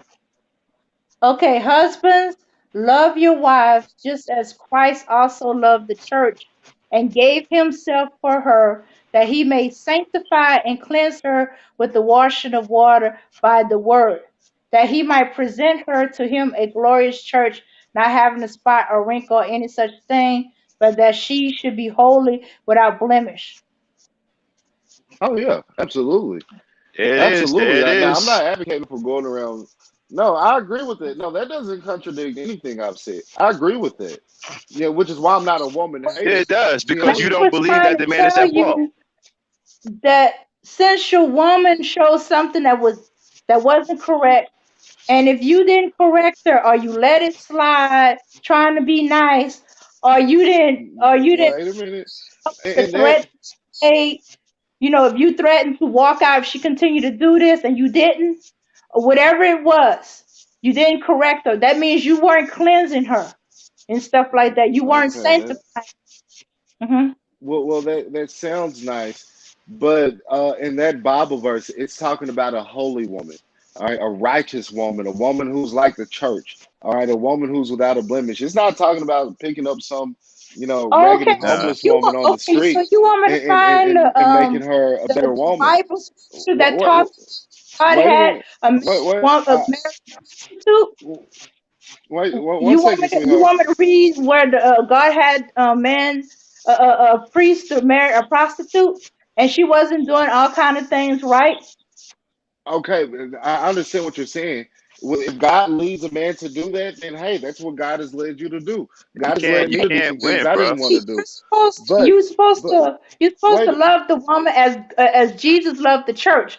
Jesus was not no, there. he's talking about a righteous woman. Okay, a But righteous she woman, Oh becomes no, not it's some righteous. talking woman about But she living out of husband becomes love turn. your righteous. wives. There's She nothing in there become that says hold righteous. on. No, it What doesn't. you fail to understand is that she becomes righteous under your tutelage. That's what he Uh, mean by The that's what he Bible mean by doesn't no say that. blemish. The Bible does Yeah. not say that. Read it again, Dame. Read No, it no, again. the Bible is saying a Read it woman. again.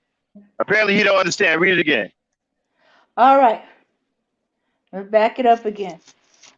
Husband, love your wife just as Christ also loved the church Uh huh. and gave himself for her, that he may sanctify, which means she wasn't sanctified or righteous, That's right. and cleanse her with the That's right. washing of water by the Hmm. word, that he Right. might present her to himself Hmm. a Right. glorious church, Right. And not so having you spot or hold wrinkle. on, Okay. hold Okay. on. Wait, wait, Well, wait, wait wait. a minute. Okay. Your righteousness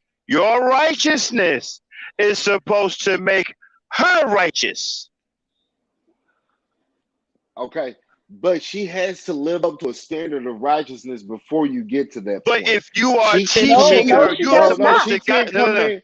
Wait a minute. Wait a minute. She can't come in being an unvirtuous woman having the spirit of Jezebel within her. Because if she She has very that well spirit of can. Jezebel, Yes, she's she not going to can. submit to God. She's not submitting to God. We're talking about a If godly the woman too. power, Because if if she's you not are submitting to righteous, God, you cannot expect her to submit to a man. she's supposed to This is see the talking God about in. a virtuous, She's sup- godly woman, a righteous no, woman. no, And the brother, minute No, you no, no, brother. You're no. uplift trying and to put together. elevate that type of woman, She's she's no, supposed no, to no, see this is the power biblical of. now. Y'all wanted to make this No, hold biblical. on. She's supposed to No, see the power no, of she can God see in you. If she sees the power in God it, in you, absolutely. then She then sees it, she will submit. but but she's got to do some submitting to the Most High before that. Okay, No, that's why fathers No, are. she This don't. is why I agree with you. What fathers are for. all you A have to do is father be should look at righteous. and train her in the way she. But if she's under the spirit of Jezebel and she's not under the influence of the Most High, not under the influence of God, you can take the most righteous man on the planet. He'll never be able to change her. That's Okay, when it so are comes you down to the going to individual. listen? We need individual men and individual women, both genders. I Are never you going to really try to tell make this about God blaming men There over. you go, Remy. if God asked you, woke, why did you lead your woman astray? Why did you not teach her as I instructed? What are you going to say? Well, God, she had the spirit of Jezebel. And then we turn around and tell you, well, I made you No, righteous. Did I'm you gonna say, did you God, not my carry the woman. I'm gonna say, power? God, Did you you must not got the carry the wrong power? God because I never be. No, I never be with a woman like that. And, because I actually know the Bible, Max. When I get with the type of woman who I know is not living in accordance to the rules and statutes, and I see that she's not moldable because of her past demons, I don't deal with those type of women. I run Listen, from those type of women. But my girlfriend right now, she's submissive. She she she heeds to what I say. She respects me. She mostly does what I say. Yeah, I'll be with a woman like that all day long. I don't. I'm not complaining all about have women fallen. whenever I criticize women because I'm happy with the type of women that I have a selection to. But at Yeah, the but same whoa, time, that doesn't absolve other women from their bad behaviors. And all have yes, Okay, fallen. that's All but have that's fallen. if she's not part All of have, your community, then you can't correct her. She's not part of your community. She's not your oh responsibility. You are stepping into a place of another man, whether it's her father, well, her brother, that's her why I don't fuck uncle, with white women. and husband. Well, That's that's not why I don't mess you. around with white women. No, I don't Huh? mess. I've never. That's why I don't mess around with white women at all. I've never kissed a white. I've never kissed a thin lip white woman. So yeah, she's not in my community. so I don't care. I so never you seen a think that video you of a only black man at a. Okay, so you correct the women in your neighborhood that are out of pocket or out of place or not living righteously. Hell, hell no. These You crazy okay? motherfuckers You might come out and too. outside your I don't religious say nothing to. community. Nope, nope. Because if I see them acting out, I do what I do. I observe that the behavior, Chinese and then I man does come to the that. house. I make a The YouTube Chinese video man does about why the the Chinese black man does community. that in his neighborhood. The Chinese man does it in his neighborhood. That's why you don't see no Well, ratchetness in his no, neighborhood. because if I walk up, I'll tell you what. I'll give you the prime example. And for me, it's not about gender. I saw a group of black kids outside. They were fighting, cussing, twerking, playing loud music. It was a big group of them. Boys and girls. The women were twerking. The boys were out there smoking weed. And something inside me said, "Hey, go out there and say y'all, keep down the music." But with the rowdy group of Negro children that we have right now, that grow up in all sorts of unrighteousness, the father abandoned them, the mother, she's not what she needs to be. They're growing up in a broken household. If I were to go out there and dare tell those kids something, I'm liable to get shot. I'm liable to get beat up. I'm definitely going to be cussed out. You ain't my daddy, all that kind of behavior. So no, I'm not going to put my life on the line to try to correct anything. It starts with the individual. We have to start making personal decisions as black people that no, we're not going to live to a standard of ratchetness. We're not going to live to a standard of thuggery. We're not going to live to these ghetto standards because it's clearly destroying our community. And while we're at it, we need to get the black man away from all these white women. I think it's a shame that black men are running to white women at these Okay, rates. so Get the black you're women letting your away from white community men, go down and to we the need to dog join because them you're together. afraid to step out in faith. You I've know, been, I've been Man, you may are as well you hold on one second, afraid to Dane. risk hurt Hold feelings? on one second, Dane. Dane, hold on one second. Man, you may as well be selling the Brooklyn Bridge. No woman is going to believe you because you allow it to go into your community. Until you stop it, they're not going to listen to you. You may as well be selling No, the Brooklyn that's what Bridge. I'm telling you. You stop it. You stop it by stopping that bad behavior in the individual. I always promote on my channel that if you are a black man, you have no business going around pumping and dumping. If you're a black man, you should strive to have a black wife, have beautiful black children, and raise those children in a household of righteousness. That is the solution. So I tell individual, I think it starts with the individual. When most black men collectively start making the individual decision to do that, and most black women submitted to that authority, which there are plenty of black women who will, and I've seen that in my experience, that's when the community is going to get better. But as long as we keep subscribing to this idea of having baby mamas and baby daddies, and normalizing broken families, we can't expect the men or the women to be in order because we've opted for having broken families. Well, you have to direct your message to the right people. It's not going to work that way. You got to direct that to the black men. You got to tell the black men, listen, you got to get into these homes, raise your children, or if you can't live with the woman, then you need to focus on raising your children and stop this bad behavior.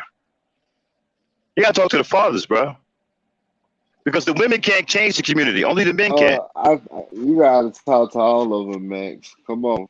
When I'm when telling women you, die and they the have to face the Most community High, isn't going to when women change die and they have to until face the the men Most High, change it. God ain't gonna ask them about no man. God ain't gonna ask Listen, them about no man. the Whenever a community woman isn't faces going. judgment, God is gonna ask her about Why are her you own concerned with her individual judgment? actions. That's what God is gonna be concerned with. Why are you concerned with No, her I'm telling you judgment? what the Not Most High is your going own. to be concerned with. I'm concerned with the judgment. I'm I don't know what the concerned most going with to the be concerned judgment with. because I understand the community-wide consequences that it has. I understand the community-wide Well, consequences, that's your concern. and Creator said his ways are not our ways, so well, you you cutting know out, what. man.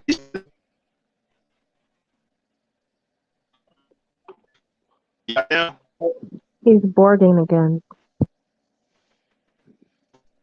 Yeah, you're bored, Max. We can't hear you right now, but brother.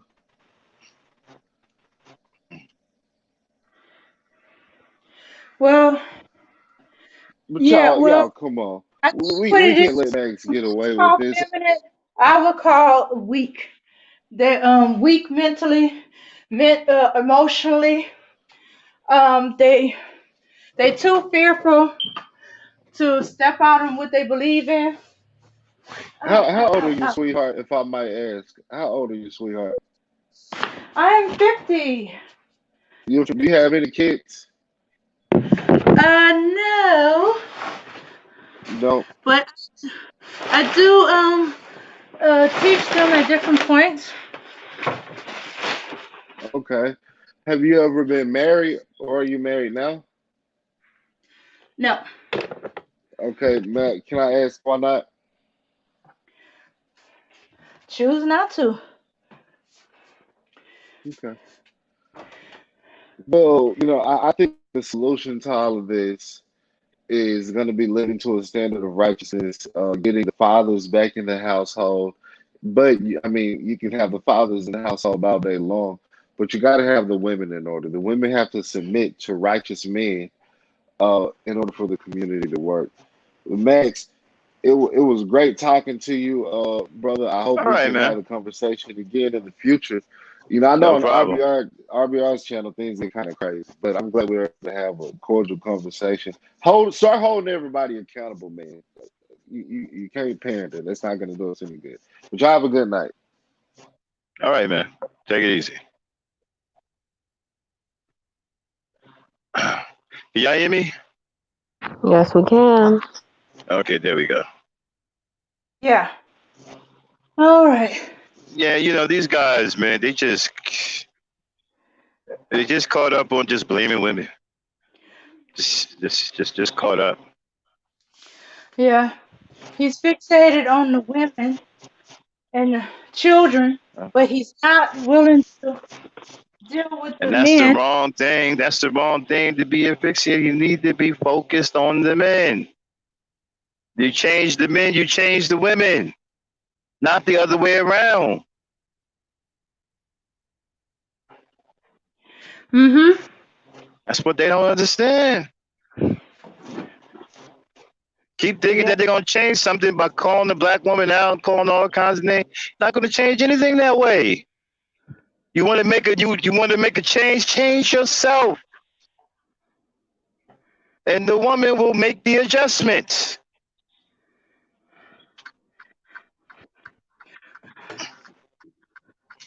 Okay. They don't realize they're the problem. They think the black woman's the problem. They're the problem. We're the problem because the correction is always focused on us. We have to correct Yeah, ourselves first in order for them to do it, which, in my view, you're putting the women in a position of being the leaders because exactly. only a follower wants the leader to correct himself. It's no different than a king who has a kingdom. Anything Hmm. that goes wrong, they're looking at the king. They're not looking at the peasant who does the work. They're looking at you. This is Hmm. your kingdom. You have somebody who did something wrong. Did you correct the problem? Did you fix the problem? So what are you going to do about it? They're coming to you with it. That's right. Mm-hmm. That's the way they're in the military. They're coming after the person in church. Yeah. If you got So your people out of order, they'll deal with them too. But trust me, they're coming after you. You're going to get it because you were the one in charge and you allowed all this to happen. mm-hmm. They don't understand, man. It's an easy fix. All they got to do is change themselves. Start becoming strong men, teach each other, raise your boys to be upset, teach your girls, be, be a fit husband and a fit father, and all of this will stop. All of this hardcore coming after black men will stop.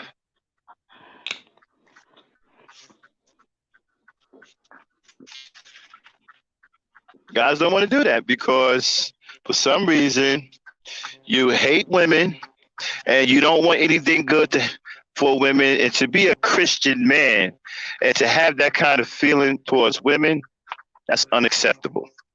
God hates misogyny.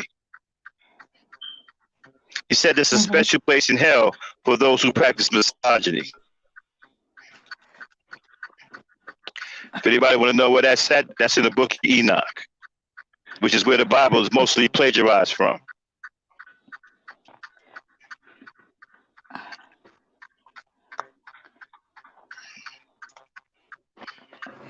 Oh yeah. Thanks, Emmanuel Briggs. I figured that because he couldn't handle what I was telling him, so he's gotta get into my personal life. Hmm. Mm-hmm.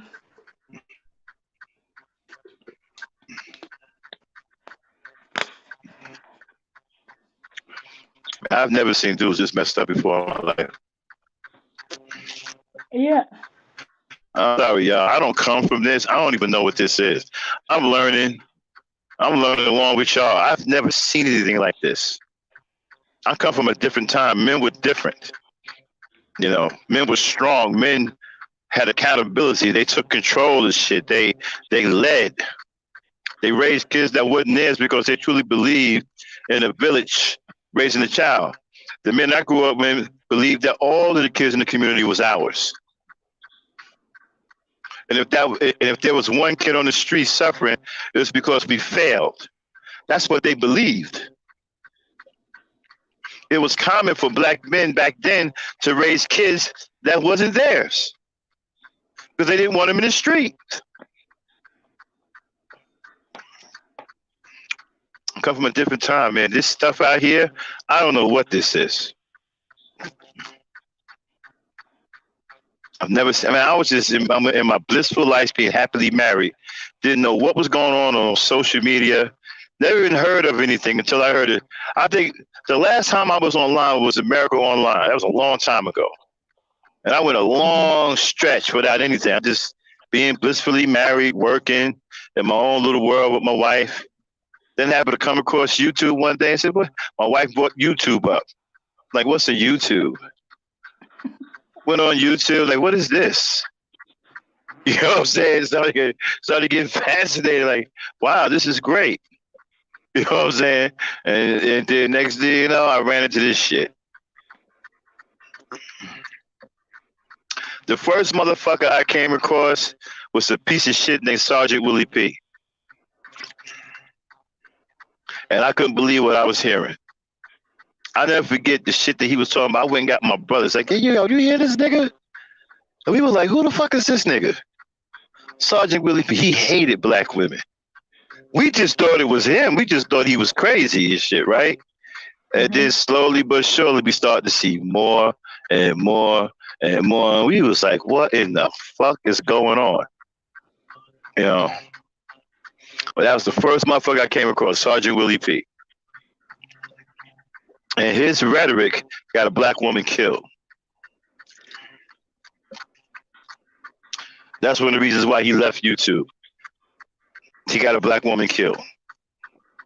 One of his followers, one of his followers murdered a woman. You can look it up too, Sergeant Willie P. Hey, think you look it up real quick? Sergeant Willie P, the guy who murdered the woman who was a Sergeant Willie P follower. I forgot his name. It should come right up. But that was the first piece of shit I ran across. Sergeant Willie P. Mhm. Uh,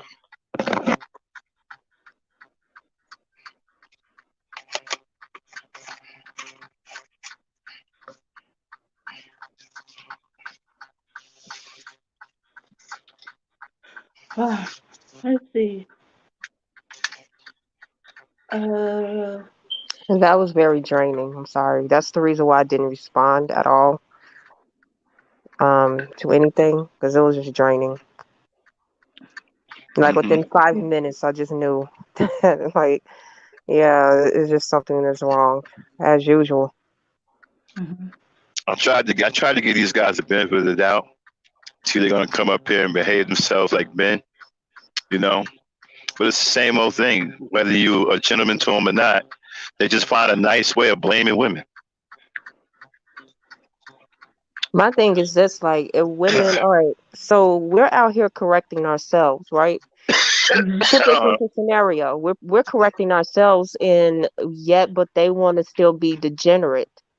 So does that mean that you're worthy of the woman who corrected herself, despite the fact that you're degenerate? Because see, this is the language that I hear a lot. We Uh-huh. Mhm. want you to correct yourself, but we don't want to correct ourselves, but yet we still entitled to you. Hmm. That doesn't make Mhm. any sense because she's going to correct herself out of you. That is the whole point of correcting yourself. Mhm. And still want, and then have the nerve to want submission on top of all of it.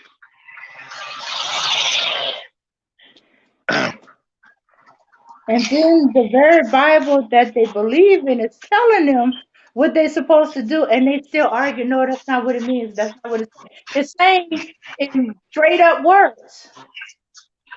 Uh, I you Mhm. put heard in him. the chat, that's why I don't like Bible talk because Mhm. what I experience with people with the Bible, they only want to pick out certain things that panders to their beliefs, Hmm. to their emotions. And then it's like once you start bringing up other things, oh no, that's not true. That's not in the Bible.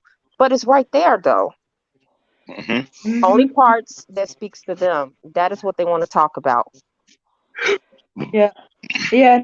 That should have showed me that he said, I read the Bible and that's not in there. And I'm like, what are you talking about? Every preacher I know of preached that sermon. Husband, you gotta love your wife like you love yourself. You first got to love your wife and stuff like that. Whether she loves you or not. You gonna marry this woman? You gonna make this woman your wife? Then I you don't know, got to know. ladies. Mm, Take a vote, man. Is that the end of it? We shouldn't let no more of them come up on the panel, right? Because they I, really don't have nothing to offer. I I asked you mean, before I brought him up huh? there. That's why I asked you Yeah, if you knew who he was before I brought him up there. yeah, I know who he is, but yeah, I mean, we really got to put ourselves through it anymore. The same thing.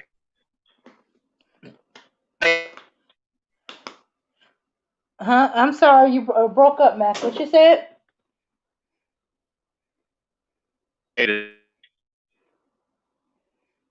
Okay. He's Well, barking, but I think the question was is that should anytime that somebody wants to come up on a panel, um, especially questionable people or possibly just men that he really don't associate with, should we allow them to come up on a panel? Well, I would say it depends. Me yeah. personally, it's only a personal thing for me, but I say yes, only due to the fact that if there is more exposure of the mentality of a lot of them, only then will we continuously learn, what to look for in regards to how to avoid these type of people. I agree. Because if we don't, just like I say with pedophilia, believe it or not, a lot of women and a lot of men, hell, a lot of people don't even know what to look for when it Hmm. comes to how to spot those type of individuals. It's only because, again, like I say, we talk a lot as Black community, but we don't talk enough about the important issues and certain types of individuals that are degenerates in the community. And I do feel like, yeah, there needs to be more exposure on the type of mentality that a lot of these people have. So me personally, I say yes. Okay. What do you say, Dane? I say, yeah, I say it depends too. We need to sharpen ourselves against opposing point of view and see what we Okay. also gives an idea of what we need to work on.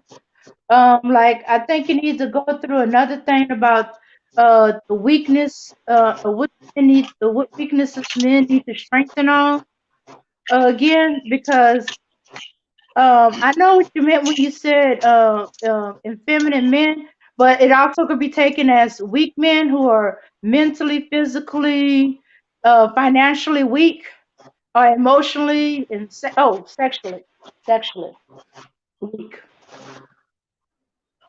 Hmm. You might have Yeah.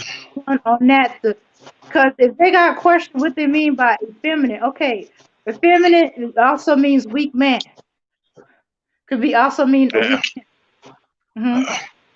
And that he Yeah. comes It's at issues not like a man, but like like women. He wants to uh argue it out. He wants to see other people move before he move. You know, right. he see there's things that need to be done, but he's waiting to see what other people do, or as Right. they what woman's gonna do. What y'all gonna do about it? Y'all messed up the community. Oh, we messed it up by ourselves. We are the um the product of men not doing right in the community. Uh huh. We trying to hold it together after they took feet and ran. Hi, highly favored.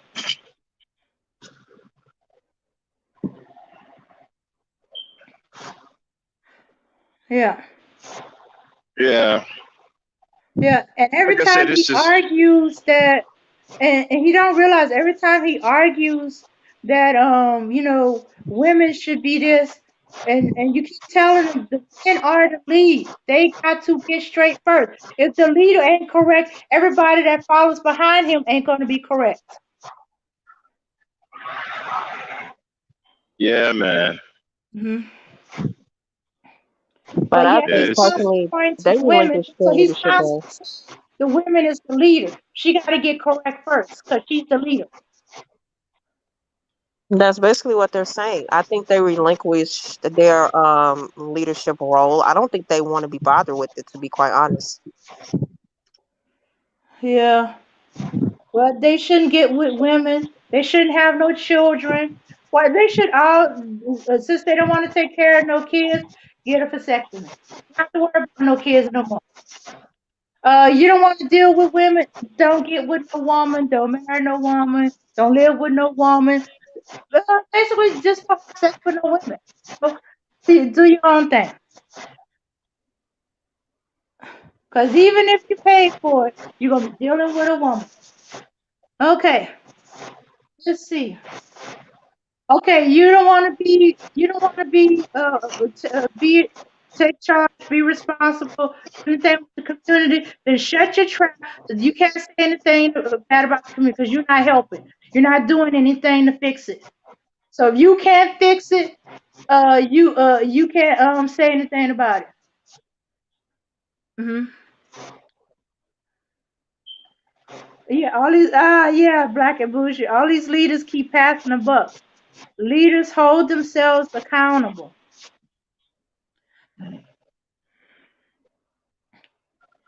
Yeah. So I wish they would hurry up and leave the community so we can see clearly the black men who are leaders of the community. What it is, the women are being blinded by all this weakness, this sickness, this uh, uh, uh, um, um, uh, down low, down low men and stuff like that. You don't want to do anything with the women. You don't want to deal with women being women. Okay, because a lot of stuff they talking about when they talking about the game she plays, this is not a game she's playing. She's not playing no game. You know, that's just her nature.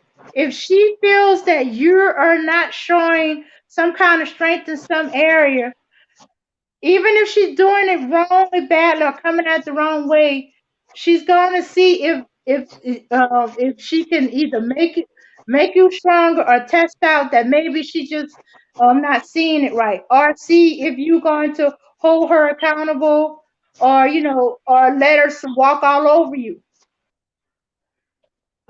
I turned down a marriage to a guy because I saw down the line that I would be in charge. I would be the leader. I would be able to walk all over him.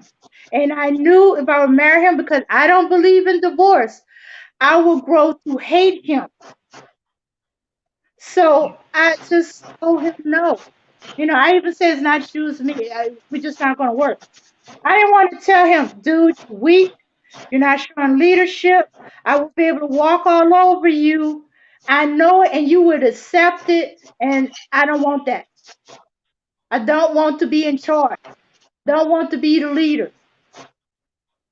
So I let him go.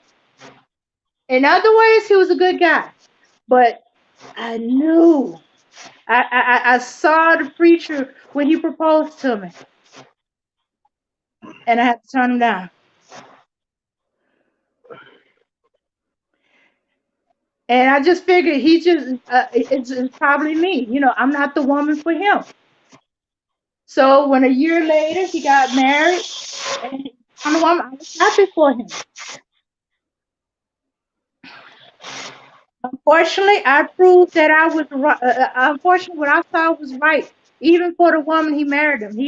I saw him about 20 years later, and he's divorced. His woman walked all over him and took everything from him.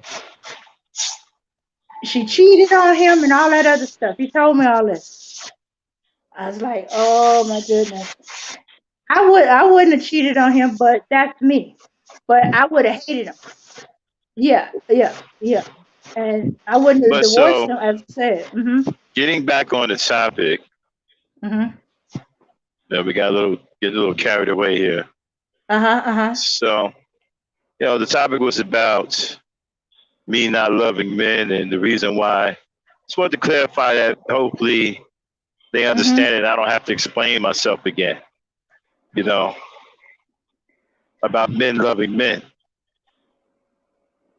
and how that shouldn't happen. If there's a man shouldn't walk around here expressing affection, intimate affection and love for men the way he would do to for a woman. That should never happen. That's not normal. But these guys are mad because they're doing that, and they're mad at me for pointing it out. Tell me that I hate men. I don't hate men. I just don't love men. I'm not supposed to.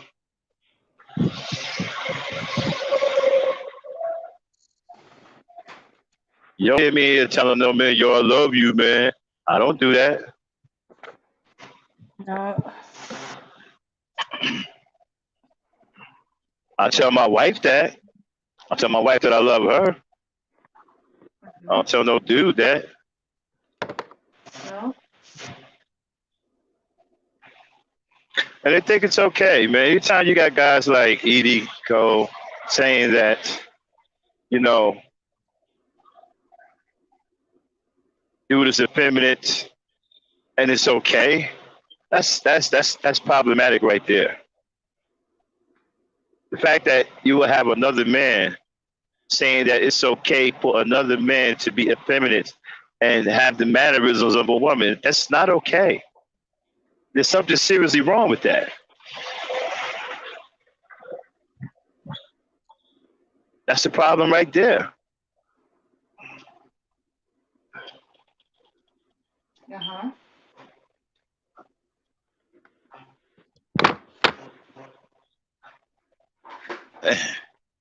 It's bad out here tonight.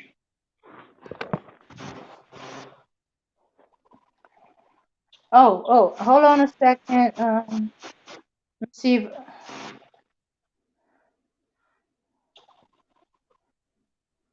let's see.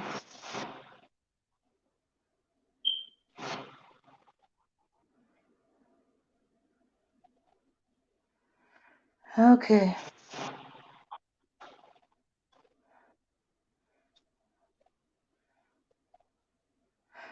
Max, are you still driving?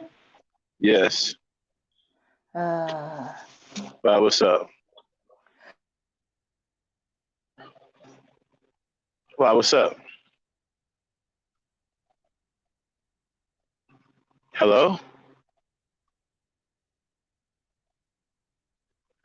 It looks like she dropped off for a minute. Somebody wants to link in the chat, Okay. so that is probably why she dropped off. She'll be back. You know who it is in the chat? I can't see the chat right now. I'm driving. Who asked for the link? Polo Sports. Oh, Polo Sports. Yeah. But man, Polo. Yeah, Polo, when they come back, she'll drop the link. I can't get you right now because just hang out. hey, I'm here. Dang. Uh-huh. Drop Polo the link. Yeah, that's what I'm trying to do. Okay, hold on. I think I got it. I think I got it.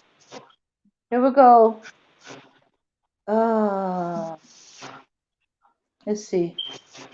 How's the weather out there in Louisiana, Dan? Let me see. It seemed to have knocked out my Wi-Fi, but not my electricity. So either took out a internet tower somewhere. Hey, Remy, let me ask you a question. You said something earlier that had me thinking ever since you said it. Sure. And Go you're ahead. trying to convert me. You think that there's some kind of collective effort to keep black men this way, hating black women? You think it's some real agenda Absolutely. behind it? Absolutely. Because this is odd and strange. I don't know any black men like this. I'm around black men all the time, and they're not like this. I've never seen anything like this. Look at what's that man's name who's Sierra's husband? Russell Wilson. He's a great example. Because he's not the norm, right? He's doing what black men not supposed to do. Take on a single mother, marry her, love her in public, show affection to her, things like that. He's doing everything Right. that he as a black man he's not supposed to do. And black men hate his guts. Yeah, but that's But an they old love school. Future. Right, but that's the old school mentality, though. Right, but black men. they love Future. And Future Future wore is a a degenerate. dress. Future wore a dress and made a fool out of himself by dancing on the table in front of some white folks in a dress. Okay? But it's weird because although they'll say, well, black men need to correct themselves and do better, but Future, but y'all praise him though. You praise him for doing the exact things that you claim is so wrong. For those who Right. say, well, black men need to correct themselves, but he's doing everything that, black men should be doing. Every Mm-hmm. woman he's been with, he's impregnating them. He's not taking care of his children. He's out here worrying about Sierra's marriage, like Mm-hmm. extremely jealous. His behavior is atrocious. Mm-hmm. However, he's praised and Russell Wilson is hated. So it's the And same thing. Russell Wilson is old school. That's a real man. That's what the men did growing up in my neighborhood. My father raised two kids that wasn't his before he died. I got two stepbrothers. Actually, a stepbrother and a stepsister. But men did that back then. That was a normal thing. It wasn't nothing for men or families to take kids in off the street who either parents died or their parent was too overwhelmed. They had a single parent. It was nothing for black families to help out. That's the way it was back then. Because they had that village mentality. They believed that all of these kids were our responsibility. You know, we're a long way from that now, man. It may as well be shit. It may as well be the comparison to a whole new planet. But there's something phony about what's going on. It don't seem real. Like, man, you guys can't be this hateful towards black women. You just can't. It don't make sense. They're being What's up raised with like this. Man, it just don't make any sense, man. I'm like, oh, you guys getting a check? Because it just doesn't make sense that y'all have this kind of hatred towards black women haven't done anything to you for you to have this kind of hatred. It's not what's done, it's what's being told to them and what's being taught to them when they're children. I'm 30 years old, so it's closer to home. I was born in the 90s, 1990, but I take it back to when I was in school and all the mean things that I've heard, like little black boys. These are not grown. They're grown now.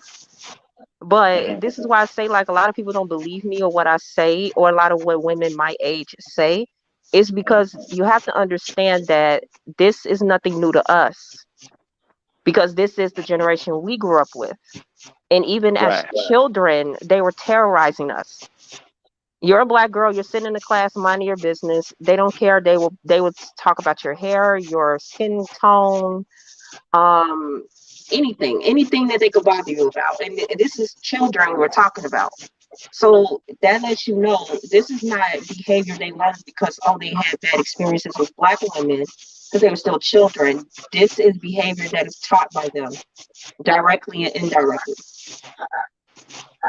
And now we see the results as of today. Pimp culture. Mm-hmm. Pimp culture made it worse. We got an echo. I do. Polo, you up here? Full sport is on. yeah. How you coming from there? What's up, How y'all Polo? doing? How y'all doing, Hold man? on. Salute to the Hey, queens first and hey, man, foremost, we gotta. Hey, ladies. man. Hey, man, What's we up? always getting our ass kicked in the last preseason game by the Panthers, dog. I don't think we ever won. Nah, man. Hey, but you know what though? Well, first and foremost, Max. Let me say this, Lady Dame. I hope everybody is all right out your way. You know, I live in Dallas, so they got everybody evacuating up here in Houston, Central Texas, you name it. Everybody trying to make their way, trying to escape items. So Damn, I is hope that bad out there? oh yeah, but apparently not the Boosie. He's still throwing the Boosie bash and everything. So Wow. but really, salute to the Queens first and foremost, and then Max. I salute to you too, brother. But I want to touch on two things that I think was two very key. Lady Dame was on point with what she was saying and stuff, and I think that in terms of men being walked over and men being with a woman who is perceived to be stronger than him, or they can't handle her, the way that he talks to her, or him just being a doormat and a punching bag. Women, I understand where Dame is coming from because listen, in my family, Max, I think I already done told you this.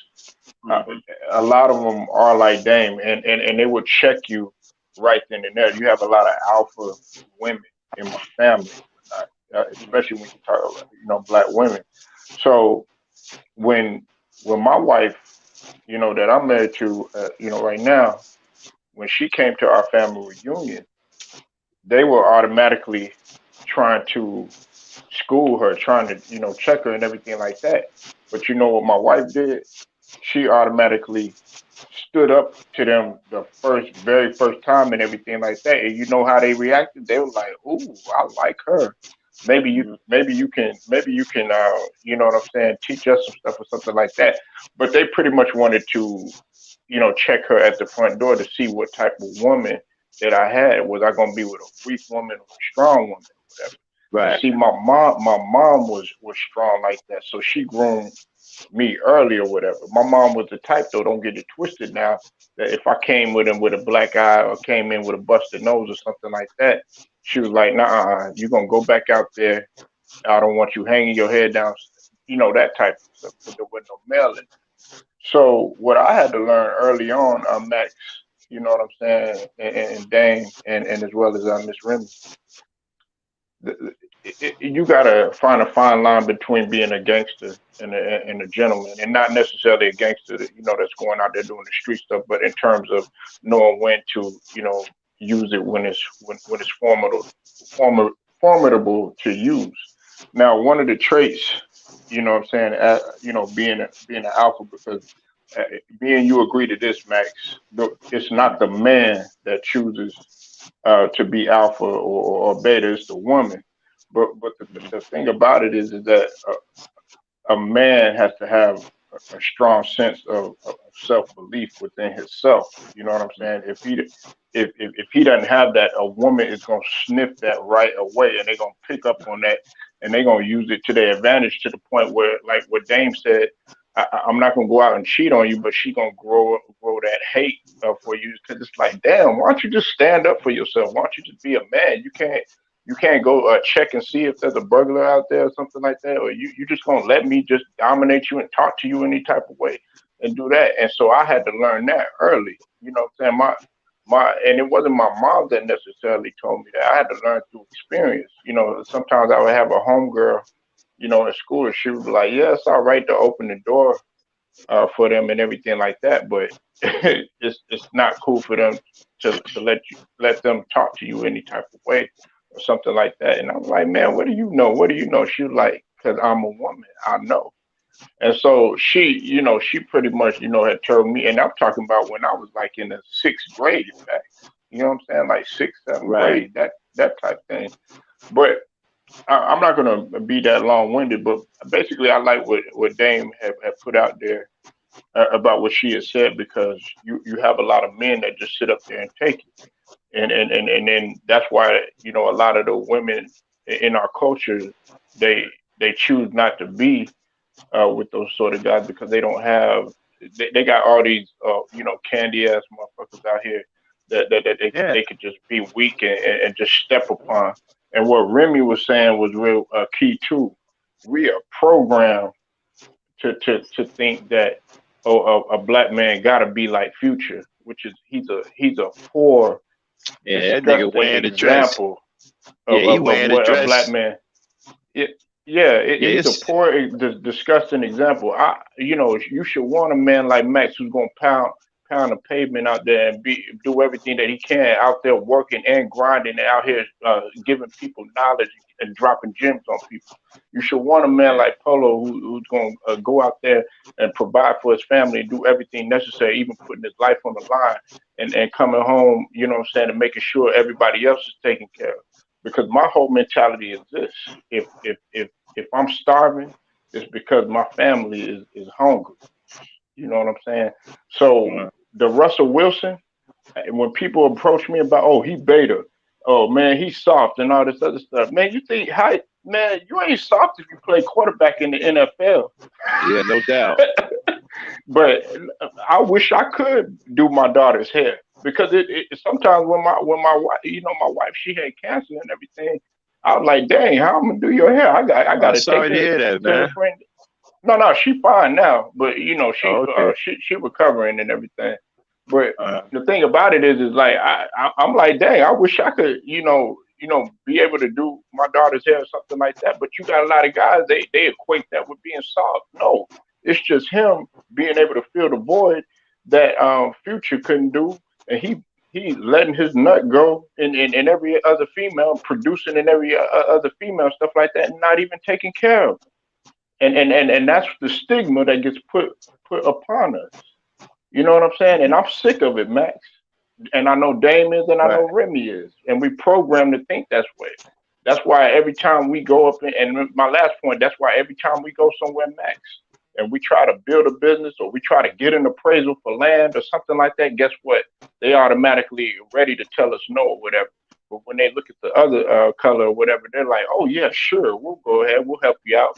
But when we walk in that office and we want to get an appraisal, it's me, Remy, Max, and his Dame. We trying to get an appraisal to get land so we can build a business or something like that. They're gonna think of every negative thing, every mark against us. They're gonna think about, oh, the black man, he's always locked up in jail, can't take care of his kids. They're gonna think of about our African American sisters, our African American queens. Oh yeah, all they is they fighting each other on Instagram, they stripping and all this other stuff. You know what I'm saying? And they put all these little stereotypes on us. But I like the what Russell Wilson is doing because he's trying to change that, and people forget that Russell Wilson is black. He's a black man. Yeah, that's right. He's stepping up. That's where the black men used to be back in my day in the neighborhood, man. You know, they didn't believe in letting kids run the street without no parenting or no guidance. Just didn't believe in that. A lot of black men took kids into their home, fed them, and raised them. You know, we're a long way from that now, though. Yeah, I still have hope. You know, I still have hope. You know what I'm saying? That's just Well, like I mean, I because do too. But when you got guys like, did you hear the last guy that was up here, woke progressive? no, I Did you was hear him? cooking dinner for the family. It's like, these guys want to find any kind of way to blame black women. They don't want to take accountability for anything. As a matter of fact, they don't even believe that they're at fault for anything. They just don't. No matter what it is, they can leave a black woman with a bunch of kids and not take care of it. It's a black woman's fault. They don't believe that they should be held accountable for nothing. And then they want the black woman to change her ways and submit to them. And they can be just as legitimate as they want. They can go out and make babies and don't have to take care of them. They can do all these crazy ass things and get away with it. And it's just, it's like Deacon, right? He didn't want to face me here on my channel because I won't let him disrespect black women. So he wanted to face me on RBR's channel, but RBR don't mind.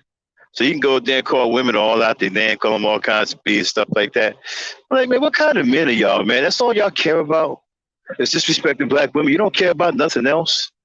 You don't care that you're in a losing position and that you're the least productive man on this earth and you can't feed yourself and you're in a deadly position where you depend on everybody else to survive?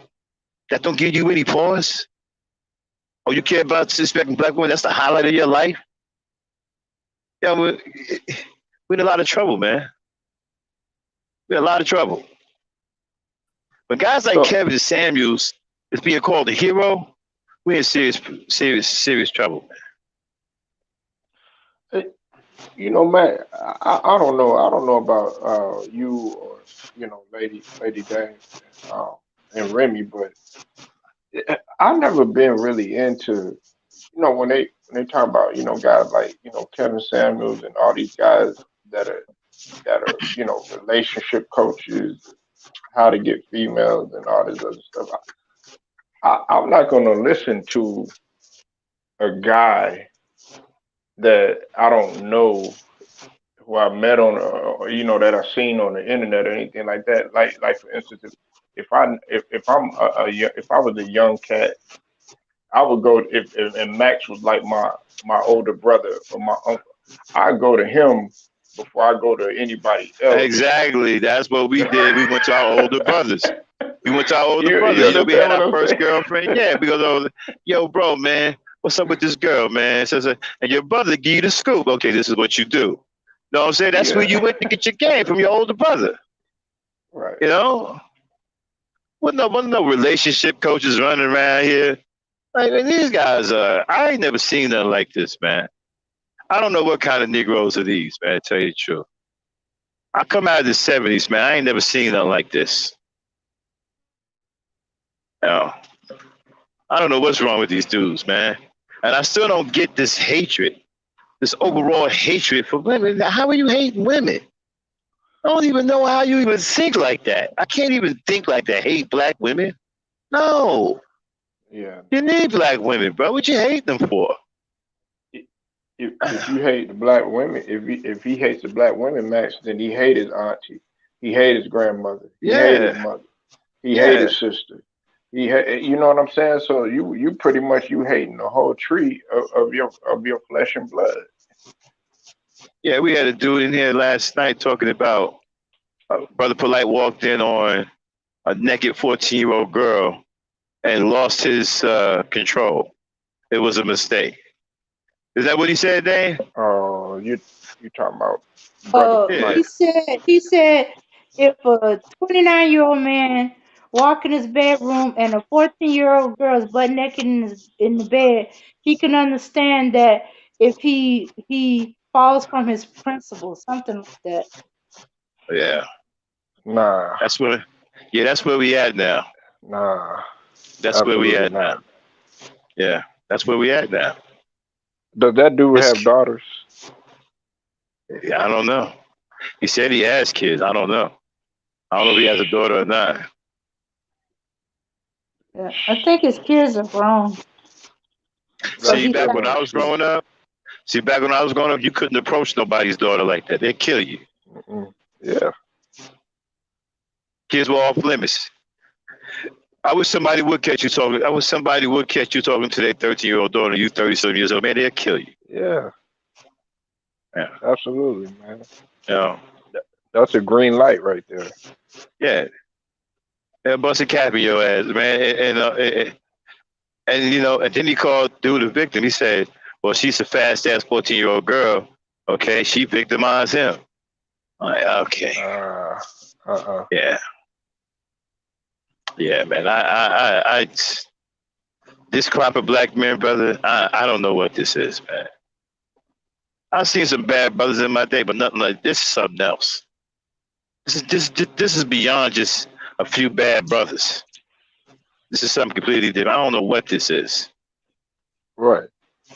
You know, I don't even know what kind of black dudes are these, man. I don't even know. I ain't never seen them like this before.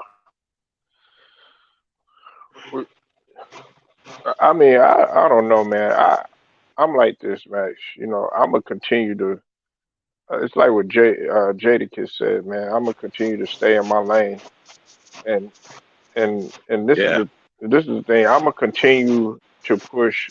What Max pushed, what Dane pushed, and I like the way, and see, Miss Remy, she said that she was in the '90s. She's a '90s baby. It's she's wise beyond her years because you don't have very many women that think the way that she thinks. that think the way that most 80s babies or 70 babies might think. She's wise behind her beyond her years. So I wish she would talk to more of her generation because they don't really they don't really have the same mindset as her.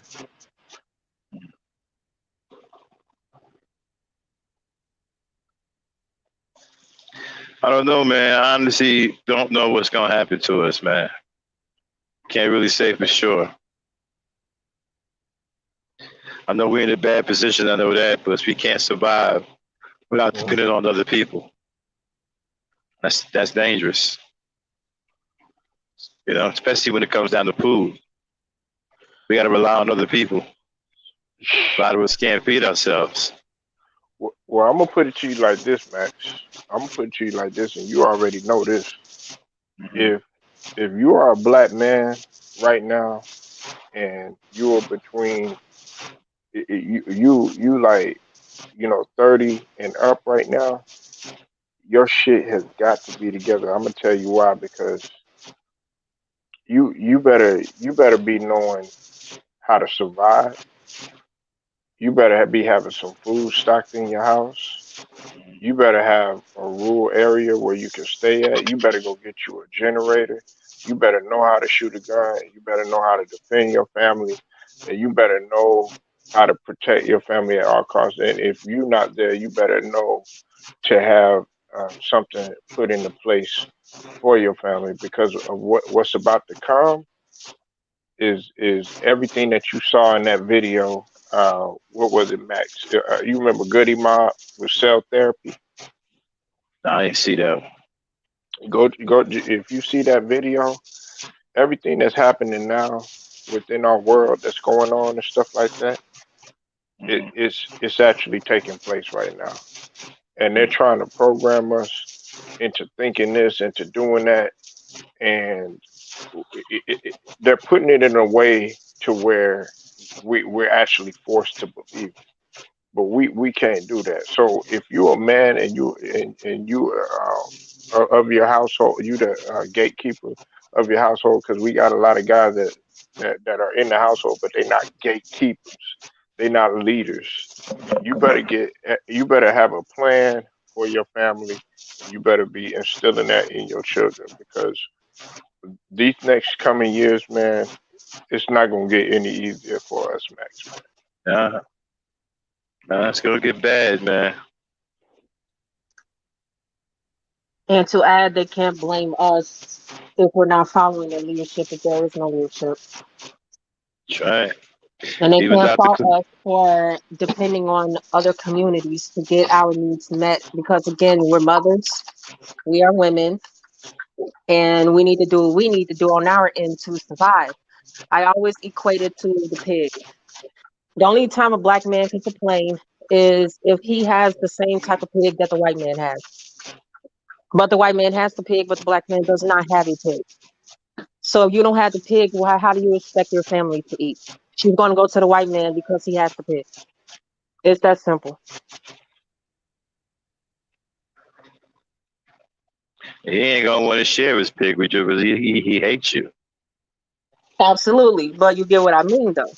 Yeah, Nobody can fault us if we're seeking out the person who has it, if that makes sense, yeah. versus the person who doesn't have it. Because that's what's being I, brought I get to it. the, they always say what we bring to the table. But the thing is, there is nothing that you're bringing to the table because the table's empty. Sure. It ain't even his table. But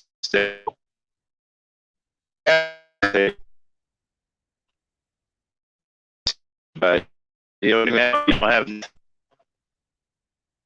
You're boarding again. Yeah, you're bargain man.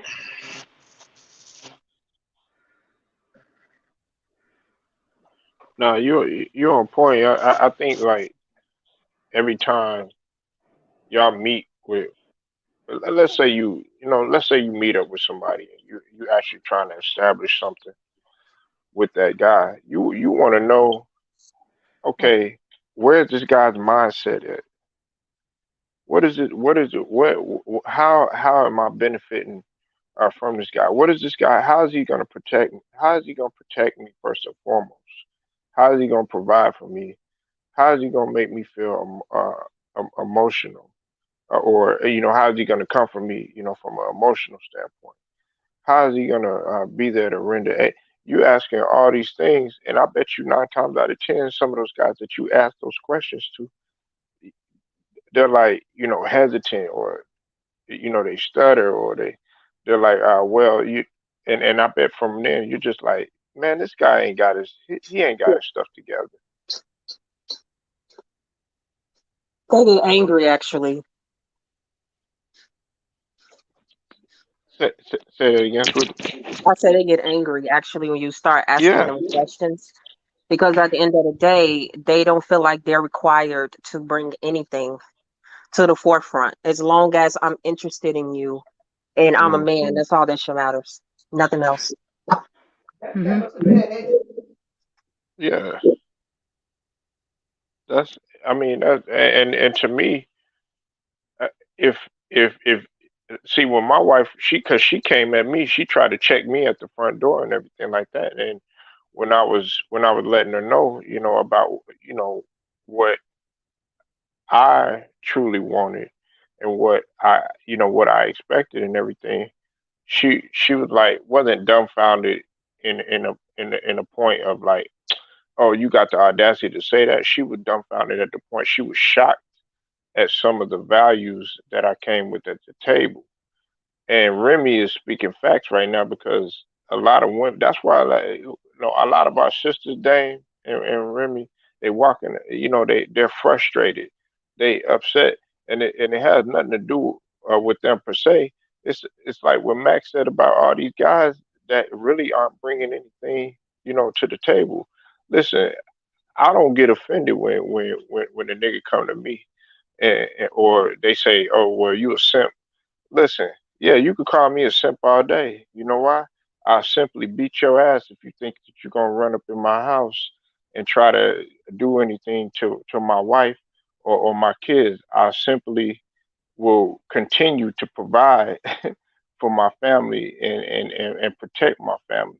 I will simply keep it simple as I can to do the things necessary in order to keep my wife happy.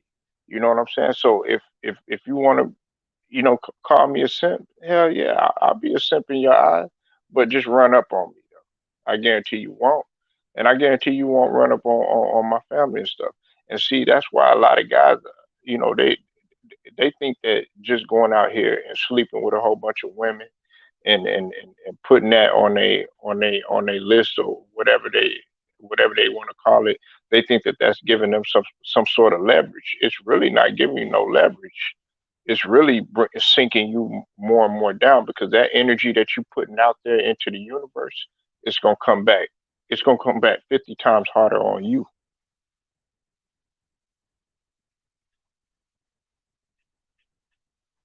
Yeah, and I think that's what's happening. But with all these sudden exposures of these manospheres, Reddit pills, Hebrew Israelites, conscious community, that it's all coming back on them. They put out all that energy and hatred, and they want to accept leadership or their own accountability. So it's coming up. And those that spoke the loudest, they getting hit the hardest or the fastest, because they're misleading a whole bunch of men.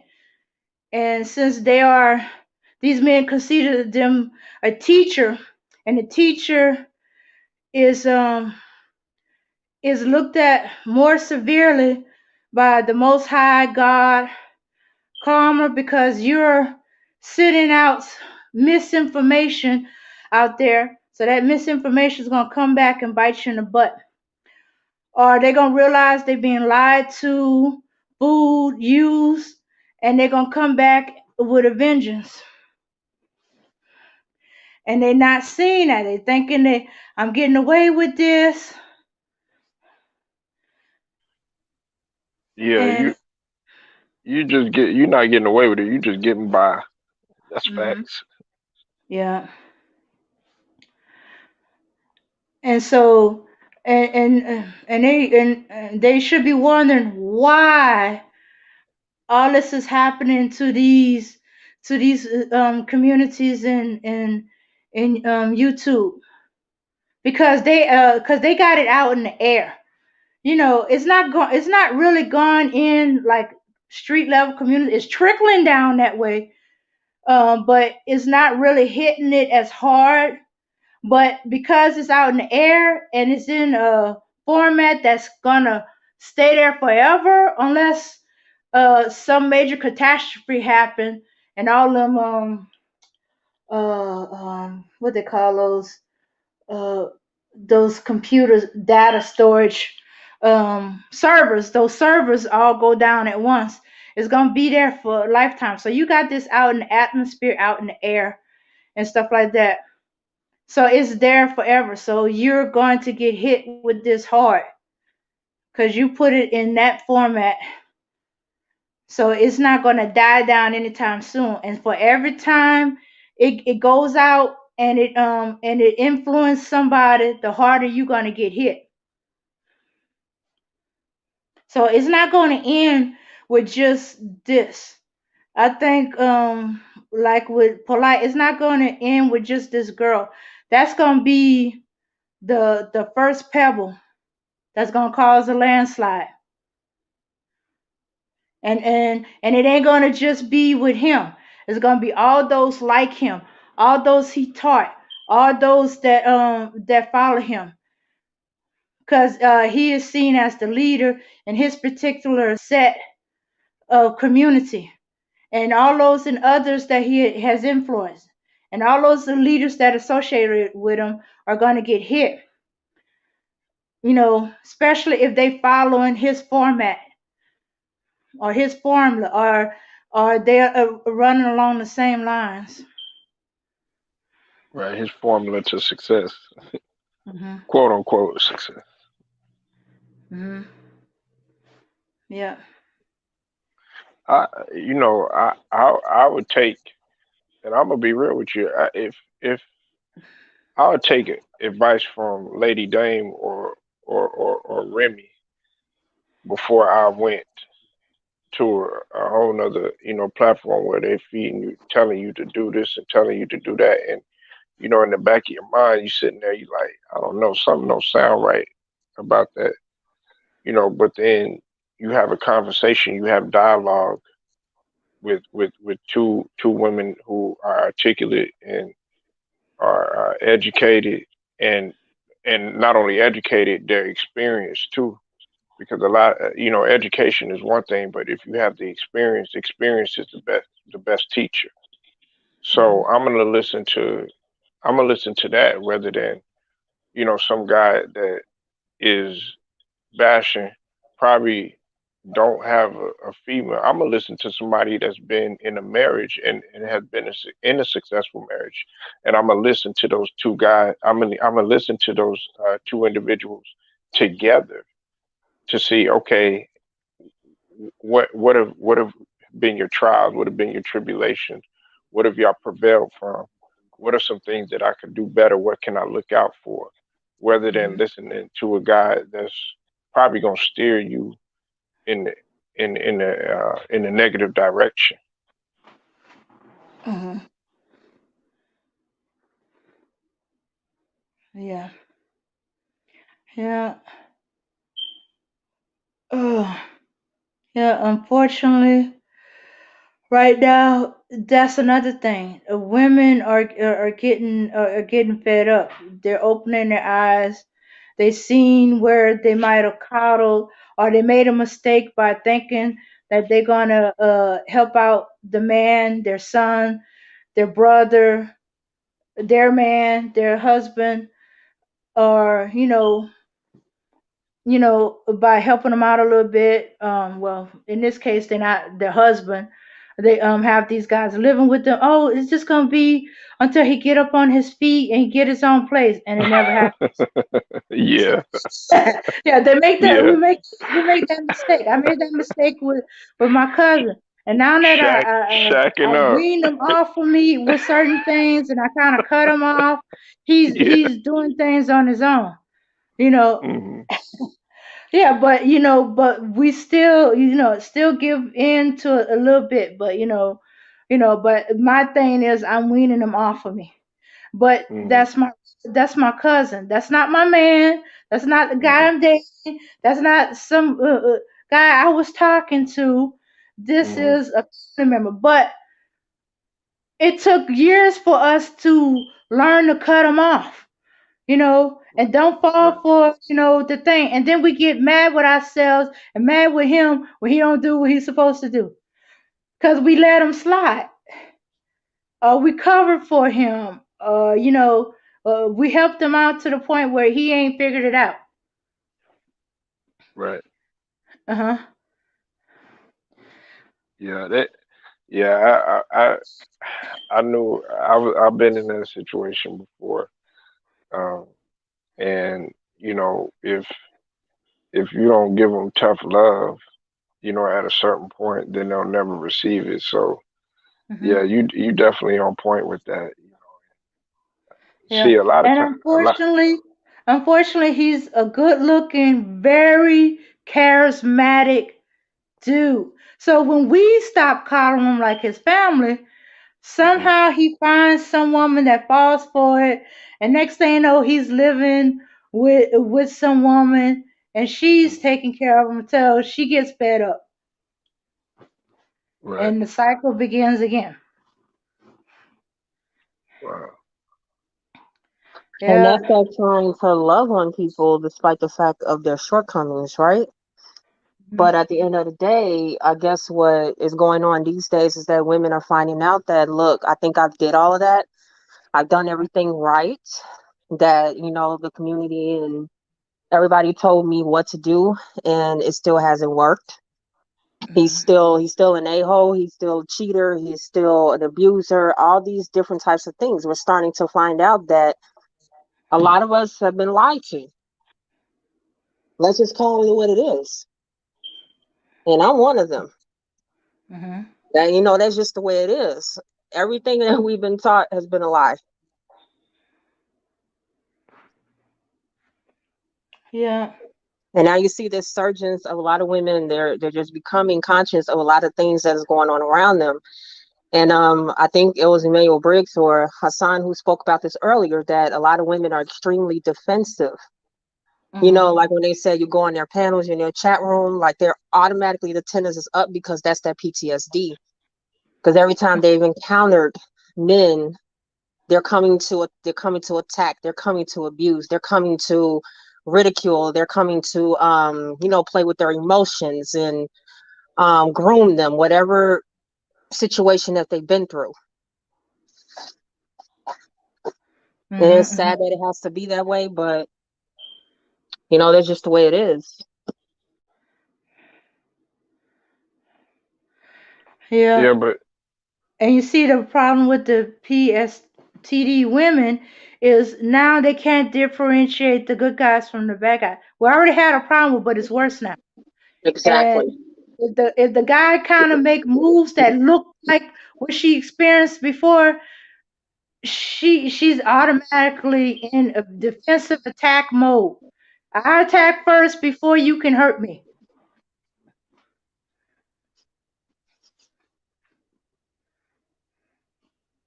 And then they'll Yeah. say that she is the problem, but realize, how come nobody talks about, okay, why does she feel like that? What has she experienced? What is going on that she is feeling like we as a group of people is harmful to her? Nobody wants to talk about that. No, because that would means that it was going to point back to either them or men like them who they defend. Oh no, she was acting all crazy, da da da da da da. Da. And it's like, okay, or why should we be blamed for something a man done before I met her and stuff like that. That's the P. They don't accept that it's a PTSD for women. You know, that's why she could be perfectly okay and y'all be doing good. And then you say, or you moved, or you didn't move in a certain way, and she goes back into that mode, and she start looking at you suspiciously, or she start accusing you of stuff, or she's looking for things that ain't there. And so it's going to take a very strong, very patient man to break her out of that PSD response and understand that it's not really so much as him as just that she's having a PTSD episode and that he's going to work through her. But no, she keeps running to these dudes that don't want to see that, don't want to accept that. You want to blame her for the choices she made in the past, and they don't have that kind of patience, and they don't think it's fair, so they run off. So that proves to her once again, the men ain't gonna be there when you're down, or he wasn't the right one, or he wasn't as good a man as she thought he was, which makes her doubt her ability to pick one. Like a thin line between love and hate. Yeah, Mika. Right. It's just so so much disappointment, that goes on in a black woman's Mm-hmm. life. And unfortunately, it's usually by the people that is closest to her.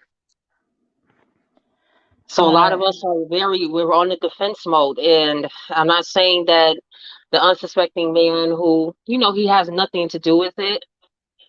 Of Mm-hmm. course it's not his fault. But at the end of the day, just like any man want a woman to understand that he's been scarred by another woman, should have the same type of understanding for her.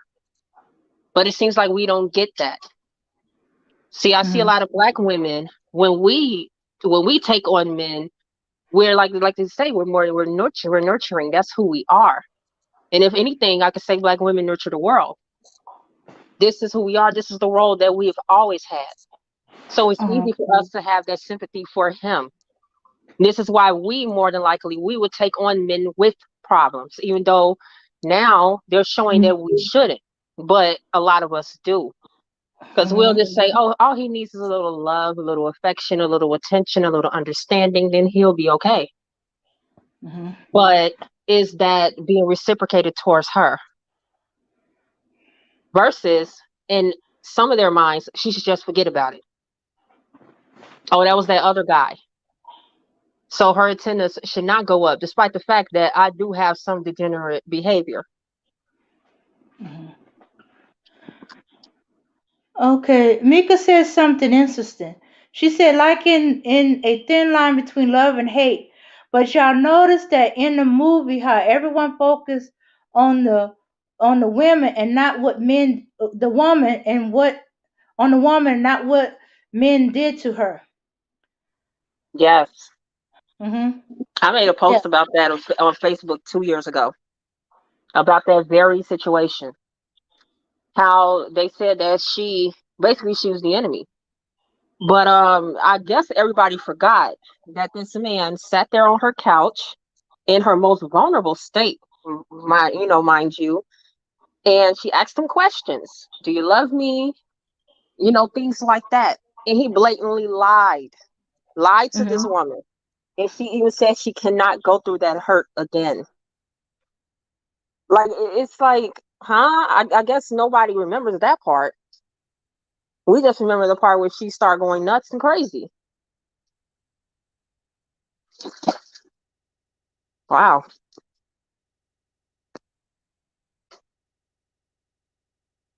Like I said, a lot of us don't get any sympathy.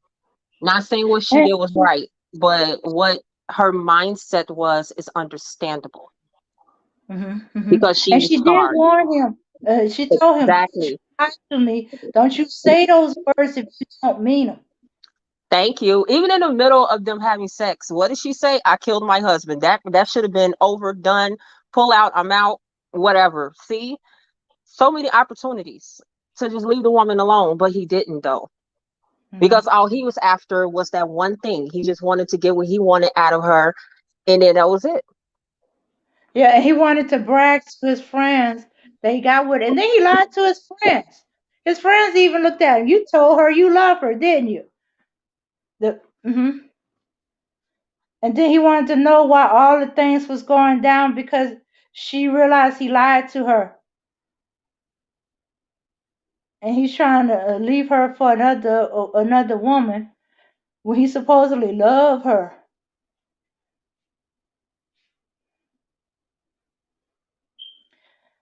Yeah, that's why Max said you shouldn't you can't use women like that, and you shouldn't lie to them.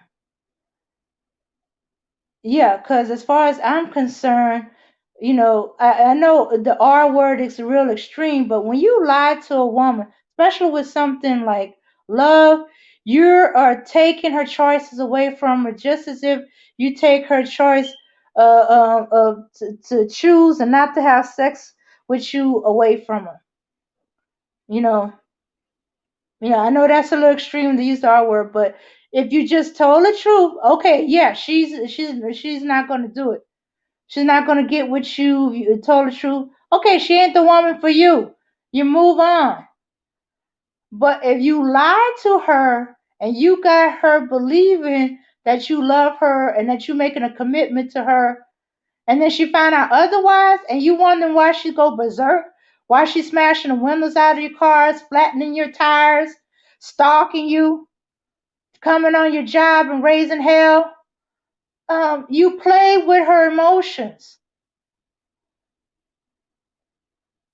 It's better to be honest and take the chance that she'll turn you down and say no than to lie and risk the wrath of hell on you. And from the very beginning, he bothered her. She didn't bother him. Mm-mm. When he saw her outside the club, what was she doing? Minding her business, like we all do. And here he comes. So oh man, it's just too much.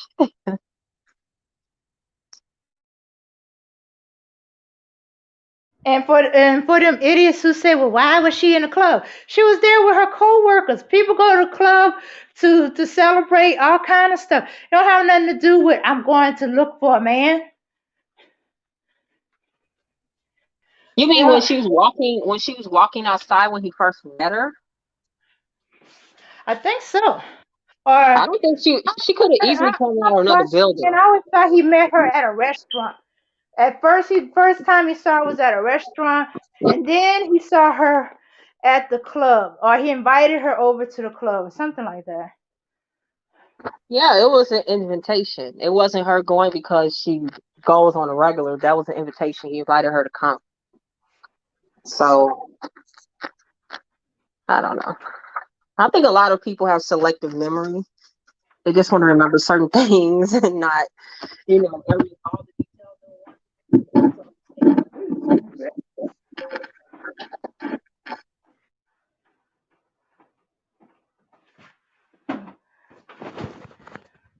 Remy, you still there? Oh yeah, I'm still here. Okay. I thought I heard something breaking up. Oh, I that's me. thought I heard it breaking up, so I was wondering.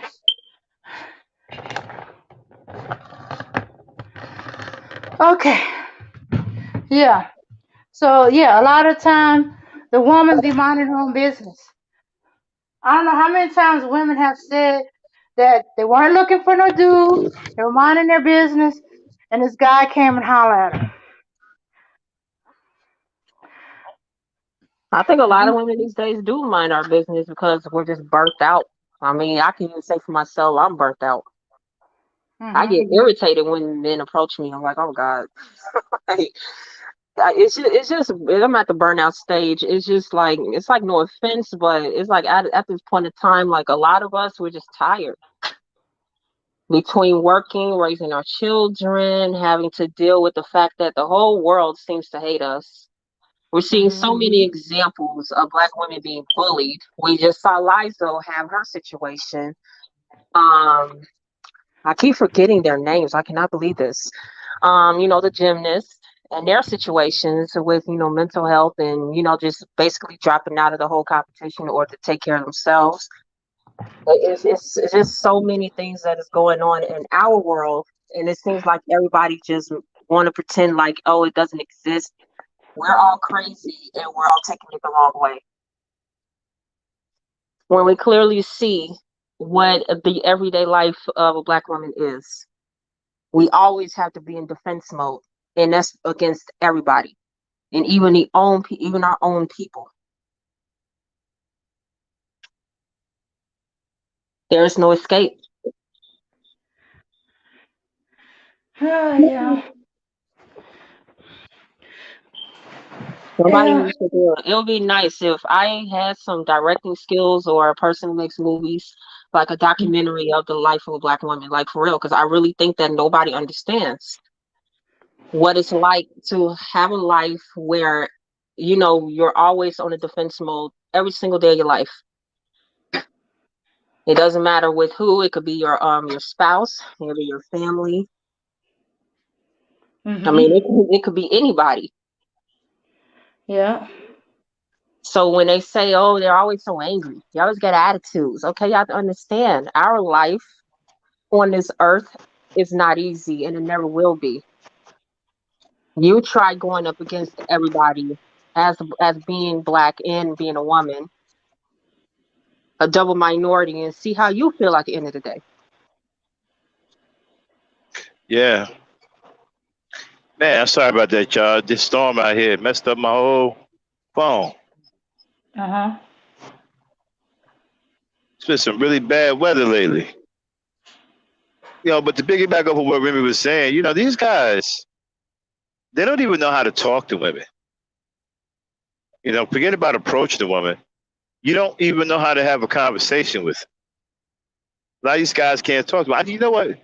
I think also a small part of this hatred is because these guys aren't equipped to be charismatic or be charming towards women. They can't get women to engage them. They can't get women to like them. They can't get women to pay them attention. And if they do, they can't hold the woman's attention. And I think part of that is resentment. Instead of working on themselves, they resent the woman for it. I think that's also part of that hatred. Because when you go into guys like Alan Raj Curry and that punk alpha male strategies, I mean, you're pretty much a loser at that point. You're pretty much a loser. I tell guys it's better to learn by trial and error. Forget about what these dudes are talking about, feeding you these damn pickup lines for $9.99. Forget it. You don't need any of that. Just trial and error. Don't be afraid to be rejected. That's all a part of the situation. The rejection is what helps you get your game better.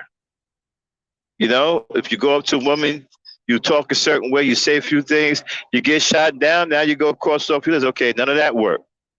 Let me come back with something else.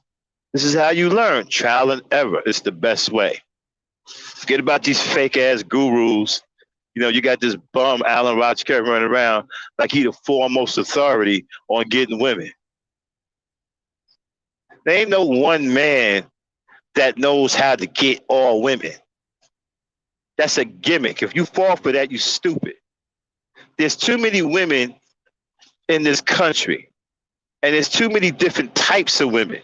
There's still women in this country. A lot of you dudes never even came across. There's types of women in this country right now that a lot of you dudes ain't never seen before. Seriously, there's so many different types of Black women. It's ridiculous. And I guarantee you there's hundreds of types you never even ran into before. You don't even know that they exist because you've never come across them. Some Black women walk around the clouds. You know what that means? They like super high maintenance. They always walking above you. That's why you can't see them. They stay with the high-powered executives. They super high maintenance. You'll never meet these kind of women. You won't even see them. And they have a completely different mentality than what you used to. These women won't even allow you to talk to them if you don't have a certain status. They only walk and roll with high rollers. Men who move and shake. And they got a completely different mentality than anything you've ever seen. And none of these, I guarantee you, the Allen Roger Curry, could none of these dudes hold those kind of women's attention. Guys got a lot to learn, and then you don't understand feminine nature. I mean, you guys are the weak. Anytime, like I said before, anytime an idiot comes out and say that he don't treat a woman no different than the man, you need to run away from that dude. That dude is abusive. That dude will put hands on you because he don't see you no different than he do a man. So if he'll punch a man in the face, he'll punch you in the face just as quick. Even though there's a huge difference between men and women.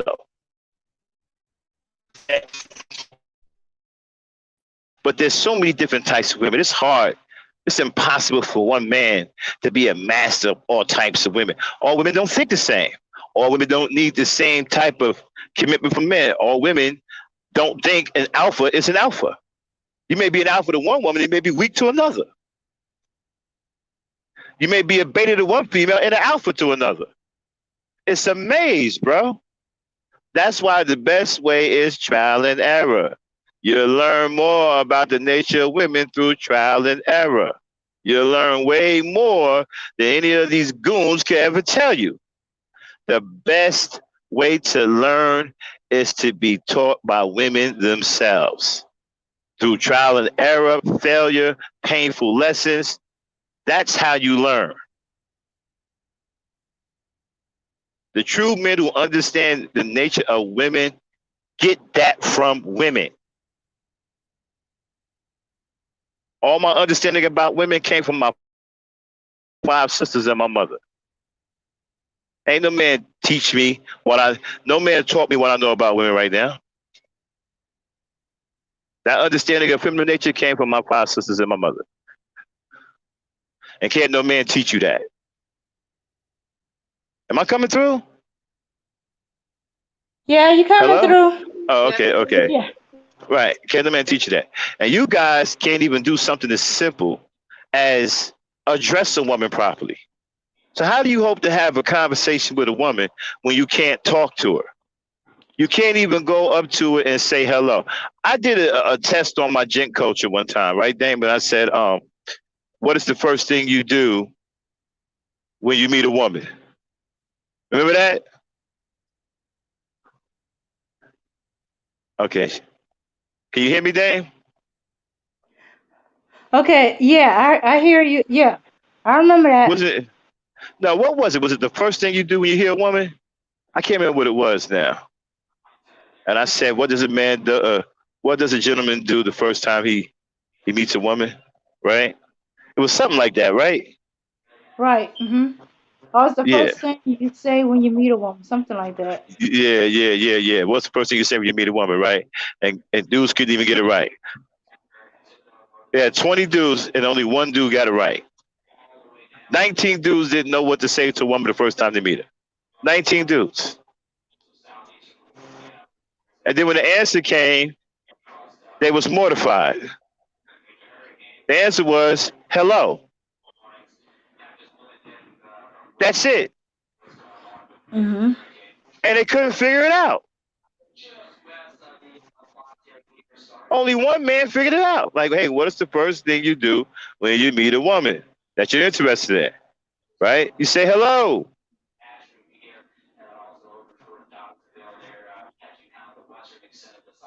So these guys don't even know how. And then they come in here with all this BS, trying to shout out the girls, with that A-Lena mentality, thinking that they're going to get some and you don't even know how to get anything.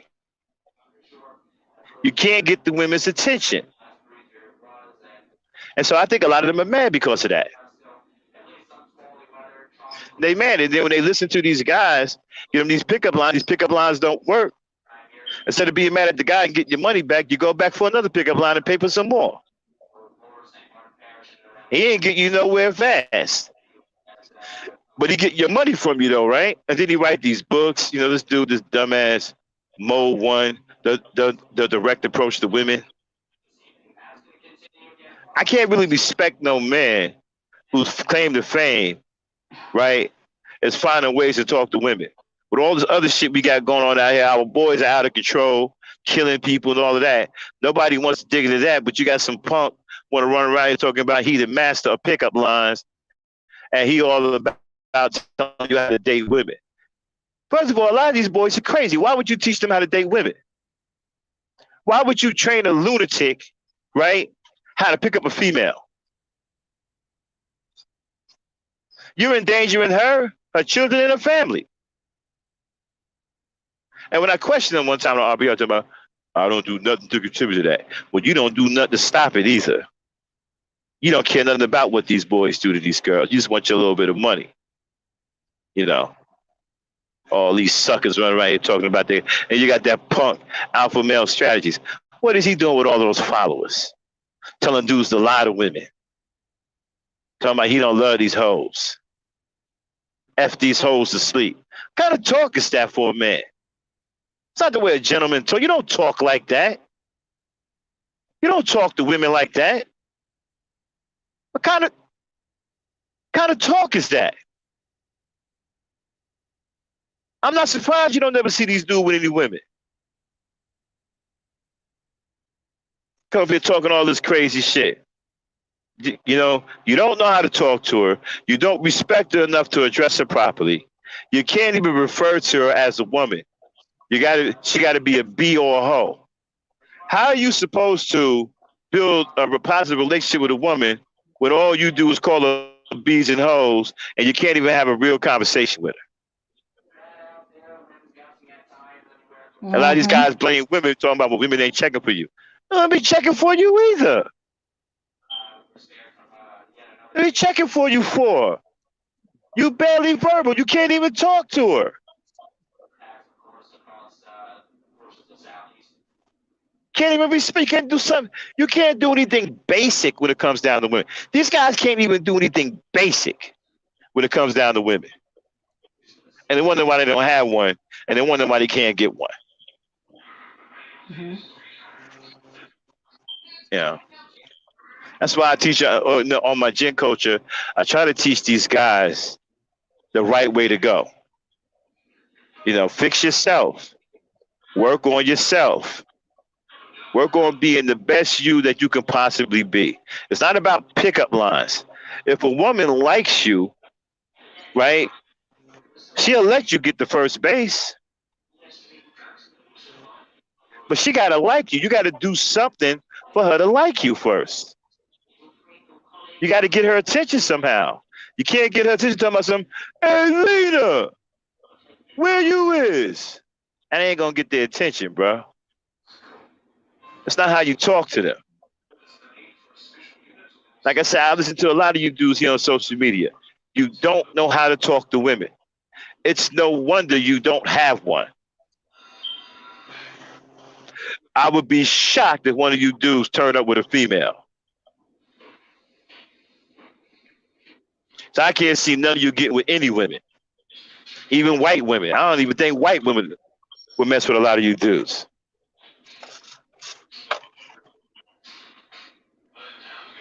No, they treat them like any other toy. They'll play with them for a little while and then throw them away when they tired of them.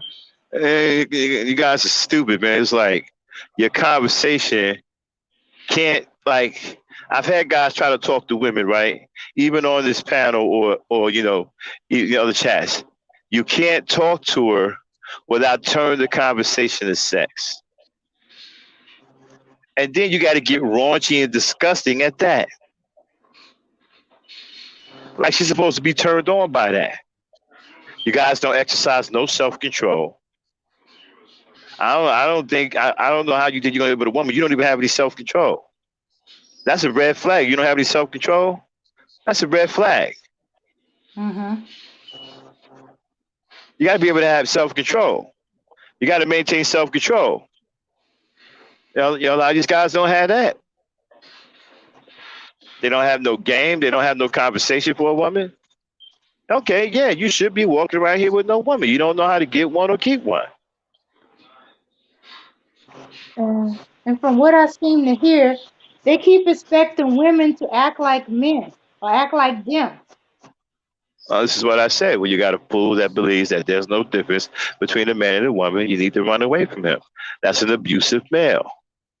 He's not even in his right state of mind. If you believe that there's no difference between a man and a woman, he ain't in his state of mind. So you damn sure don't want to be around a dude like that. He got a touch with reality. Oh, I don't see no difference. When there's a clear difference, well, I don't see no difference between a man and a woman. All right, well, he got a touch with reality. He crazy. You don't even want to be around. That's the dude that'll go upside your head real quick. You know. And so, what I try to do with Gen Culture, I try to teach these young brothers how to be gentlemen and how to get their mind to a point to where they talk that will make them attractive to women. You got to make yourself available and attractive for a woman to want to, spend time with you or allow you to spend time with her. And a lot of that has to do with the way you carry yourself, the thoughts in your head, the way you express yourself.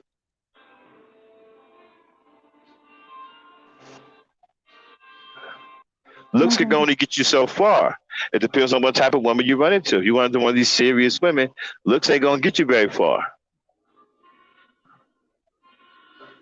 Looks may buy you some time with some women, but it ain't gonna get you that far. You got to have something else going on. She got to know other things. You know, it ain't just about looks.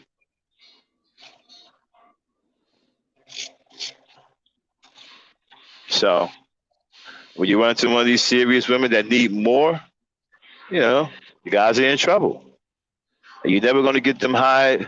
Those women that you think there's women out there that you can only dream of being with.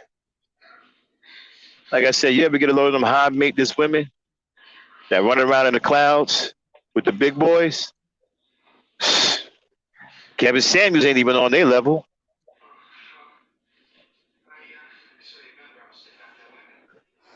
Hmm.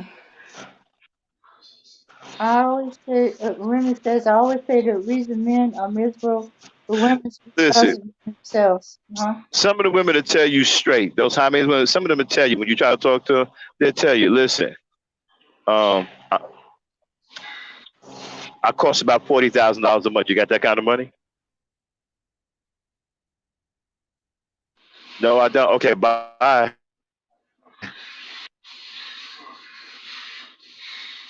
Ball game.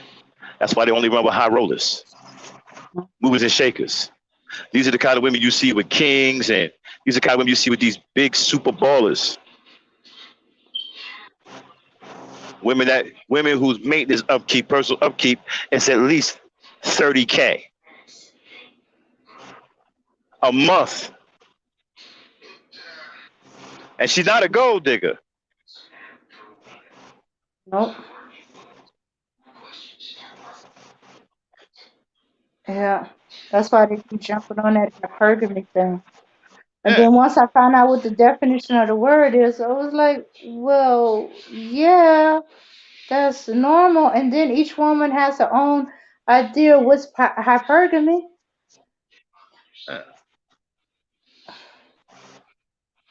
If you talk to, she was just talking to some of the older women and ask what made them choose that man as her husband, they'll tell you all kind of ways. Hmm. there's women out there that you can talk to until you blue in the face. They're only Hmm. looking for you to say one thing. If they don't hear it, they won't even say nothing to you. They'll just let you talk. They won't even answer you. Hmm. They're looking for you to say one thing. If you don't say it, they won't even answer you. They either look at you or they'll look somewhere else or they'll just get up and leave. They won't even waste their time. Oh, I hate those dudes. They think because I You talk a know? lot that I'm going to talk all the time. Eventually, I get tired of talking. Yeah. There's women out there, y'all haven't even, I'm telling you, I haven't even seen women who cut straight to the chase. They don't play no games. They're looking for a certain thing in the man. They don't see it, they're gone. They ain't around for no talk. They ain't around for nothing else. If they don't see it in you, they out. They will leave you talking.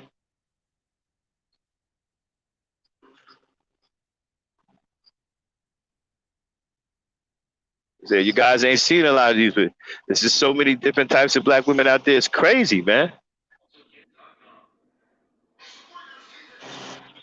Yeah, they want it to be easy because I hear the ones that complain about why I gotta go talk, why can't she come talk to me?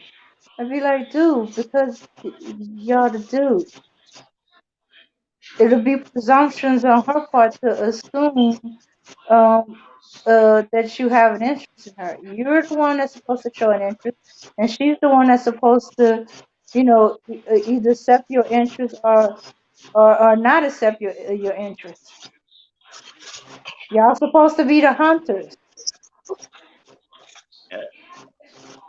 A lot of their thought processes are very juvenile. Yeah, very They juvenile. they just think, oh, I got a penis, I'll be okay. No, She should just say yes. no, Well, this is their mentality. no. Now, there's a such thing as a high value woman. There's a such thing as a super bad woman too. Women are the one who have the real categories, not men. You got fine, super fine, bad, super bad, high value, mega value, high maintenance. Women are the one with the categories. You got pampered women, kept women. What do you run to? What do you run into a woman that's used to being kept? She ain't gonna change her mentality. That's the way she is. What you gonna do? How you gonna deal with her? Did Mr. Curry tell you how to deal with a woman like that? And usually women like that are drop dead, breathtakingly gorgeous. That's why they're kept women. They don't do nothing. Everything is done for them. Absolutely stunningly drop dead gorgeous. Ain't never had a job, don't need a job, will never, ain't no man in their right mind will ever let them work. What are you gonna do? You run into a woman like that? Can you handle it? Guilt trip No. her to death. No. No, they'll call all kind of B's and H's and stuff like that. And they'll get their ass Lazy. whooped. Because women like that got a lot of protection about it. You'll get your ass whooped. They protect women like that. You guys don't get it. Men, powerful men, they protect beauty. I found that out when I started making six figures. They protect beauty. You'll get your ass whooped fucking around with some of these women. Mm-hmm. Or shot. Yeah. Especially a kept woman. You will get your ass wrecked fucking with a kept woman. That nigga that's with her that's keeping her kill you, man. Because I said women like that are usually stunningly drop dead, breathtakingly gorgeous. And the nigga will kill you over her. Quick.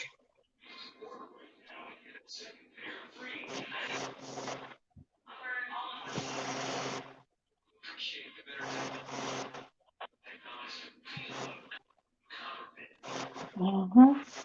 Huh? Yeah. I said, you guys, I'm a traveler, man. I've been around the world. I done seen a lot of beauty. I done seen women, black women that are so damn beautiful. They just make you stop and just stare. You just frozen in a moment in time, checking her out. And then when you see women like that, you think about dumbass Kevin Samuels and them hating black women. Like niggas are crazy. And there's all kinds of women out there, all kinds, bro.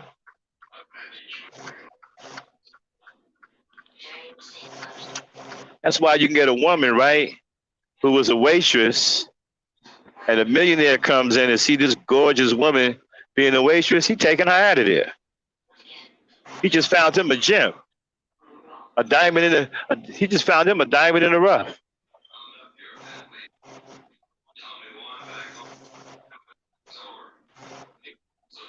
Just found him a diamond in the rough. And what you gonna do? Say she average and she a 6? He'll beat your ass. I'm telling you, man. I done ran with some dudes that will beat your black ass for saying something crazy to their women.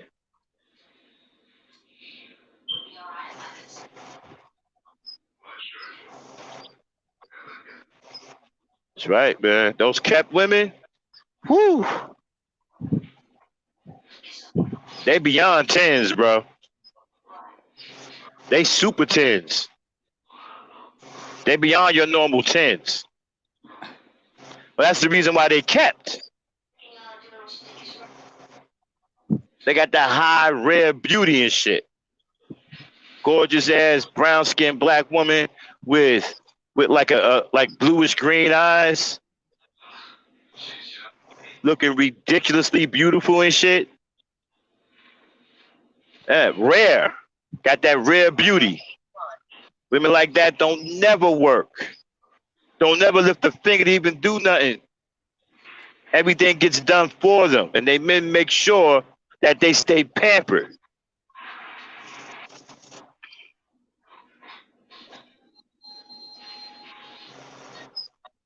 And they are extremely feminine.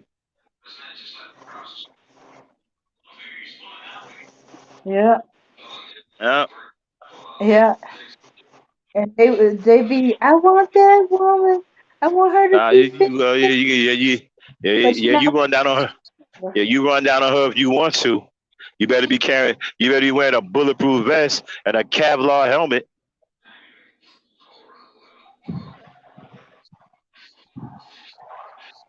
You don't mess with them. You don't run down on women like that. Women like that are usually drowning in diamonds and jewelry and the finest this and the finest that. You ain't running down on a woman like that. You crazy. Can't get no woman like that.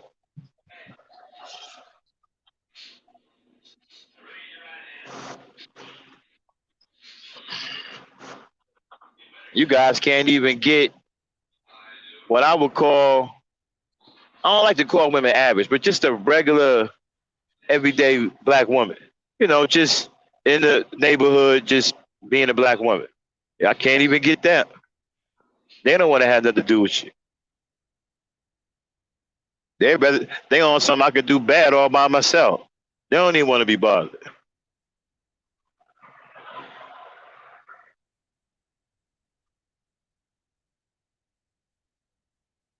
Yeah, I'm telling you, there's women out here. A lot of you niggas ain't never seen before. And you never will.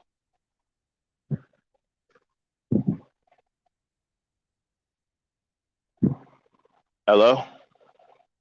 Am I still here? Yeah, you still here. Yeah. I'm seeing women with different mentalities, man. Mentalities that you never ran across.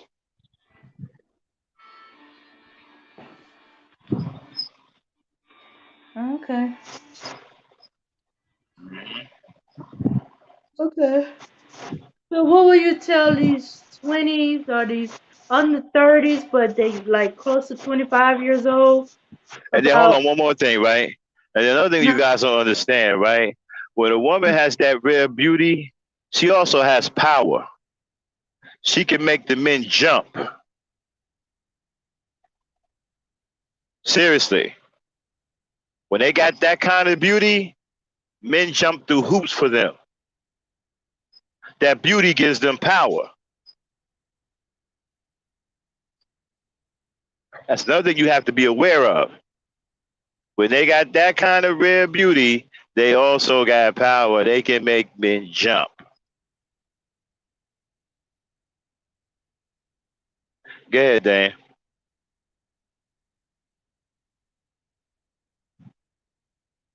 Dan? Hello?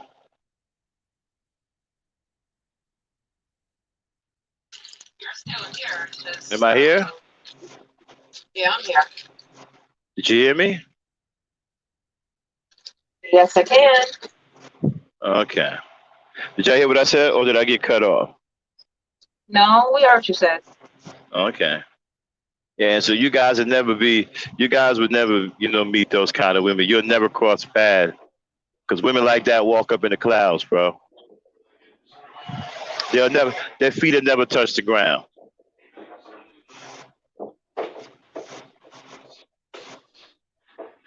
Now, what you were saying, Dave?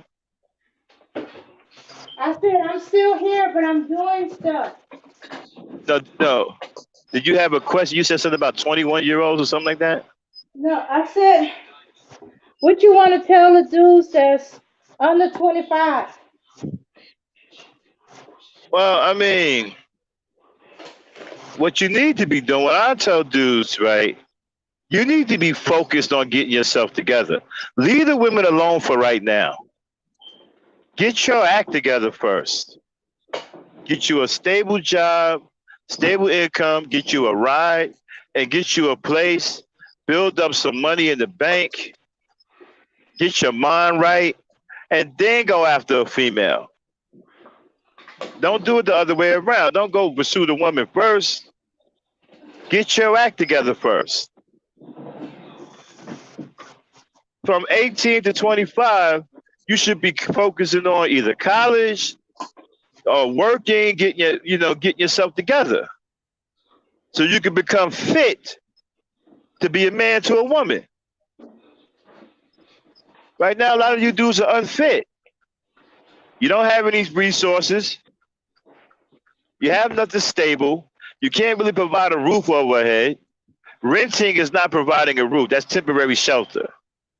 So if you rent an apartment, somebody else controls that dwelling. You don't control it.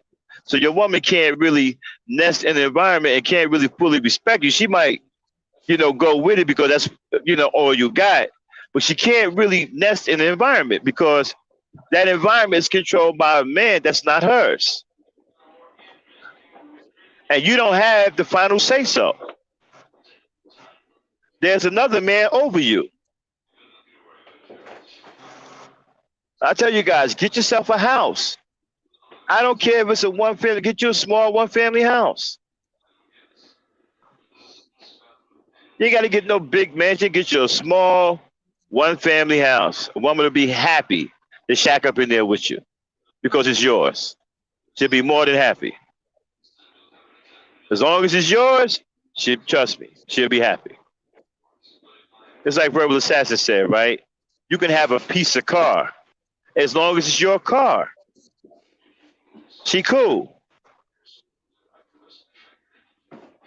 Like I said, get yourself a one family house. It could be a small one. That's fine. A woman will be happy to shack up in there with you because it's yours. She'll come in there. Oh, this is cute. Start decorating the place and shit. Before you know it, she done moved in like 5 minutes. You decorate the place up. It's because it's yours. She can nest there. That's what y'all got to get. Y'all got to get ownership. Y'all got to get right. Y'all got to start owning stuff. Get you a sense of ownership. Own something. So that's what I would tell younger dudes. Focus on yourself. From 18 to 25, you should just be focused. Forget about women. Focus on getting your act together, getting your mind right, getting your resources together, getting you a homestead, nice transportation, and money in the bank. That's what you need to be focused on. By the time 25, you got all this in check, then you go for the girl. That's when you go for the girl. Because now you got something to sell her, you got something to offer her, you got your homestead, you can bring it back to your homestead, show off your little house. Now you can really sell yourself to her.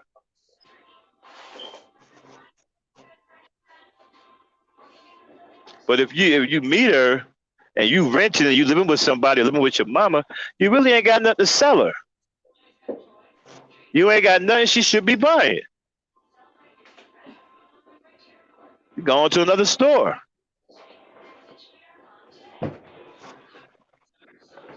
Cause you ain't selling anything worth buying. You got to sell yourself, bro. So that's what I would tell young brothers, man. From 18 to 25, focus on yourself. Get yourself together. Don't worry about the woman. Get yourself together. You get yourself together, women will be there. Plenty of women out here who will be waiting. And if you ain't got no stable financial resources, you don't belong in no relationship no way. Especially if you don't have a job. What are you doing in a relationship with a woman you don't have a job? You don't have a job, you shouldn't be in a relationship with a woman. You're unfit. You're unfit to be in a relationship. You don't have a job. You ain't got time for no relationship. You need to get your ass a job and get your resources right before you talking about being with some woman. Too many of y'all focus on sex and focus on the woman too much, and that's why you don't have a pot to piss in or willing to throw it out. Meaning you are unemployed, sitting on YouTube all day, you don't have a job, and you're cackling about women. And you don't have none because you're unfit. You haven't secured any resources. You haven't done anything.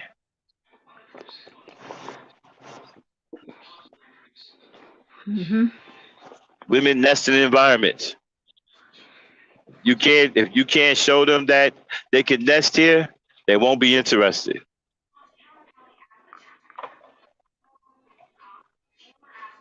Yeah.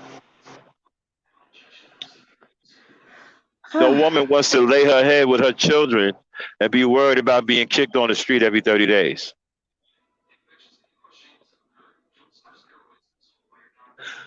Get yourself a homestead. Get you a house. Like I said, a small family house is fine. Small one family house, that's fine. A woman you will find a trust me, you will find a woman that will be happy to live in it with you. Because it's yours. She can nest there. And from what I understood from other young guys who have who brought their houses, the mortgage is a lot cheaper than paying rent. And then Exactly. they end up owning it. And they don't have to do 20, 30 years. No, One guy owned his house in a year. that's right. These small family houses, they're not that expensive. Like Dane said, you can get them done in a year, 2 years. Now you got your house, a whole house that you own. Mm-hmm. Now Yeah. you cooking with gas. Mm-hmm. And for Now you those got of the you, nest. Yeah, now you got the nest. Now go out and get the ride. mm-hmm. Make sure you got a job. Make it got stable income. There it is, bro. Now you ready to go for the woman because you Yeah. got something to offer her. You got something that you could bring her home to. Something that belongs. You can bring her to her potential new nest, a house Mm-hmm. that you own. Yeah. Yeah, and since y'all stole YouTube and Twitter and all that stuff refined, you can learn how to maintain your house. If you didn't Yeah. grow up with a dad that showed you, a grandfather, uncle, older cousin, male member in your family taught you how to fix things, there's all kind of channels on YouTube that show you how to fix everything from top to bottom on your house. Yeah. Well, you ain't got no tool belt. Don't know using tools. You just messed up. I mean, that's embarrassing for you. Yeah, but you can learn. You're more willing to learn when it's your own property. Shucks, my younger uncle never really learned how to fix things, but he learned when he got his house. You know, he learned to fix things. He talked to other men who know how to fix things. Or if he called the repairman, he went and followed him, went right along with him, saw how he fixed things. If you call a plumber, you follow that plumber and see how he fix things. Ask him questions. So you only have to call him that one time.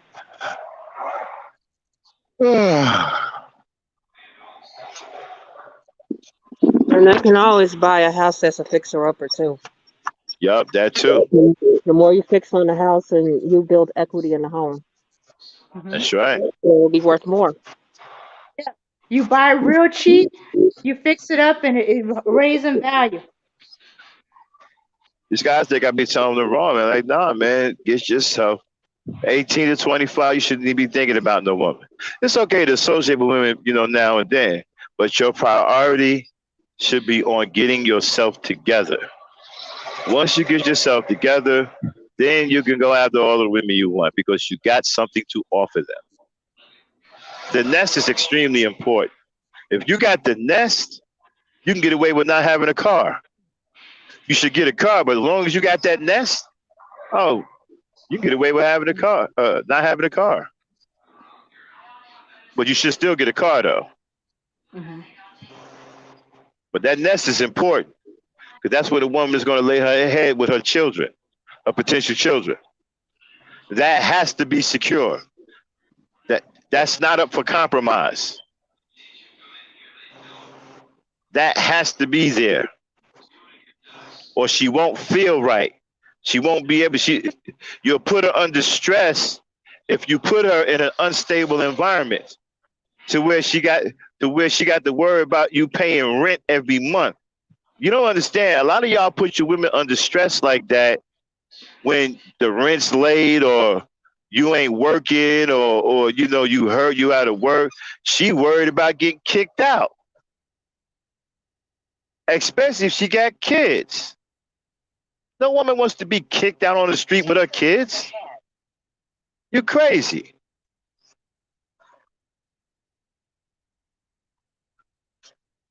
You got to take that worry away.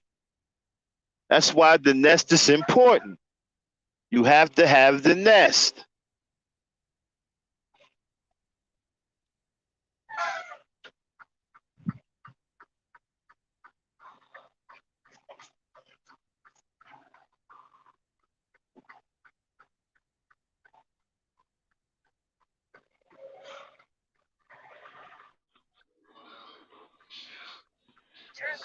Okay.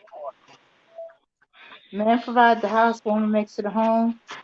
Yeah, I think that's one of them them truths that you don't know the source of where it comes from, but is a classic that been going on for years. That's why my great grandfather's day, yeah, they brought the property, they brought the house, but the house was in the wife's name, because it's her house and stuff like that. And that's the way my grandfather thought of it too. He said, "No, that's my mama's house. This is my wife's house." You know, he think of his house, when he's going against another man. No, no, you ain't gonna do this in my house and stuff like. You don't think you can come up in my house and do this thing? But as a couple, him and his wife is her house.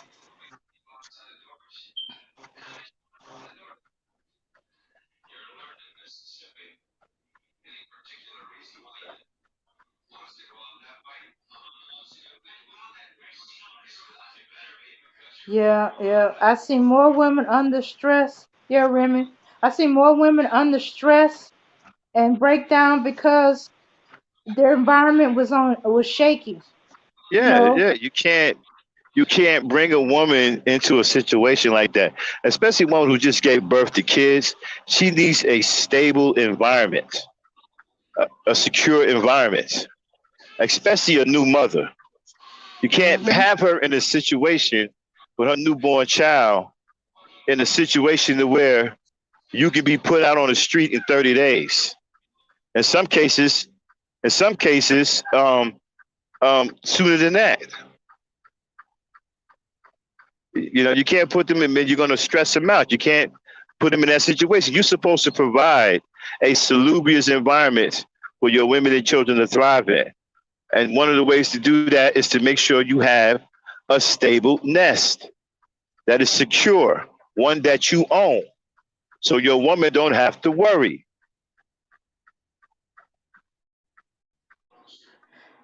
And think about this: if she's stressed out, she gonna take it out on you. That stress is gonna come out at you. Well, don't Actually, the say it whole like. Well, entire see, when you household. say it like, Yeah, It's not that she's going to take it out. It's just that people are going to feel her energy because again, the woman is the center of the family. So that's if right. she's not in her right mind, even the children will notice it. She doesn't have to outwardly That's express right. that emotion, but just by them That's knowing right. her in her energy, that it would Oh, definitely adjust the house. I was told this all the time. Like, okay, well, I know you mad because the whole house can feel it. And I thought that that's somebody was right. crazy, but then they're like, you know what? Maybe you're right. But yeah. That's right. Yeah, A woman's yeah. happiness, a woman's happiness affects the entire house. As a matter of fact, even when a woman moves into your place, it brightens up. It brightens up. Believe it or not, it brightens up. Her energy brightens the place up because now there's life in it. I'm not saying that you wasn't in there, but there's a different kind of energy that women bring when they come into a man's place. You know, they brighten up the whole place. They have a different kind of energy. And so they pretty much bring your place alive. There's a woman in it now. So now it has more purpose. You have more purpose. Okay. So now you're not just a bump on a log anymore, just sitting around watching football games, burping and scratching your ass. Now it's all different. You got life into the house now. There's a woman in there. So everything changes. The whole dynamic changes. Everything becomes more vibrant. Okay. And the mother is directly connected to the children. So if the mother is unhappy, the children will be unhappy. Thus, you will be unhappy and your whole house will be unhappy.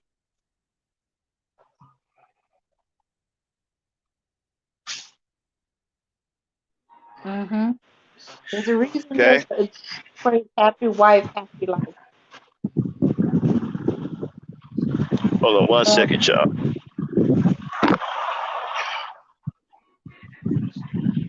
yeah. Yeah, I forgot the most powerful energy that changes when a woman is not saying anything. Yeah, Feminine there's energy, feminine energy is the most powerful energy, period. There's nothing more mhm. powerful than feminine energy. Because through feminine energy, life comes. Life doesn't come anywhere else. There's no other kind of energy that can create life other than feminine energy. Even scientists will tell you that. Feminine energy is the most powerful. Mhm. Everything is connected. Everything that's alive is connected to feminine energy. The planet, the vegetation, animals, everything that has life is connected to feminine energy. Even the universe.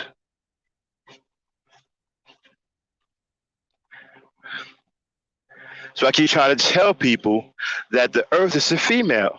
All the planets are females.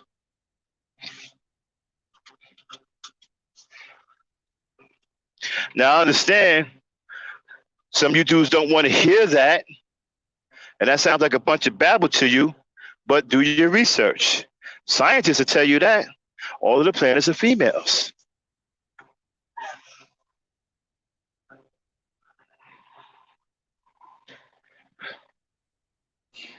Yeah,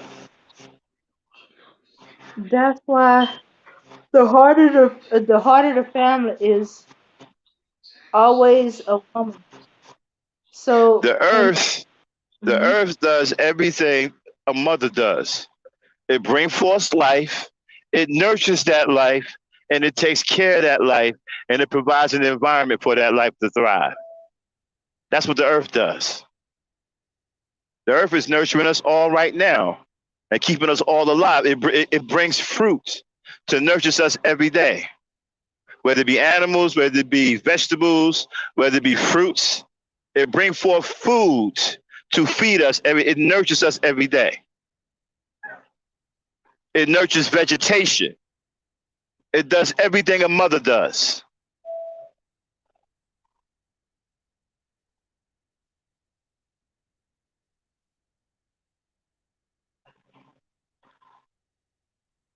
How do you think we survive? We survive off the food that the earth brings forth to nurture us and keep us alive.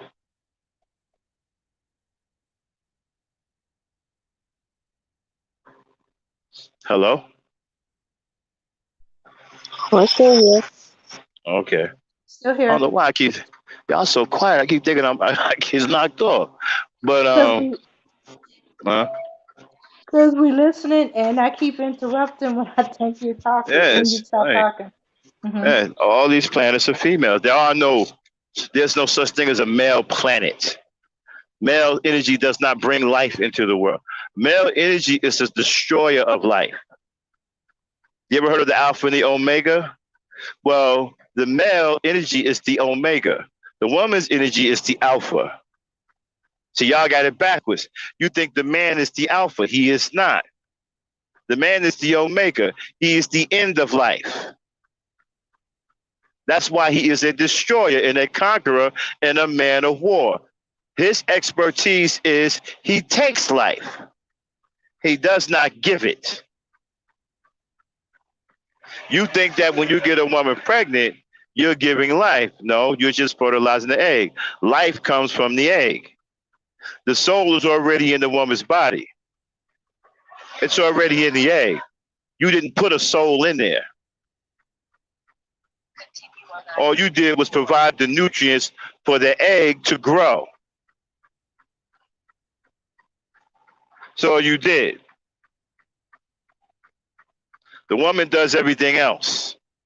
Her body does everything else. Her body creates the child. It bonds with the child.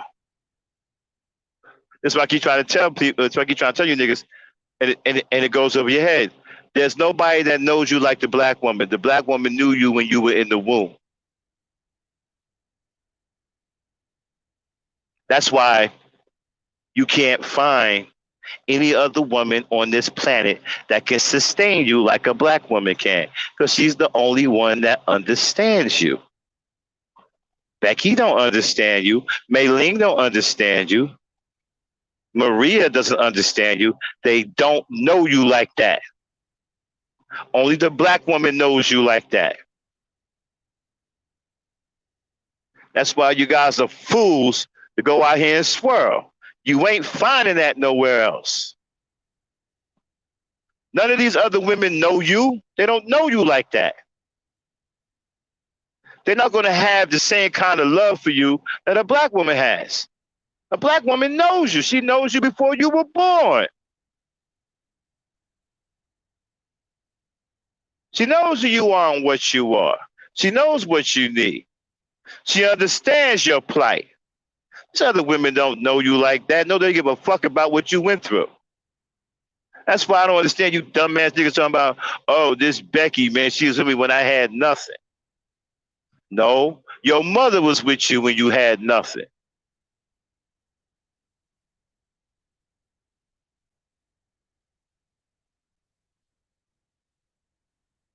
Did I fall off?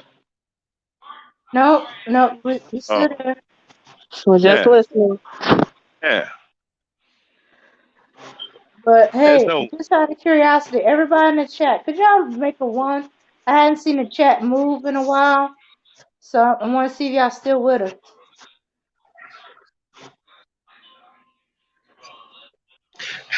You guys don't want to hear the truth. It is what it is. The more you deny it, right? The less, the less. The more you deny it, the more you will stay in the position that you're in or get worse. I told you before, you're not getting out of this until you reconcile your relationship with the black woman. Until you do right by her, you will never find the happiness or the power that you seek, because it's directly tied to her. Power is tied to women. That's why powerful men have women by their side.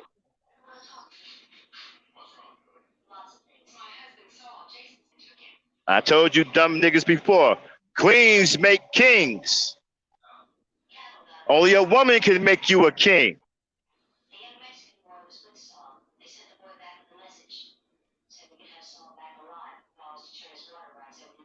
Mm-hmm. Let me tell you something. Men have fought wars and killed thousands and hundreds of thousands of people over the love for a woman.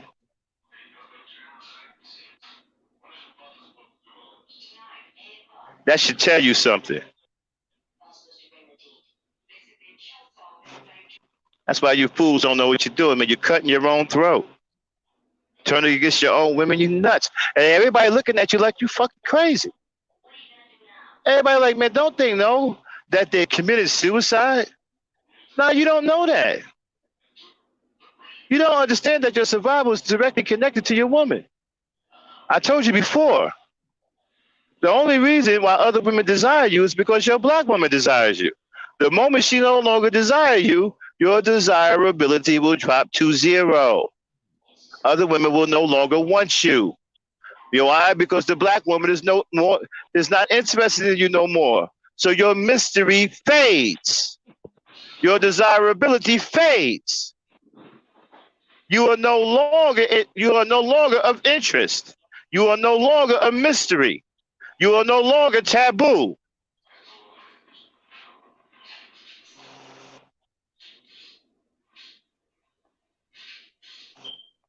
It is the black woman that keeps you relevant and keep you being desired by other races of women.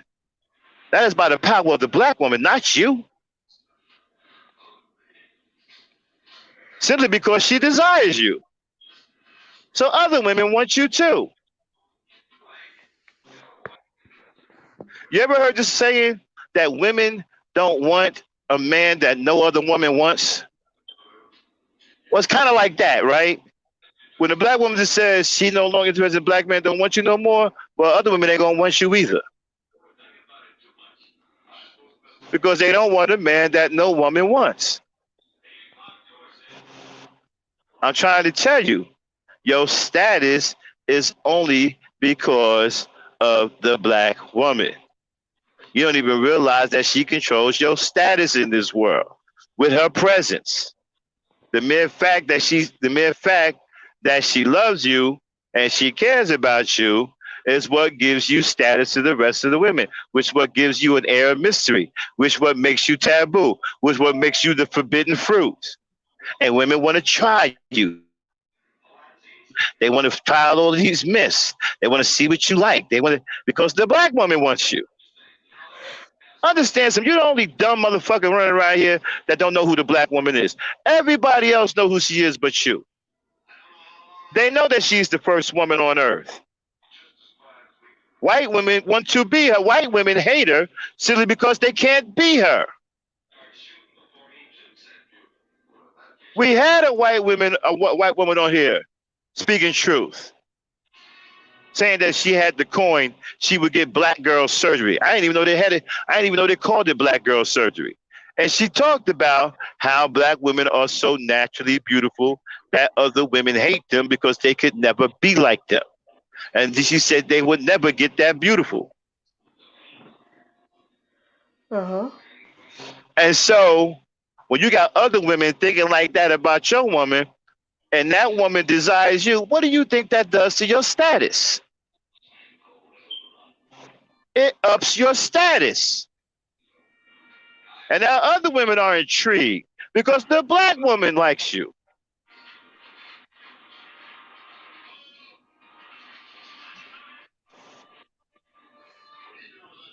But the day comes when she no longer desires you, your desirability, I guarantee you, will drop to zero and you will become a non-factor. No other women will want you simply because the black woman no longer wants you. They only want you now because the black woman still desires you. So it's fun to be with you. You're a fetish. You sneak in the door in the parents' house at night, climb through the window. You a gimmick. You an adventure. You a one-time thing that she can tell up in. Oh, I slept with a black guy. All because the black woman wants you. Now, the day comes the black woman will desire you, those same women will have a different attitude. Oh no, don't listen to no black guy. Don't nobody want them. They own women don't even want them. Yeah, why would you mess with them? Their own women don't even want them. They'll be talking straight negative about you and won't touch you with a 10-foot pole because your own woman don't want you. That's like the kiss of death, nigga.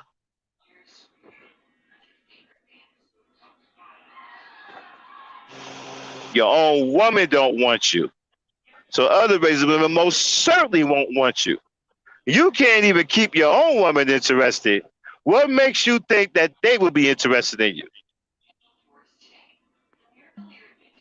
You guys don't have any logic because you're a bunch of regurgitators and you can't think for yourself. None of you have any signs of original thought. You don't know how to use common sense. Can't think for yourself. If your own woman no longer desires you, what makes you think the other races of women will want you? They won't. You're no longer a mystery. You're no longer exciting. You're no longer interesting simply because the black woman don't want you anymore. That's what you niggas don't get. That's why I keep telling you, y'all stupid for treating the black woman this way. You have no idea what you're doing to yourselves. You have no idea. You guys are fools. You got the most gorgeous woman on this earth. A woman that other women desire to be like. A woman that other races of women are putting their lives in danger, getting dangerous surgery to try to look like. A woman that other races of women hate because they're so naturally beautiful and they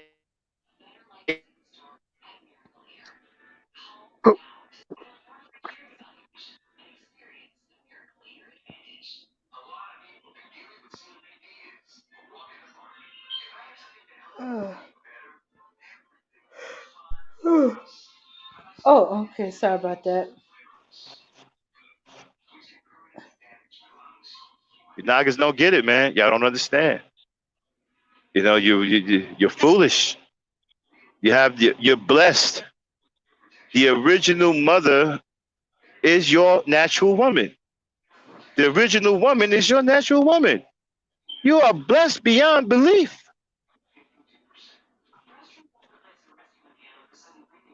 Everybody knows the black woman is the original woman. White women to tell you that. Asian women to tell you that. Mexican women to tell you that. You don't know how good you got it. You don't know how blessed you are. That is your natural woman.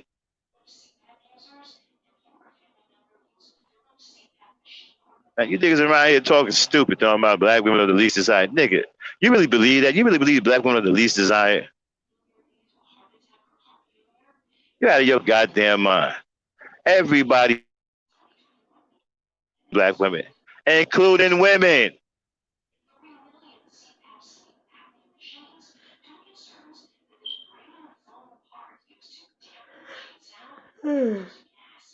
Uh-huh. Mm-hmm. Yeah. So black women aren't the least desired. Mm-hmm. And after finding out what the most desired do and likes doing, I don't want to be the most desired. I'm fine with being the least desired because I ain't about to do all the nasty, disgusting stuff the most desired do.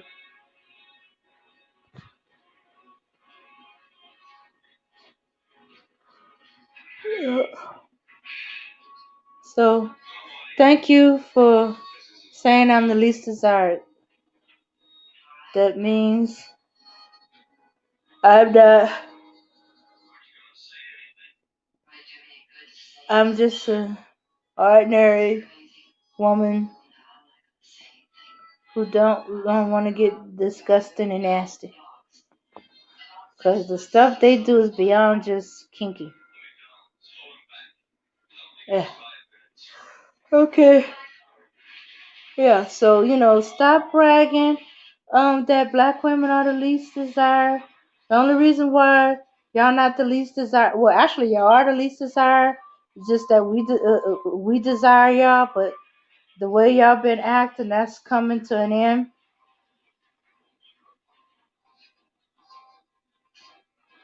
Yeah. Not just with us, but with other women too, because they're starting to open their eyes as well. So, Oh yeah. and they're when they say they're the most desired, yeah, they are sexually. But if you ask these women, would they marry them? No, they wouldn't, because they know what they'll be getting into. Oh, these guys are so stupid.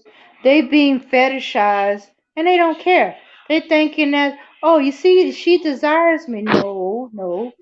What she say is, what she's saying, and by saying your swag and your body and your look, she's saying you are the perfect design sex toy, and just like any other sex toy, she's gonna put you away, and she's gonna go back to her main man, or you are something to accomplish on her bucket list to say I slept with a black man, or she's trying to show that she's not racist by sleeping with you dudes. Excuse me. Sleeping with you dudes does not mean she's not racist. She sleeps with dogs. Yes, Becky's do sleep with dogs. You can't tell us otherwise. There's like two or three that we known about over the years. Got caught. Well, one, because she got to go to the hospital to get herself separated from the dog. And two, she surprised her coworkers went to surprise her, and she surprised them instead. So don't be telling us Becky don't sleep with dogs. Y'all making that crap up. No.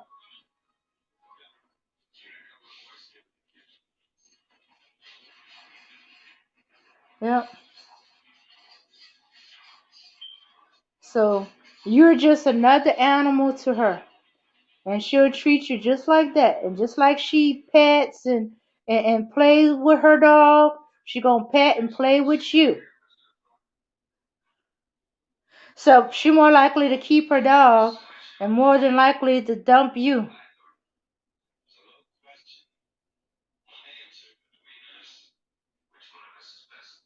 And if she happen to have any kids with you, once she decides to go back to to her community, she's either gonna dump them on you if the kids are lucky. She'll dump them in foster care if the kids are unlucky, and if the kids are downright have horrible love, she'll kill them. Yes, Becky will kill her kids. The Or kids she she said will got definitely so neglect them. for. Or she will definitely neglect them because, again, despite the fact that they will marry black men or whatever, they even will have children with them, which I don't understand why we still view that as, oh, they love us so much, but they don't. Because you have to realize is that a lot of them, they don't even like their black children. They're biracial children, actually, not black, but biracial, Mhm. because they can't believe themselves that they birth a child that is half of, what you are. It does not matter. Any time that you marry them, they still view you as the peasant. They still view you as a problem. Mhm. Her viewage of black men is never going to change, no matter how many she sleep with, no matter how many of them that she marries, and no matter how many children that she has by them. Mhm. Her Yeah. view of black men will always be there because she inherited from who? Her father, the white man. Mhm. Mhm. And you're not doing yourself any favors when you think that, oh, this is payback for the white man. Actually, no, it's not. Nope. Because he understands that, hey, listen, my daughter or, whoever it is in his family, she'll come back. She'll come back whenever she feels like it. She's just mad right now because usually that is what they do. They just do it out of anger. They sleep with black men only due to the fact that, oh, well, I'm trying to prove a point. I'm trying to, like, you said, Dane, knock something off of my bucket list and keep it Or moving. make daddy mad. Right, make daddy mad, prove I'm not a racist, things of that nature. But you Mhm. best believe her mindset will always be that of a white supremacist because We talk about how a lot about, women and how we are the center of our families and things like that. Why women are no different. And this is why I don't understand what they don't get about them. You think just because the slave master was the one that had the whip, that he was the reason that slaves were getting abused? Lots of times she is the one who is encouraging him to do it. But see, a Yeah. lot of us didn't, a lot, they don't talk about that because that's protection.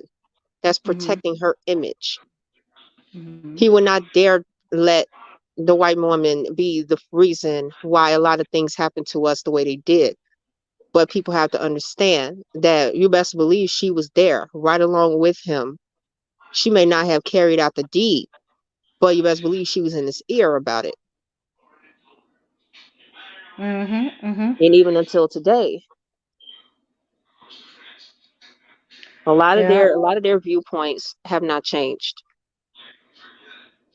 No. I use Trump as a great example because people think, oh, well, in public, white women, they don't like Trump. Yeah, emotionally, they don't. They don't like him personally, but you better believe if she wants to keep white supremacy going, she is going to be behind him 100% because that's business. Yeah. Yeah. They don't want to see that their white privilege is the same as supremacy. They got the white privilege, they got the woman's privilege, so they got the double whammy, the white woman privilege. Mhm. Absolutely. So. Because, like they always say, who raised these dudes? Who do you think raised the white man? Mhm. Excuse me. Last time I checked, she raised them. So you're in one breath, you're complaining about everything he does, but in another breath, not realizing that that's his mother. That's the woman who Mhm. raised him. But you are so in love with her and you want to marry her. You want to have children with her.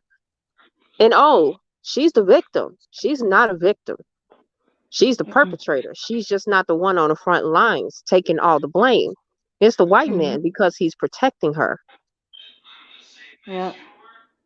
And that's what's so egregious about men in our community and not understanding how deep that this goes. It goes very deep.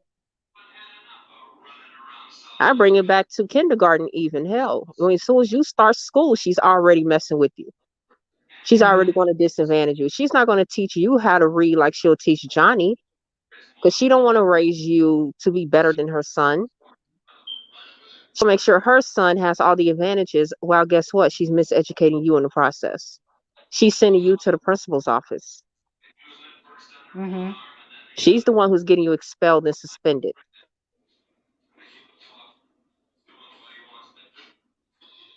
She teaches you about Christopher Columbus and not teaching you about your people.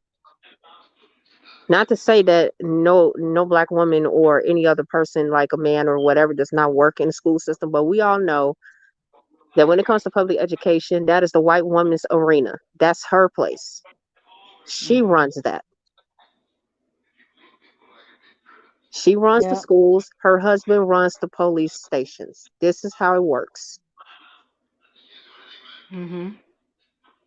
So Shucks. while she miseducates you, then by the time you're old enough, now her husband's putting you in jail. It's a cycle. But yet Shucks. In some you cases, view he him the putting you problem, in but jail she's not while the you problem. still in school. Exactly. But I just don't understand how in the hell that she is never the issue when she is a co-conspirator in in everything that they have suffered. That is what I don't understand, and I wish that somebody explained it to me. Mhm. Yeah, I don't know. That's why I say the feminist movement didn't really affect black women. Yeah, yeah, yeah. Okay, some stuff. Uh, some women follow them. Some stuff might agree on about equal pay for equal work. But black women and white women didn't really hang together in the feminist movement. No, no, no, no. Black women don't have sympathy for white women. The only thing we in on the same page is about equal work, equal pay for equal work. That's it. Sexual harassment. That's it. Sexual harassment in the workplace. That's it. No, I think the feminist movement affected black men, where they to the point where they sympathize for white women. Uh huh. And some of them even participated in it. Because I was reading something on Frederick Douglass and how he participated in the Mhm. suffrage movement. Mhm. And this is the very beginning, might we add, the very beginning. In the very beginning, they were already having sympathy for her. They Mhm. were already helping her. But my Yeah. question is, what has she ever done for you as on a collective level? Because you can't say, well, the white man, he hasn't. But at the end of the day, sweetheart, you have to understand she has a lot of power. Her power, with all that power that she has the power to get in her man's ear. Hey, listen, you need to do something for black men, yada, yada, yada. And I'm just saying, correct me if I'm wrong, but I don't see anything. I don't see anything. I haven't seen anything in history where these women as a collective have done anything for black men if they love them so much. Mhm. That's the biggest question that needs to be asked. Yeah, and in fact, they try to put their distance from any black movement. In fact, the suffragists didn't want anything to do with black women, black men, even though they felt that there might have been some common ground. Some of them, no, they refused to be associated with black folks movement, civil movement, because they would not be taken seriously and it would undermine what they're trying to accomplish. The only reason why, what's her name? What's the one that's supposed to be head of the feminist? The only way she got some traction was when she was talking about eugenics. She was doing the eugenics, the um thing. That's where the abortion clinics and all that came from. What is that woman's name? I Oh. know who you're talking about, but I can't think of her name either. But I know who you're talking about, though. Mm-hmm. Yeah, and because she played right in the line with the white supremacists, she may have been about women's right, but she still was white supremacist enough to want to get rid of the black folks, eliminate black folks. And what way is it that they don't be born? Hmm. Yeah, but I was yet surprised to find out there was many black ministers that supported her feminist movement, her suffragist movement. I was like, what? Do they know what this woman was trying to do? Yeah, But then they again, said, I didn't know this until fairly recently, all this aspect of it. I was like, whoa, whoa, whoa, I had to read that. But then again, I wasn't really big on the feminist movement. But to find out so many black pastors were part of her movement, or gave serious consideration to her movement and agree with her on certain points.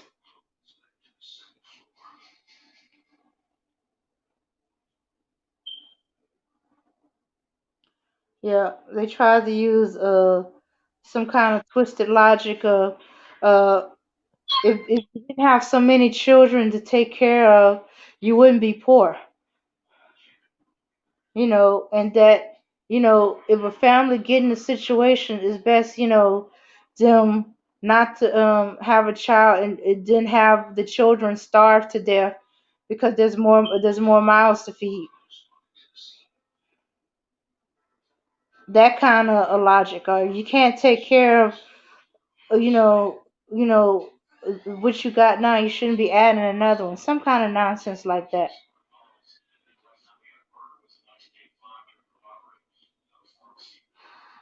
yeah, it's crazy. I just feel like a lot of us are extremely ignorant to a lot of the history that we have. And I can't even sit here and say myself, for me personally, that I know every single detail, because that will definitely be, anybody who says that will be a liar. So, every day you have to take the opportunity to, seek out this information. Because when you play, when ignorance is abound, this is why we make the mistakes that we make. But I just feel like with a lot of people, they just being willfully ignorant to the point they don't want to find out this information. Not Mhm. because it's not there, but it's because it will shatter the very reality that they have. And they rather Mhm. protect the reality that they exist in rather than shatter their reality. And that brings a lot of pain. And a lot of these men, I do feel like they don't want to come to the realization that, you know, we have been doing it wrong the entire time. So I just rather, just be willfully ignorant and then just move on with my life. And then tell everybody else that they're wrong. And, the information that we found out, this is not something that, we're just making up or things like that. This is history. Anybody can find this information. It doesn't matter what race you are, what gender you are.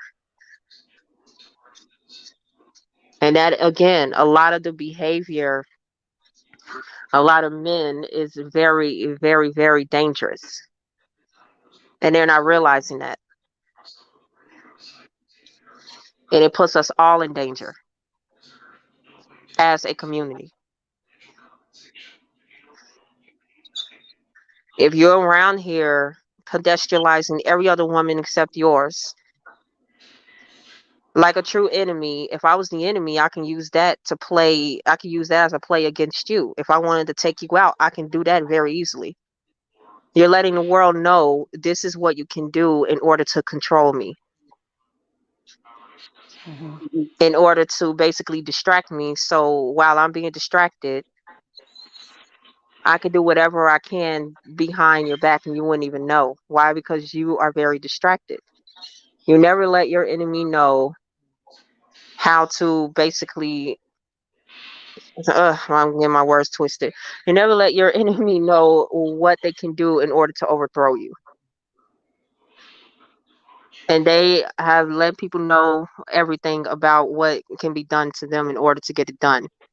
Mhm. And it's already working. It's been working, actually. And now the results is what is happening at this point. So this is about accountability and the fact that nobody can be blamed but themselves. And like I say, reality is not something that a lot of people want to face. That's not something that I want to wake up every day and look in the mirror and say, hey, listen, everything that I've done, it hasn't been for the greater good. Nobody wants to do that. So what we're going to do is we're going to create this reality that we know it's not true. And then, by the way, I'm also going to blame everyone else for my issues because that's the easiest thing to do.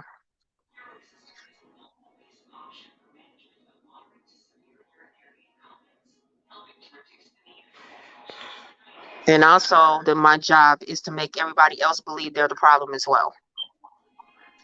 Mhm. And this is why a lot of Black women are having all this pushback because we're saying, hey, wait a minute. Now, we've heard this story before. We've been through this, and now we're finding out that all of everything that we've learned, everything that we've been taught that is, it's our fault, we're finding out is lies. That is just the reality. Now we're waking up. And I guess, like I say, the anger is much deeper than what people think. And it's not just only one thing. There's many reasons why that the backlash is so strong against us because we are not to be controlled anymore. They have lost control. And when people lose control, everybody better watch out. I'm going to wreak havoc because I can't handle the fact that I'm not in control anymore. And if I'm not in control, I can't control the narrative. I can't tell this person anymore that they're the problem. And now that person is telling me I'm the issue. So that means I have to face myself. And that is not something that a lot of people are willing to do. Mhm. This is a psychological problem.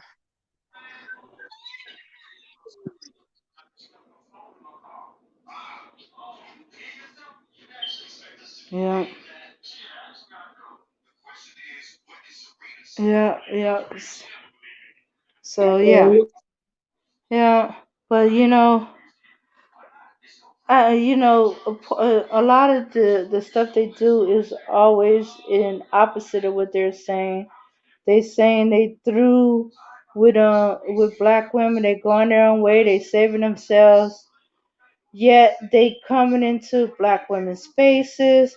They coming anywhere where black women is. They trolling them. They arguing with them. Um, and yet you trying to get away from us, but yet you're still lingering. I don't think they can get away from us, unfortunately. I think that these other women ain't looking for them, like talking about. And whenever they go to these other communities or these other countries, they know they getting the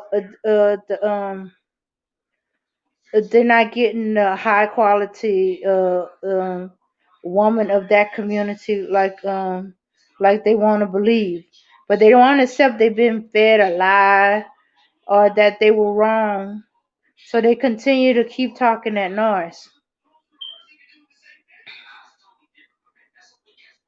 And no, they can't get away from us because at the end of the day, we are the lifeline, and it doesn't matter how they want to put it, how they want to spin it. Again, if you take them, and I hate to say this and go this far, but let's put it into a scenario. If you was to take them out of the equation, out of society, I don't really think society would be that affected, only to the point where they can't, we can't reproduce more children. Mhm. But in what area in society are they so very basically they're so important and their contributions are extremely important to the point where if they're taken out of the equation that there would be a huge effect? I don't think there is any. And they Mhm. do depend on women. They depend on women and black children greatly. Because at the end of the day, if a lot of these women are not out here doing what we're doing as of right now, a lot of them wouldn't be able to eat. A lot of them wouldn't have a place to stay, a place to sleep. I can venture to say they're more protected than we are. We are Mhm. out here on the front lines protesting, doing all these things to make sure that they are not the next hashtag. However, basically, we are the ones who is on the front lines. We are the ones who's going to take the bullet if they decide, hey, okay, let's start shooting into this crowd right now. Mhm. A lot of them don't do that in high numbers because we don't really see it. No. There are so many benefits that they have that they don't understand how deep that it goes. A lot of benefits. And sometimes I can even say that I do feel like they know. They know, but it's just that the anger comes from the fact that it doesn't matter where they look. At the end of the day, they need somebody to survive, Mhm. Mhm. and everyone else is not in that predicament, in that position. Yeah. Because every time the Oh, okay, okay. It's been 4 years for me. The 4 years since I've been on YouTube, they've been hollering about, that black women gonna crawl to them every time something goes wrong. When their welfare gets cut off and all that stuff. I think there was some kind of glitch or something like that, where people's welfare and stamps didn't come in right away or some kind of nonsense, and they were going hog wild. Now you're gonna come crawling to us because you need us. It didn't happen. Right, Glitch straighten the because stuff out. And then who was crying about the welfare and stuff cutting off? It they was were. the white women and the white men. It wasn't black women. Black women Yeah, was going into stores, grocery shopping. They didn't even know that the stamps and the welfare got cut off. They're like, what are you talking about? Oh, because oh, oh, believe it oh, or not, this long line is about the food stamp. Oh, I'm not here with no food stamp. I'm here to buy some stuff and then move on. Mhm. right? Because believe it or not, most black women are don't get welfare. Mhm. That's why this is why I talk about when I say that when it comes to their mentality, when they look at us, they look at us and they look at us as poverty. Because Mhm. everything that everybody has said about us is so not true. A Mhm. lot of us don't even get welfare. That is not like as a percentage in numbers. If you want to look at both, we are not the top people that gets it. It's the white woman that gets it, and then it's the white man that Mhm. gets it. It's not even us. So, what are we crawling back to? That's what I want to know. Because again, we have been surviving since forever. We've always worked. We've always provided for ourselves. So, what makes times so different from back then until now? We've been doing this for decades, actually, since the very damn beginning. So, what is so different now that we're going to start crawling back to them in some form of desperation? Uh, They need to get their act together because I really oh, do, like I said. that goes back into their narrative, the of that black men were kicked out of the house by the women for welfare. I was like, what kind of bull crap is that? That never happened. If she did kick him out, it wasn't about no welfare. It was probably because he was a degenerate, and this is what they don't want to talk about. A lot of them were abusive, mentally, physically, emotionally. A lot of them were. So there are many reasons why he was kicked out of the home. What I can't stand about people who tell stories, they don't tell the whole story. Mhm. Every time they tell the story, they are it's always them being the victim. And this is why I say that maybe somebody needs to create have a show where I am the victim because this is what black male pathology is all about. Every time you turn around, the story is about them being the victim. Just like with child support and child custody, like what you guys were talking about earlier. Mhm. You Mhm. know, and what bothered me about that comment about, oh well, what if a man tries to be with a woman? Why does he have to be with a woman to take care of his child? Like, does that make any sense? So basically you're saying that you don't want to have anything to do with your child because the woman doesn't want to be with you. That's weird. That's a Oh weird yeah, thought I process. actually heard them say it. Well, if she's not with me or she's not giving me some, why should I take care of her and the child?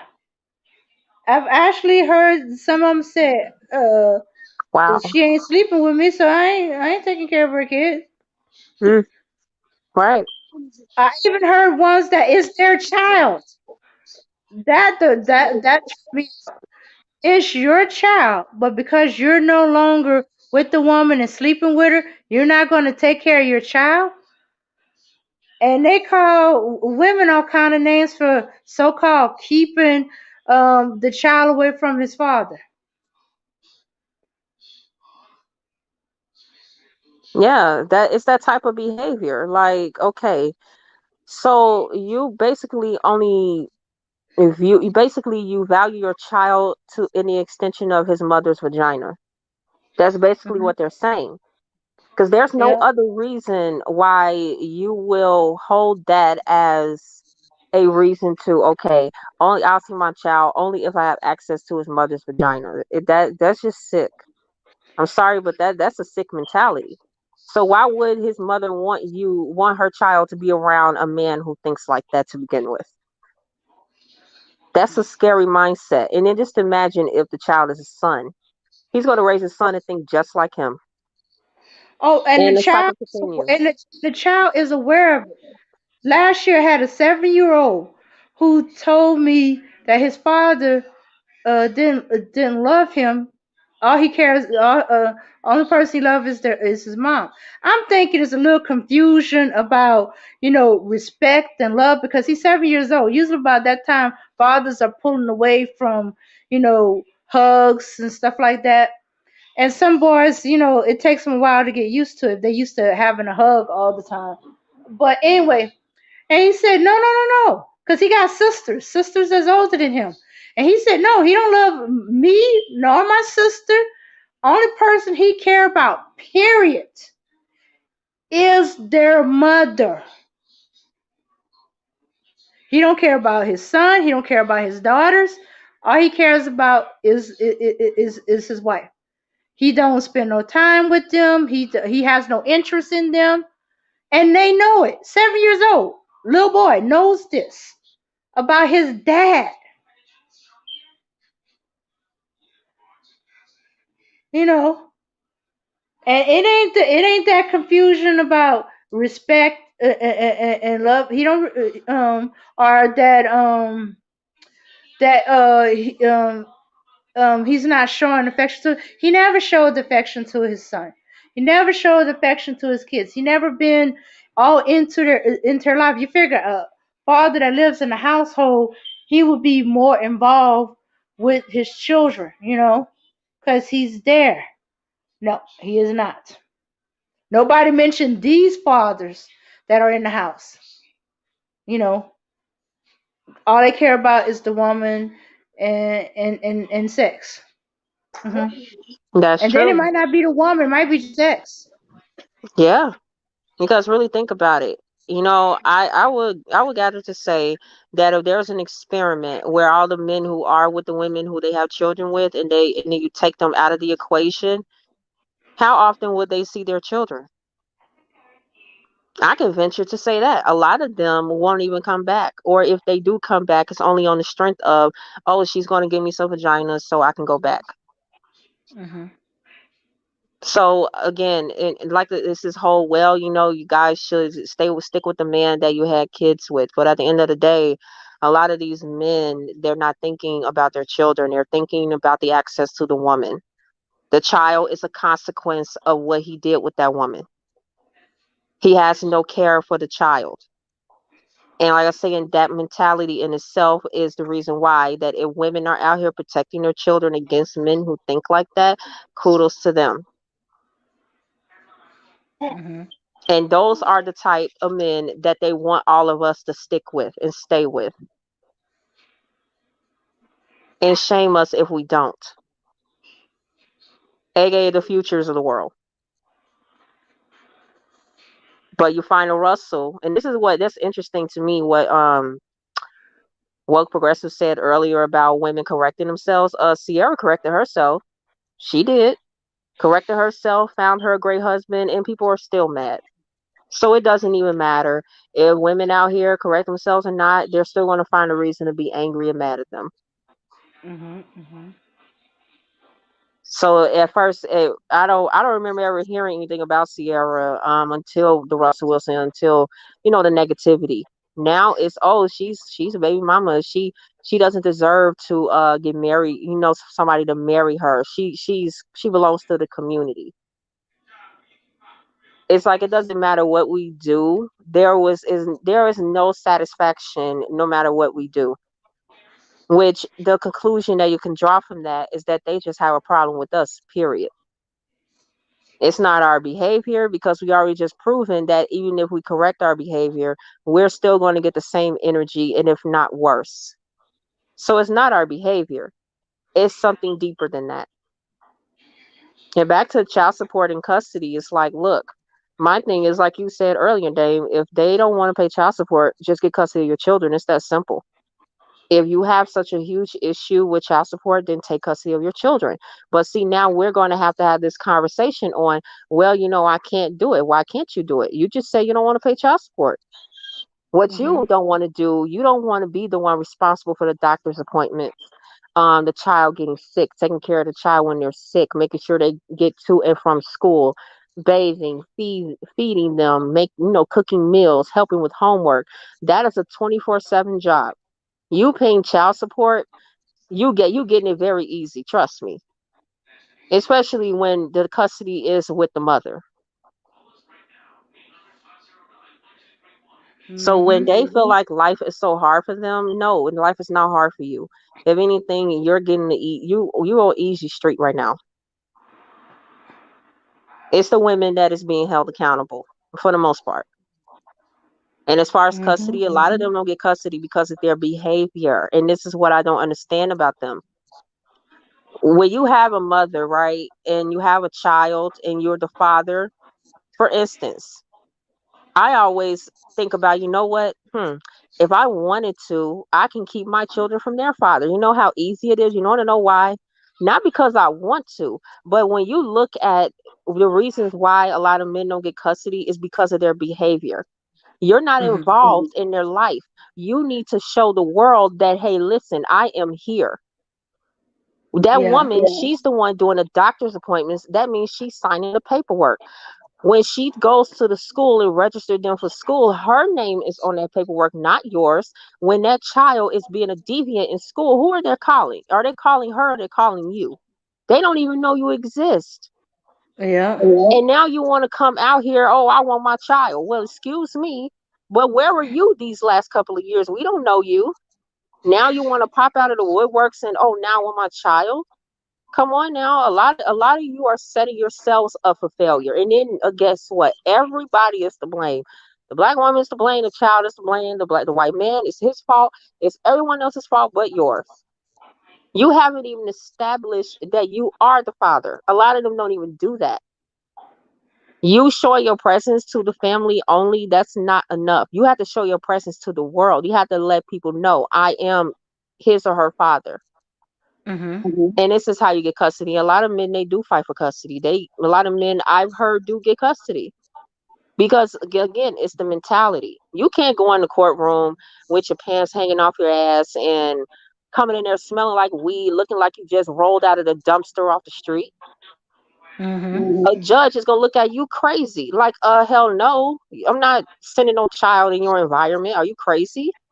Don't have a Yeah. job, don't have any type of funds, no type of money, don't even contribute to the child, have no receipts. I mean, it is so deep on the reasons why that they are responsible for a lot of what happens to them.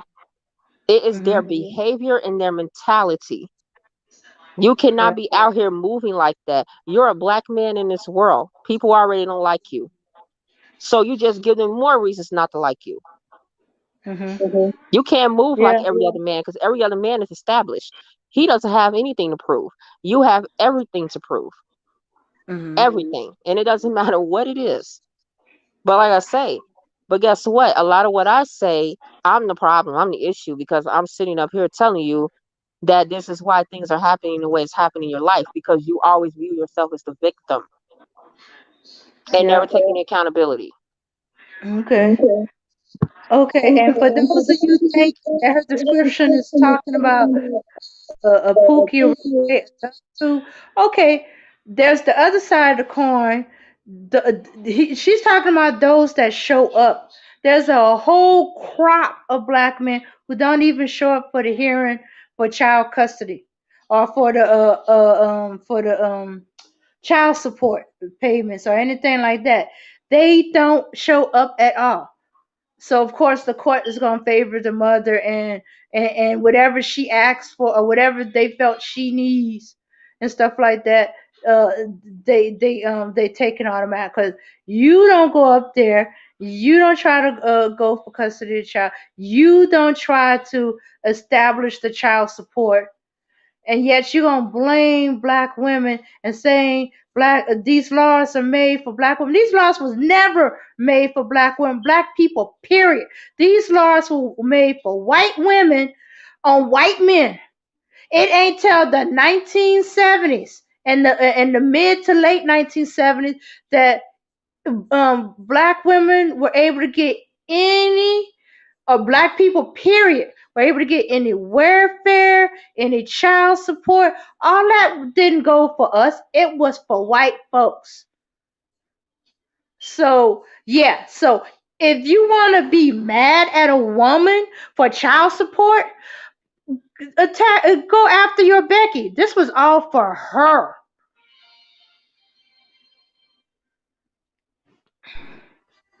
Oh, Yeah. sorry about that. But No, yeah, you're but fine. that's what it is. Yeah, their beef is with them, the people who created the system. That's who your beef is with. Mhm. And again, a lot of these issues would not happen. Okay, like for one, like I say, they always tell women keep your legs closed. Okay, well, dude, my thing is this: you also is a co-conspirator in producing children. It's just as easily for you to be very discerning about where you leave your sperm. It's that simple. Yeah. Is that simple. Just stop having sex with women that you do not see a future with, or you do not ever see them having children with. Maybe if you practice that, maybe you won't have all these problems. Just like we see with these celebrity men, black men. They have these issues, and I don't understand. It's like, okay, the blame goes to the women who had the children by them, but is anybody realizing that this man has a problem? He has an issue with keeping his penis out of a woman and producing children. That is a Mhm. psychological problem. That's mental illness to me, because it seems like he just continuously doing it. And it's like he does not have a care in the world. But yet you play victim to the world. Oh my God, I got to pay this child support. I got to do this. I got to do that. Oh, she just wants some money. Well, every woman wants her child to be taken care of.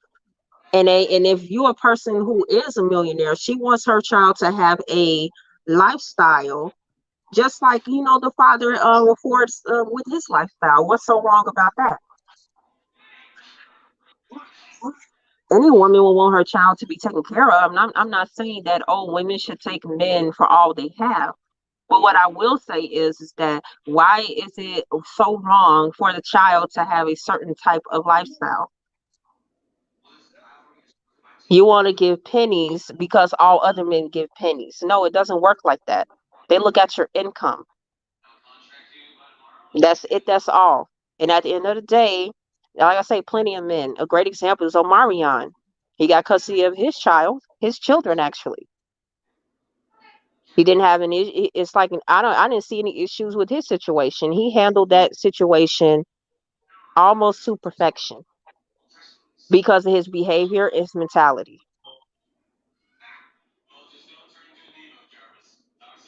Mhm. And a lot of people just do not want to accept the fact that at the end of the day, there is some fault on my end. Like I say, they want to be the victim. They're always the victim in every situation. I don't ever hear any accountability. Well, you know what? My part is that I did A, B, C, D, E, F, G. I never hear that. It's always, well, she did this. The court did that. The white man did this. It's pathetic. Well, I heard the accountability, but it's from men who are men. These weak ass dudes, no, no, no, no, no, no, no. These weak dudes, these manosphere dudes, no, it don't come from them. It come from men who are regular men. You know, they take accountability for the relationship. They take accountability. They raise their child and stuff like that. Even though they're not living with the mother, they take care of their child. They make sure their child's okay. They're involved in the child's life, the child's schooling, whatever activities and stuff like that. They spend time. They dare. Those men do accountability, but they're men. These other punk dudes and stuff like that, no. Mm-mm. And for those that be like, you black women are always saying bad things about black. No, I never heard no woman say black men were no good and stuff like that. And stuff like they may say about a man, usually the man they're dealing with. When I heard men in general, it was my grandfather. He even said you dudes were punk. I'm 50. My grandfather was saying this when I was 10. No, actually was saying that when I was 3. So over 40 years ago, my grandfather saw how the men were, and he's like, I don't think there are any good men out there. So he was making sure my mom understood certain things about how to do stuff around the house, how to do stuff around the car, where to turn off switch, all this other stuff, talking to her about insurance and all this other stuff I think that he would normally take care of and stuff like that as the man of the house and cutting the grass and all kind of other stuff because he didn't believe that there was that she was gonna find a good man out there who can do that, who either who will do that or who could do that, you know, because for as far as he could see, They either wouldn't or they couldn't. Yeah. So yeah, so my grandfather was the one that was talking bad about a black man. It wasn't my mom. It wasn't my grandmother. It wasn't the women in the community. In fact, that's why there are women now blaming other women because we either ignore the bad, we excuse the bad behavior of black men, or we just accept it as this is supposed to be normal. Yeah. We spar you, we smother you, we mothered you. We were overly helpful when we should have just been like, no. We were moving too fast, thinking that we was a down chick and that we was helping you out, you know, and stuff like that. Yeah, that's why right now there are women getting on women about this because we we accepted this. Some of us accepted this behavior and stuff like that. That's why there's too many you spoil, victimizing themselves, blaming the black women for everything. Dudes out there, y'all weak.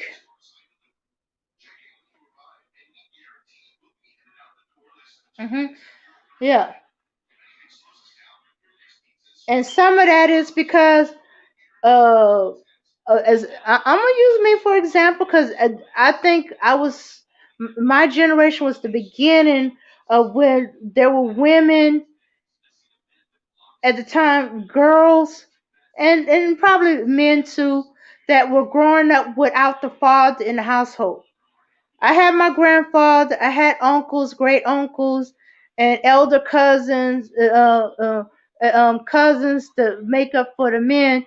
But I felt not having a father. I had my stepfather for a while, but he was a bad influence. He was, but he was there. You know, my father was not.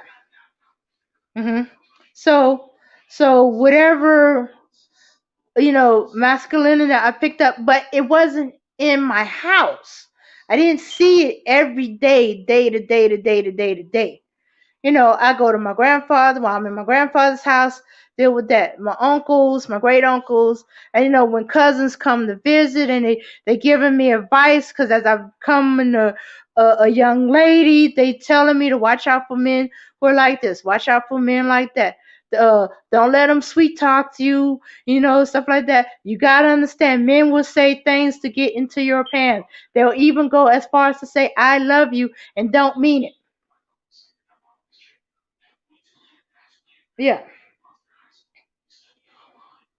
Yeah, so now we're starting to listen to each other. We're starting to hear. Okay, I hear you. I'm seeing it. I understand now. Okay, we're not doing that no more.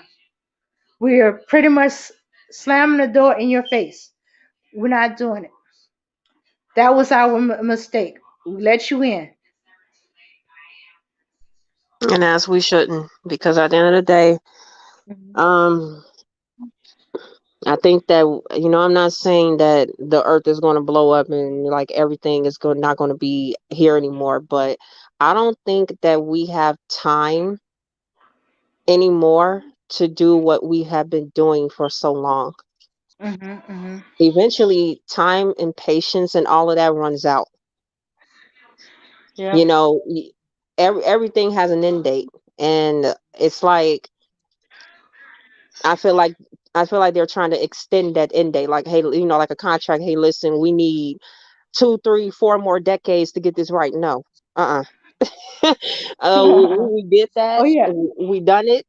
We're not doing that no more. So either present results or just go by the wayside and leave us alone because I just feel like it is so unfair that Mhm. we always have to be put in a position of understanding and always have to be put in the position of okay, we'll just do the wait and see approach. Eventually things are going to change, it's going to happen, but No one is seeing a change for the better. It seems like it's Mhm. changed for something else. Yeah. And the generation of women that's becoming behind us, there's 18, well, actually, I could go a little further back. There's 17, 18, 19, and 20-year olds right now who are, they don't want to date. They not dating. They not, usually around this time you start date. They not dating. They don't want no man and stuff like that because they associate having a man, a boyfriend, with becoming a baby mama. They say, I got plans. I want to go to I want to go to college. I want to go to school. I want to start establishing a career into the, well, they actually ain't saying career, but I got plans. And they feel that, getting a boyfriend, getting involved, because they're seeing their friends, they're seeing their mothers, their aunties, in some cases, depending on the family, their grandmothers. And no, no, no, no, no. They don't want that. They don't want to be a baby mama. There's things they want to do, plans that they got to make. A man, a boyfriend is the last thing on their list. Uh-huh. So even if we are willing to give another decade or so to wait and see, that generation that's coming out, those 20s, them 17 to 20-year-olds now, no, no. They not messing with y'all. They not touching y'all. They ain't even talking to y'all. And y'all, and don't say that bull crap. Oh, they lesbian. No, they're not lesbians. They grew up seeing this. They seen their father not be there. They see their mother struggle. They, some of them are the older siblings and stuff like that that help their mom take care of their little brothers and sisters and stuff like that. You know, yeah. Or there's a few of them, their dad is weak. They know their dad's weak. And that they still love their dad, but they accept that he's weak. And they see other boys and men that's like their dad, and they don't want that.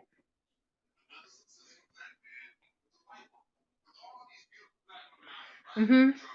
Yeah, we can't blame them either. We can't blame them. And Yeah. this is why I have the conversation of girls or boys are being raised differently. We're not even being raised in tandem. Like, really think about that. Boys are not raised to want marriage and family and to build a legacy and things of that nature. Girls are being raised to believe in this fairy tale that when she gets older, she's going to get married and have children, and she's going to live a happy life and get a house with a wife and things of that nature. So we're being raised two different viewpoints of what our lives are supposed to be like. And I just think that now, with the younger generation, they're becoming hip to the fact that all of these were a bunch of lies. We have been fed that for a very long time. And now I think with us, what we're doing as of right now is like a warning, like, hey, listen, we were taught this and we know it's a bunch of bull. So now we're going to teach you that, hey, listen, this, if you hear this type of rhetoric from these men, don't fall for it because it's not true.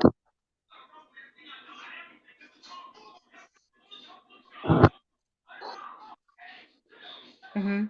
And we Oh. need to do a better job. I'm just saying, like, we as women, we need to do the better job in teaching our daughters that, no, this is not what it really is. We need to tell them the truth. We Mhm. do them a disservice when we sit here and say, seek this out, seek that out. But knowing that when they become that age and when they're ready for that, they're going to encounter all these men who's not interested in that. So Mhm. now, like I say, it becomes a problem because then a lot of women start internalizing this. Okay, something's wrong with me. I'm the problem. Mhm. And now her self esteem is out the window, with despite the fact that if somebody told her the truth, which I always say I wish that I was told the truth a long time ago. It will save you from a lot of wasted time, energy, and pain.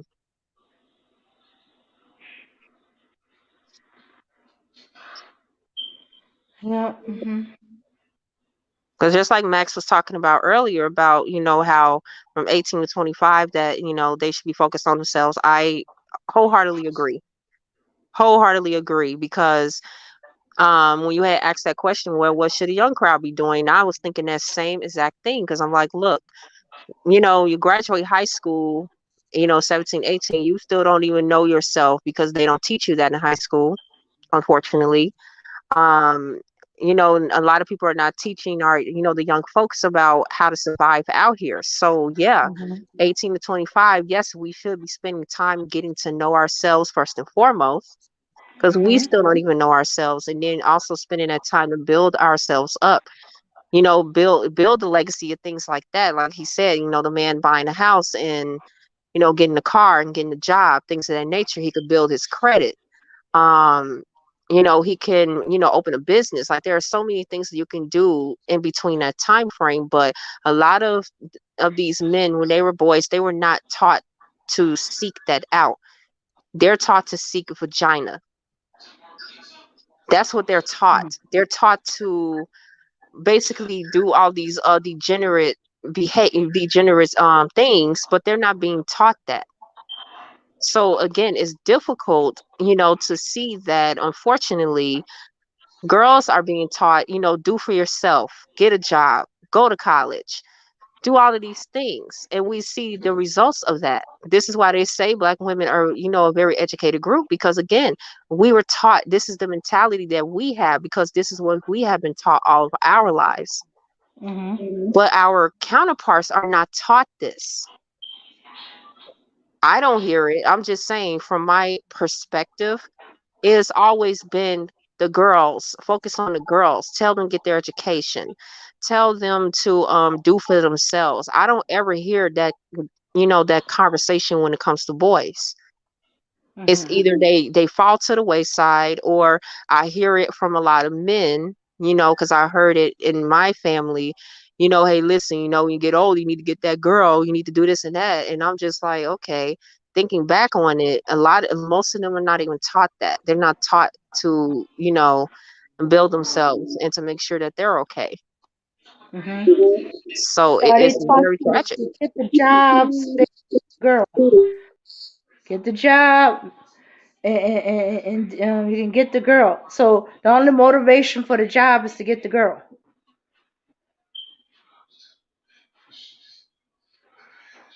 Well, get the parts of her, because Right. I don't And see in other just about communities, I saw it a lot. married. Hmm. Yeah, I saw it a lot. And even you could say that, like, I don't know if you ever saw the original Spider-Man movie when that first came out, when he was chasing Mary Jane. What was Hmm. the first thing that he was trying to do? He wanted to get a car before he approached her. Uh-huh. And like I say, and that speaks to the fact that, he was trying to establish some type, like, just some type of credibility within himself in order to, before he approached her, because he could have easily approached her if he wanted to. But the thing is that that's what he was thinking. That was his mentality. But what I'm saying is that when you raise a generation of boys to only, like this, in pimp culture and things of that nature, and gangster rap and whatever you want to call it, this is the results that we get as of right now. Like, Dame, you're 50, so I'm pretty sure that in your generation you saw different types of men. But my generation, unfortunately, I barely saw any men out here who were builders, who fixed cars, who did all of those things that I always thought that men did. And I was always like, okay, what is missing here? Because I've barely seen that. I barely seen it in my family. I barely seen it in anybody else's families. So if we want to take it there, when people say, "Oh, that's just the men you know," well, no, this is my viewpoint. This is what I've seen throughout all the years that I've been living. is that I hardly saw that. And it's like, well, okay, but what is going on here? Because, but I'm seeing the girls, the women working, sitting at bus stops, taking their children to school, going to school, getting education to better themselves. I'm seeing all of that. But on the flip side, all I see over here is dudes standing on the corner, not really doing anything, hanging out on the front porch. And when the girl is walking out of her house, and now she's being harassed by 4 or 5 dudes, when all she's trying to do is get to where she needs to go.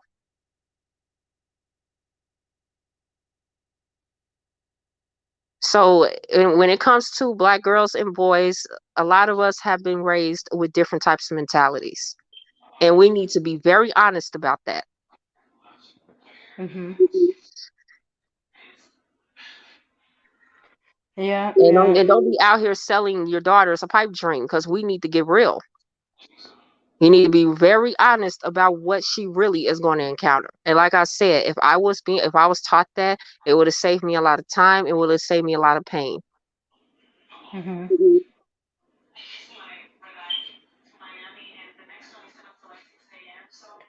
Yeah, yeah.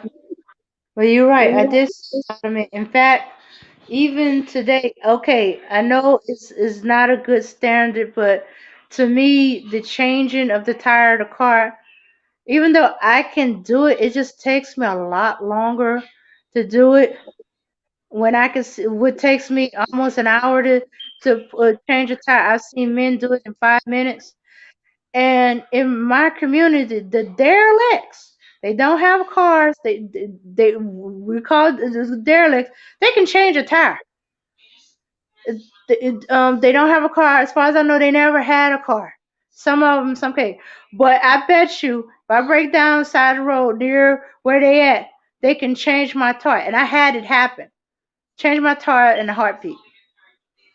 Like, and to me, it was like nothing. And even the ones that struggle a little bit, they could change my tire. So when I run into a dude who supposedly had it all together, but he couldn't change his tire, it changed my whole view of him. Because if the derelict in my community could change a tire and stuff like that, and I couldn't wrap around, I had to wrap my head around that there are other environments, there are environments that where there's public transportation. I had a cousin who didn't even have a driver's license. I thought he was weird, but that's because it was all public transportation. So, but I still couldn't change my view of him. I was like, you're not gonna survive around here because you need a car everywhere you gotta go and stuff like that. Unless the stuff you want is around the corner, nothing is around the corner and stuff like that. So, but I felt bad that my view of him changed so badly because he couldn't change the tire.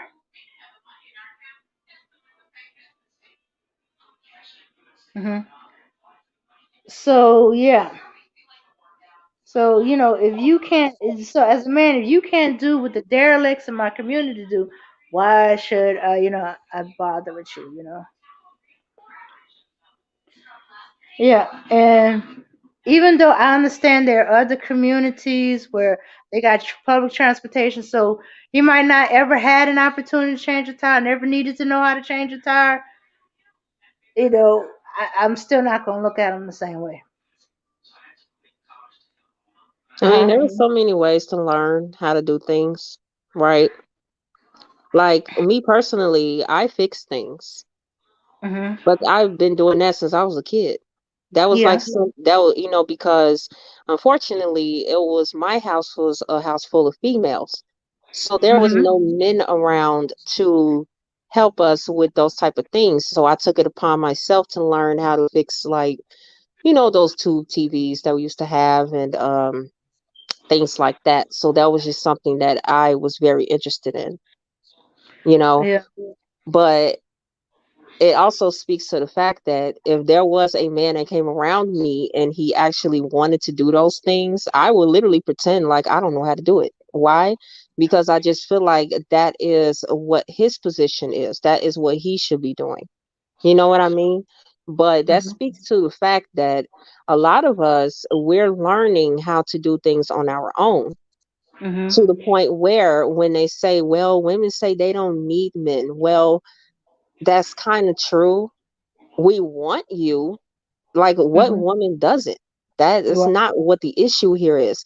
But the issue here is that we're at a point now in these days where the need is not really there. And even though we do need them for certain things, it's just that life can go on if Mhm. they are not around, like that. But I'm not saying that we don't need them to an extent, but Mhm. we do want them. But it's just that certain things we don't need them because we unfortunately have to learn it ourselves.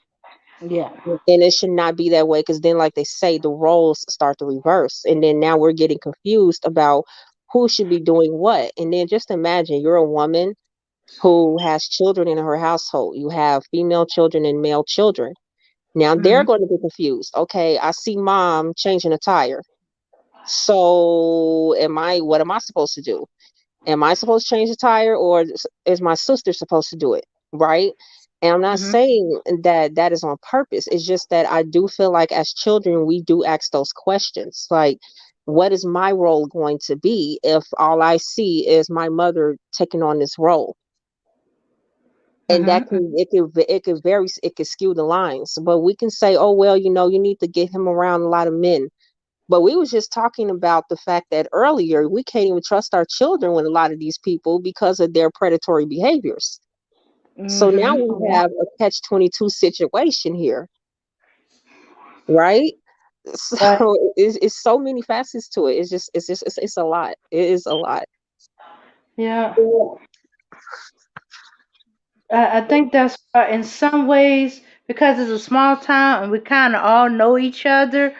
We know who we can kind of trust with our kids. In fact, there was some excitement like last year, or was it the year before last, where okay, now he's part of a single mother household, but his father is involved in his life. So his grandfather taught him how to change tires. His father taught him how to change tires. All this, and all the men in his family, men he came in contact with in the community, they all taught him how to change a tire. They figured that's the part of maintaining the job. Well, he never had really a chance to really need to change it until him and his mom was traveling, and she caught a flat tire. And he was like, "Mom, I got it. I know what to do." And she let him do it, and he did it, and he did it well. So everybody was celebrating. It was like he went through a rite of passage. Well, I guess technically it was. And he was all excited, and he was bragging. He was showing off to his father. Look, I changed the tire. You know, I changed the tire. Me and mom caught a flat. I changed the tire. She had to help me a little bit to get the tire out the trunk, but I did everything else. And he was bragging about it, and he did a good job, and they gave him a pat on the back, and they had a celebration dinner, you know because he changed the tire. I'm sorry, I know that seemed to be a theme with the changing of the tire, but that's like some of the first things young boys, young men learn when they're dealing with a car. Change the tire. Oh yeah. And I seen another one. It was the pumping of the gas. Yeah, his grandfather's teaching him, you pump the gas for the women. He said, I'm showing you how, so this is what you do, and stuff like that. While she goes in there and pay the gas, you take the pump, you look for this, and you press that, and you do all this and stuff like that. Don't let your mama have to pump the gas, and stuff like that. And they went through, as I said, it's like there was a milestone. Another child, it was pumping the gas for his mom. It was pumping the, it was just pumping the gas, period. You know. But that's what's becoming the milestone for the boy, especially if there's men teaching them that. You know, they get to brag. Yeah, papa, dad, uncle so and so, cousin, whatever, godfather, whoever it was that was teaching them, you know, this is what I did, and and I did it right, and mom can vouch for me and all that other stuff, and they held a celebration. Okay, I got a little sidetracked, but there's a whole bunch of boys. They're not learning that. They don't. Their father is not there. Their father is not teaching them. If they're lucky, they have their mom's dad. If they're lucky, they have their uncle. If they lucky, the men in the community take them under the wing, usually associated with church. That's why women are always trying to take their children to church, because so in most cases the men in the community can be trusted, and there's always one they're trying to do things for the children in the community, mentoring boys. And the closest step in your community is the church, because we still, the church is still the heart, even if not many are going anymore, then not many are believing, but when they're young, that's part of the community thing. Most of my kids are from my church. They know me from church, Sunday school, choir practice. Oh my goodness, everything dealing with children stuff, you know summer enrichment, vacation Bible school, associations. hmm Yeah, so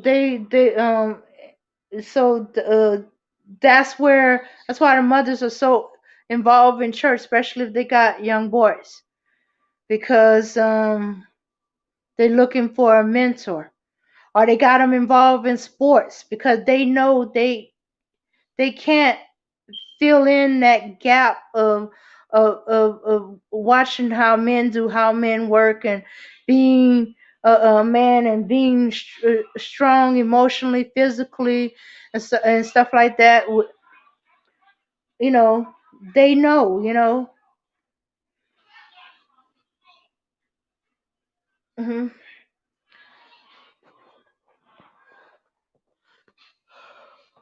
Okay, I'm gonna have to be honest here. I think I lost track of where I was going. Oh, okay. That's why Max said I gotta stop telling stories. Okay, y'all still there? Yes, we are. Okay, all right. Are you here, Abby? Because it's like she's here, but she's not saying anything. Abner? Oh, wait a minute, wait a minute. What time is it? It's 11 o'clock. So it's about 1, 2, 3, 4. She might have fell asleep. It's like about 4 or 5 o'clock in the morning over there.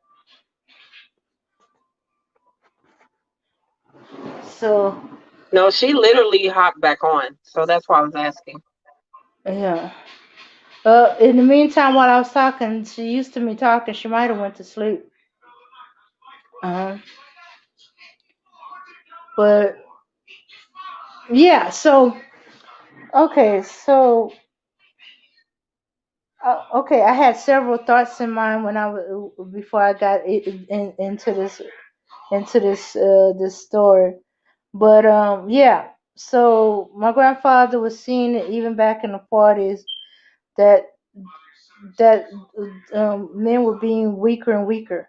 He wasn't seeing any good men. He's the one that complained about men were no good, and that there's no good men out there. Not my mom. Um, Not the women. Yes, they get mad at their man, but they're not saying men as a whole is no good. They're talking about their man. My grandfather was men as a whole. I was like, Big Daddy, is that including you? He even included himself. Yeah, me. Yeah, me too. That was a shocker for me. But then again, I was his first grandchild, so I was the favorite. So he told me a lot of stuff. He didn't even tell his kids. Or he let me get away with asking him questions or questioning him, or even go so far as the kind of chastise them. You know. But mm, yeah. So he even included himself. Well, as I grew up later, I kind of understood. But yeah, these men who be crying about child support, or they don't want to raise no kids, y'all should be the number one advocate for vasectomy. But no, you know what? They the main ones crying. No, no, I don't want to have a vasectomy. I might want to have some kids. You just said you didn't want to have no kids. You didn't want to raise no kids. I might change my mind. Okay, so you're gonna put a condom on every time you have sex? Well, why should I? Isn't she on birth control? You see that bull crap? Shit, I got my own cousins that be talking like that. I be like, dude, you're not gonna wear a condom. You're not gonna get a vasectomy. Yet you somehow thinking you're not gonna have any more kids. I said, okay, I'm gonna be waiting for the next birth announcement in a year or two. He's like, no, my pull-out game is on point. No, your pull-out game ain't gonna be nothing, cause you already proved 5 times that no, your pull-out game ain't on point. And the pull-out method does not always work. I can speak for that personally. Yeah, I'd be like, dude, why don't you just get a vasectomy? You know, that way you don't have to worry about that. And I know you're thinking STDs, they should worry about STDs. They don't care. They do not care. I basically had to say they do not care. They're just gonna go to the clinic, get the shots or whatever it is. I said you're gonna catch something you can't get rid of. Hmm. Yeah. So I think somebody has suggested that because I I grew up with men who behave badly, and I've seen all aspects of the bad behavior of men. They believe that's why I don't get married. Either because I'm not susceptible to the game bad men, and I keep seeing it everywhere I see a man. And I'd be like, no, no, no, I do not. But if I hear the familiar game that they be playing and stuff like that, yeah, I'll laugh at them and I don't take them seriously.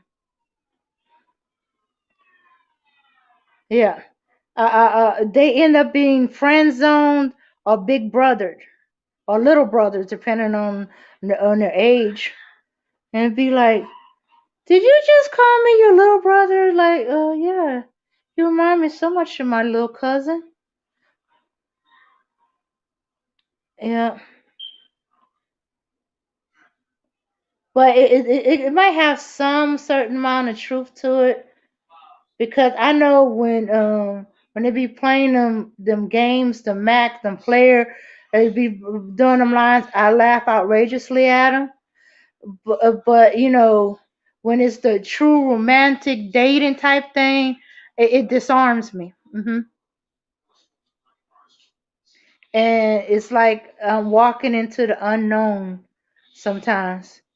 But after so many years I gotten used to it. But in the beginning I was like, okay, what's he up to? Okay, this is a maneuver I never seen before. It took me a moment to realize, oh, okay, this is dating. This is courtship. Oh, okay. And I wonder how many women grew up kind of like that. They so used to the player and the games and the Mac and the pimp bull crap that they don't take seriously. That's the devil they know.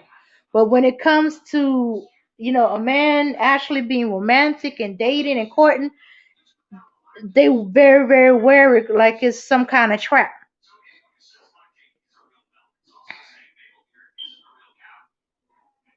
Hmm. Okay, I know I went off topic. I'm sorry. No, you're fine. Hmm. Yeah, but that's an observation I made over the years. Why was when I'm hearing these Mac player moves. I find them hilarious. I don't take them seriously. It's like I pat them on the head like they some giant puppies. I'm like, okay, nice try. That ain't working. Go away. Yeah, baby boy. Baby boy, baby cousin. I treat them like they little kids. You know, and every now and then I might find one I might big brother, but I don't see him. I don't see him as a romantic interest or love interest or even a sex partner. Nah. But when I was first being courted, I was so wary. I kept thinking it was some kind of trap. Okay, this is new. Okay, what's this going on? hmm No, I was literally like that. I was all 10 step. I was expecting him to jump on me and tear me up like a tiger, treated like he was a giant tiger who looked it hungry and I looked like a big giant snack. And I was like, okay, trying to slowly move up. I was all tensed up like that. And then I realized, then I relaxed and realized, it took me a while or to figure, oh, he's courting me. Oh, okay. hmm And you see, that's why I think when Max be doing his gent culture, and he be talking to, with the guys, he unconsciously or unknowingly start teaching women what it's like to be courted. This is what you should expect when you're being courted. This is how a man is supposed to treat you when you're being courted. uh, you know, when it's more than just a date. This is the next step. This is how you're being treated. This is how you're supposed to go on a date. This is how da. And when he started talking about the red flags, you know, when he started talking about this, and then he said, "Okay, lady, this is a red flag." Because I don't think because we didn't grow up with our fathers that we know about the red flags, so we don't recognize them as red flags. Um, no, it's not raining, Auntie Mel. Mm-mm, mm-mm. Yeah, and hmm so I'd be thinking it'd be great, especially for the younger women or shoes. It don't have to be the younger women. Women dating, they haven't been courted or dated properly, or they don't recognize these red flags and stuff like that. When a man likes you and he's courting you, he takes his time, slow things down to your pace, and it keys to your level of comfort. Yeah. Okay, thanks, Riggs. Yeah. Yeah, that's what he had to do. He had to take his time, because even though I liked him, I still was trying to figure out was he using me? Was it about sex? What was it? Yeah, because I was used to those those dudes that play those games. But because I have too many relatives that male relatives that was some type of player mode and stuff like that, I was too used to the players, the Mac, the so-called wannabe pimps and stuff like that. So that didn't work on me. But I wasn't used to the dating courting process, being serenaded was, okay, okay, what are you doing? Why are you doing this? That's the way my mindset was at that time.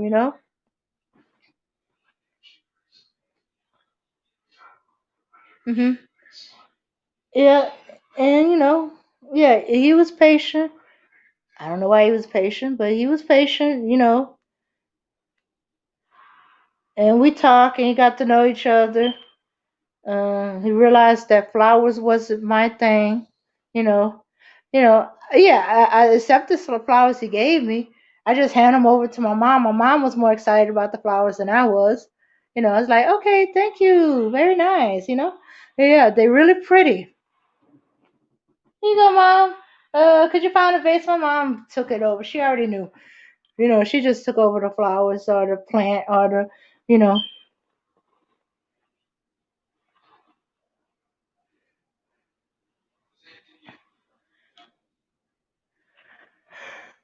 Yeah, yeah. So he really got to know me. He knew, he if he wanted to court me, he better bring a book. And it didn't really matter what the book was. Although if he happened to choose the genre I like, well, I had a lot of genres. I had how, you know, but if it in my wheelhouse. But hey, I accepted any book. And, just the fact that he listened and paid attention to me to know that I like books more than I like flowers. you know, and he knew I had a sweet tooth, so he was on the ball with the chocolate. Although he surprised me with the big box of chocolate, you know.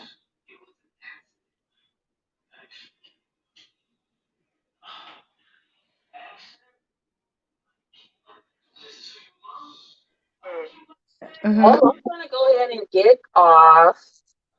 It's getting late, so we gotta get ready for the week. But I had fun. Yeah, Mhm. I'm gonna close it out because we did 8 hours. That's a long. Um, That's a long time. That's a work shift. yeah, yeah. Then there's a hurricane coming through. I don't know. I'm hoping it might have missed us because we ain't getting no rain yet. But I know that hurricane hit New Orleans. I Well, definitely guess. stay safe. Yeah. So yeah. Except for the internet going out, that's why I'm kind of on my phone right now. Yeah. Oh shoot! So I got 13%. So another reason I gotta go so this phone can charge properly. I guess going on stream. Oh, I know what it is. I went through StreamYard through Discord. Discord always eat up my battery. Ugh. Yeah. Mhm. So hey, if I don't see y'all Monday or Tuesday, well, if I don't see y'all Monday, I'll catch y'all on Ladies Night. Yeah. So in the meantime, if electricity go out, I'll be trying to work on topics and stuff. Ugh. But y'all have a good day. Peace, power, and unity. And because I'm on my phone, there's no music. There's nowhere. So far, I haven't found a way to share the screen. Um, how to share the screen on my phone, or if it's even possible. Yeah, yeah. So, but if I ever do, we're gonna be jamming on some music on the way out, on the way in.